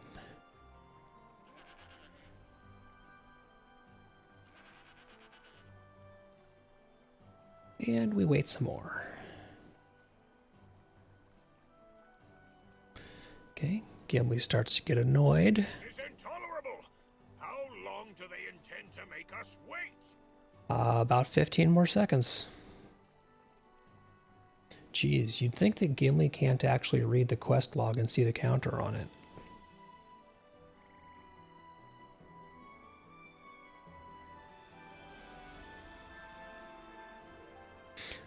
Okay, there we go. Here's our next escort dwarf.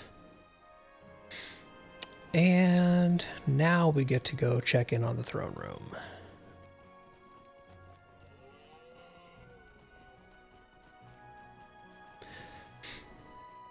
And as sketchy as these dwarves are, they have a really cool settlement here. Like, this place is awfully swanky.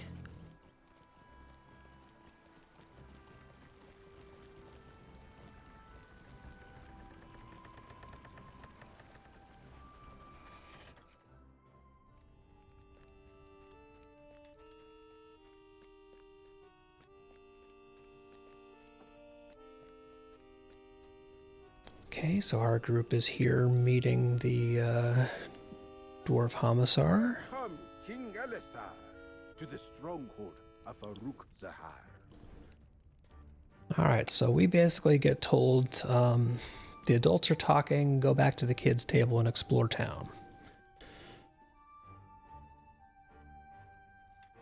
So, before I do that, I'm really curious to see, knowing that I have functionally non-functional allies and kind of crap gear. So I'm going to be heavily relying on the cat here. I just want to see how well the cat does against on-level mobs Might I take a moment of your time? in some controllable one-on-one combat.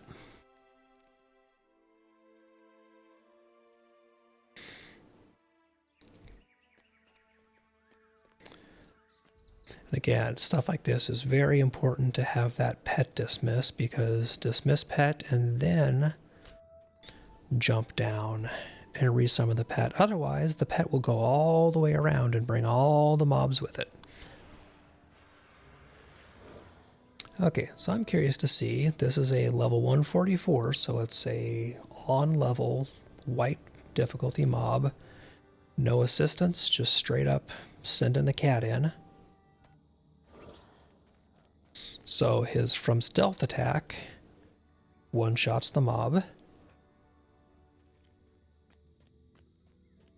It'll be interesting to see when I start to get to the signatures, or when he doesn't have any stealth or cooldowns or anything, how well he keeps hitting.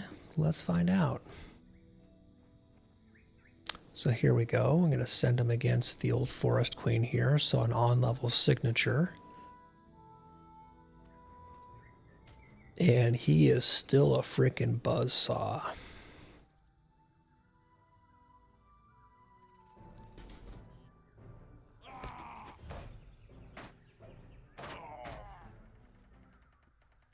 So that is at the very least looking promising. So now we'll send him against a signature when he only has one of his cooldowns available. And he doesn't quite immediately kill the mob, but he very definitely makes quick work of it and does not take a lot of damage doing so.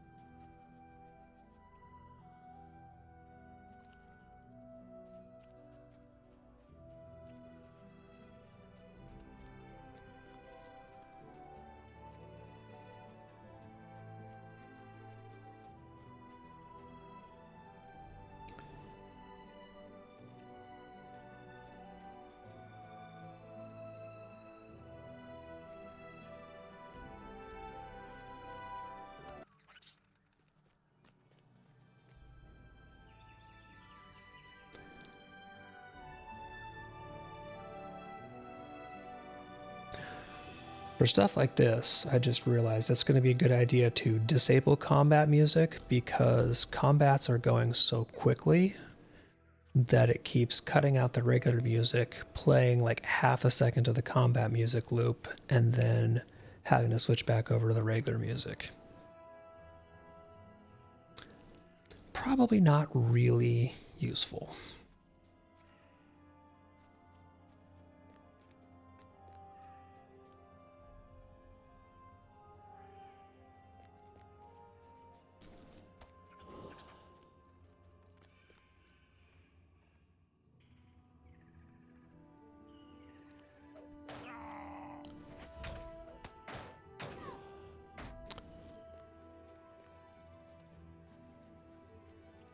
So, very limited testing so far as the actual amount of data and scope of what I'm looking at, but for the moment it does legitimately look like the stat squish and rework there has made lore master, especially blue line lore master pets, actually back to being viable at high levels, as opposed to being basically a walking next to no health dot that wasn't very effective even being a dot.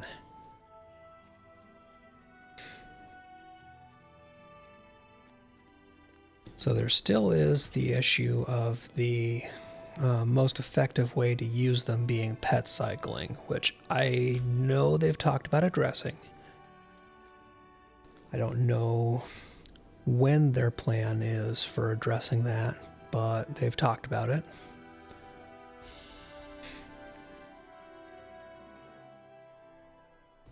But at least it's actually viable to use them. How can I be of service? How can I be of service? As a pet. So that's actually kind of good news. So I want to see if I do bridge and switch to the saber-tooth, how that goes. So I'm going to dismiss the links and pull out the saber-tooth and send him in.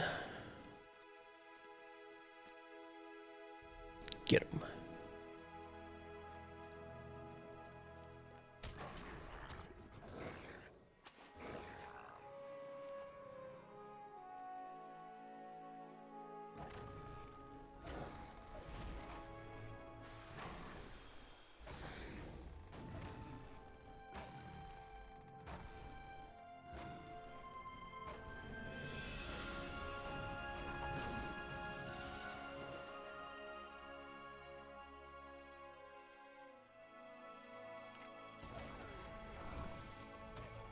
Just for fun, I'm going to set stuff on fire, because I like to.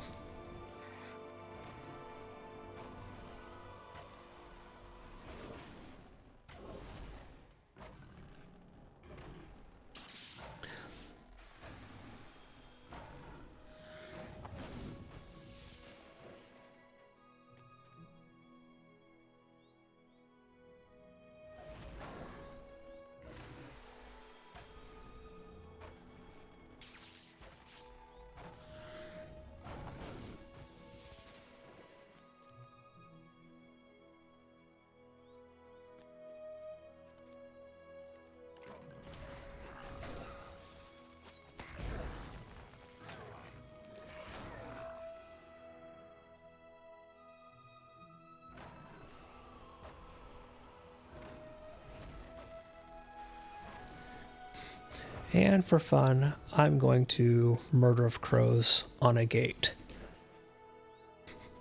Because it is just too much comedy not to do that.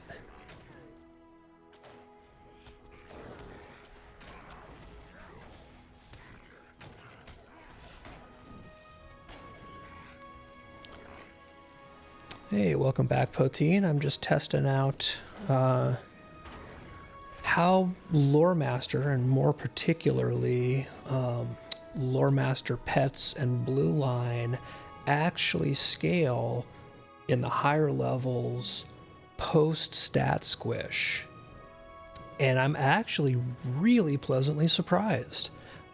I think that Blue Line Lore Master might be viable again past level 80 or 90, which it hasn't been for years.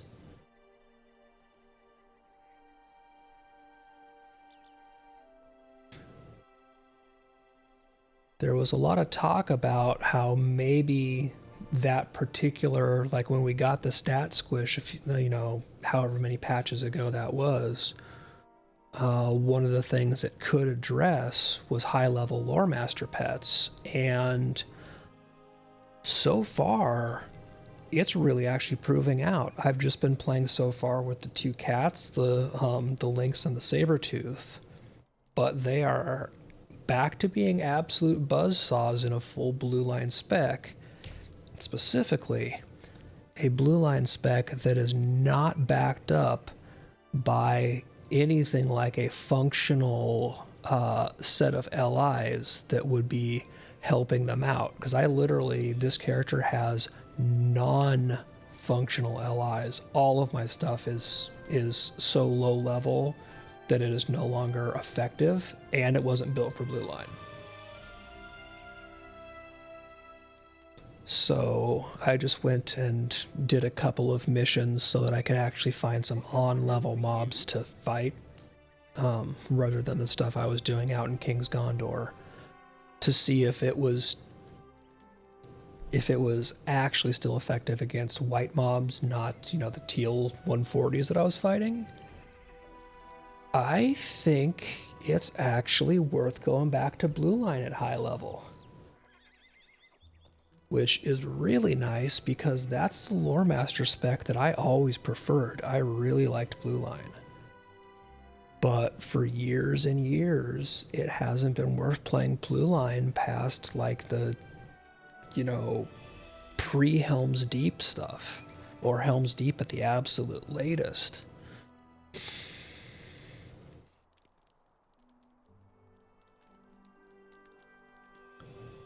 So yeah, that's actually a nice little pleasant surprise.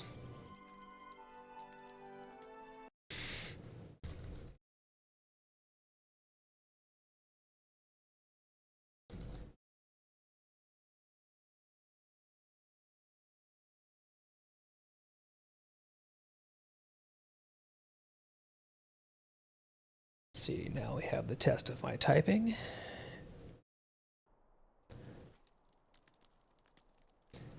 Just in case there's anybody lurking who doesn't know Poteen.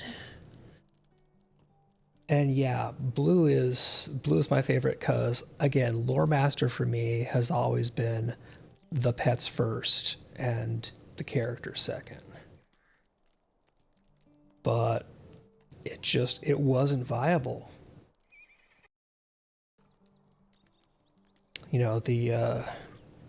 The way that stats kept creeping up on characters and enemies, your pets just did not keep up with the constant scaling of stats. Now it seems very probable that they do, so I am very pleasantly surprised.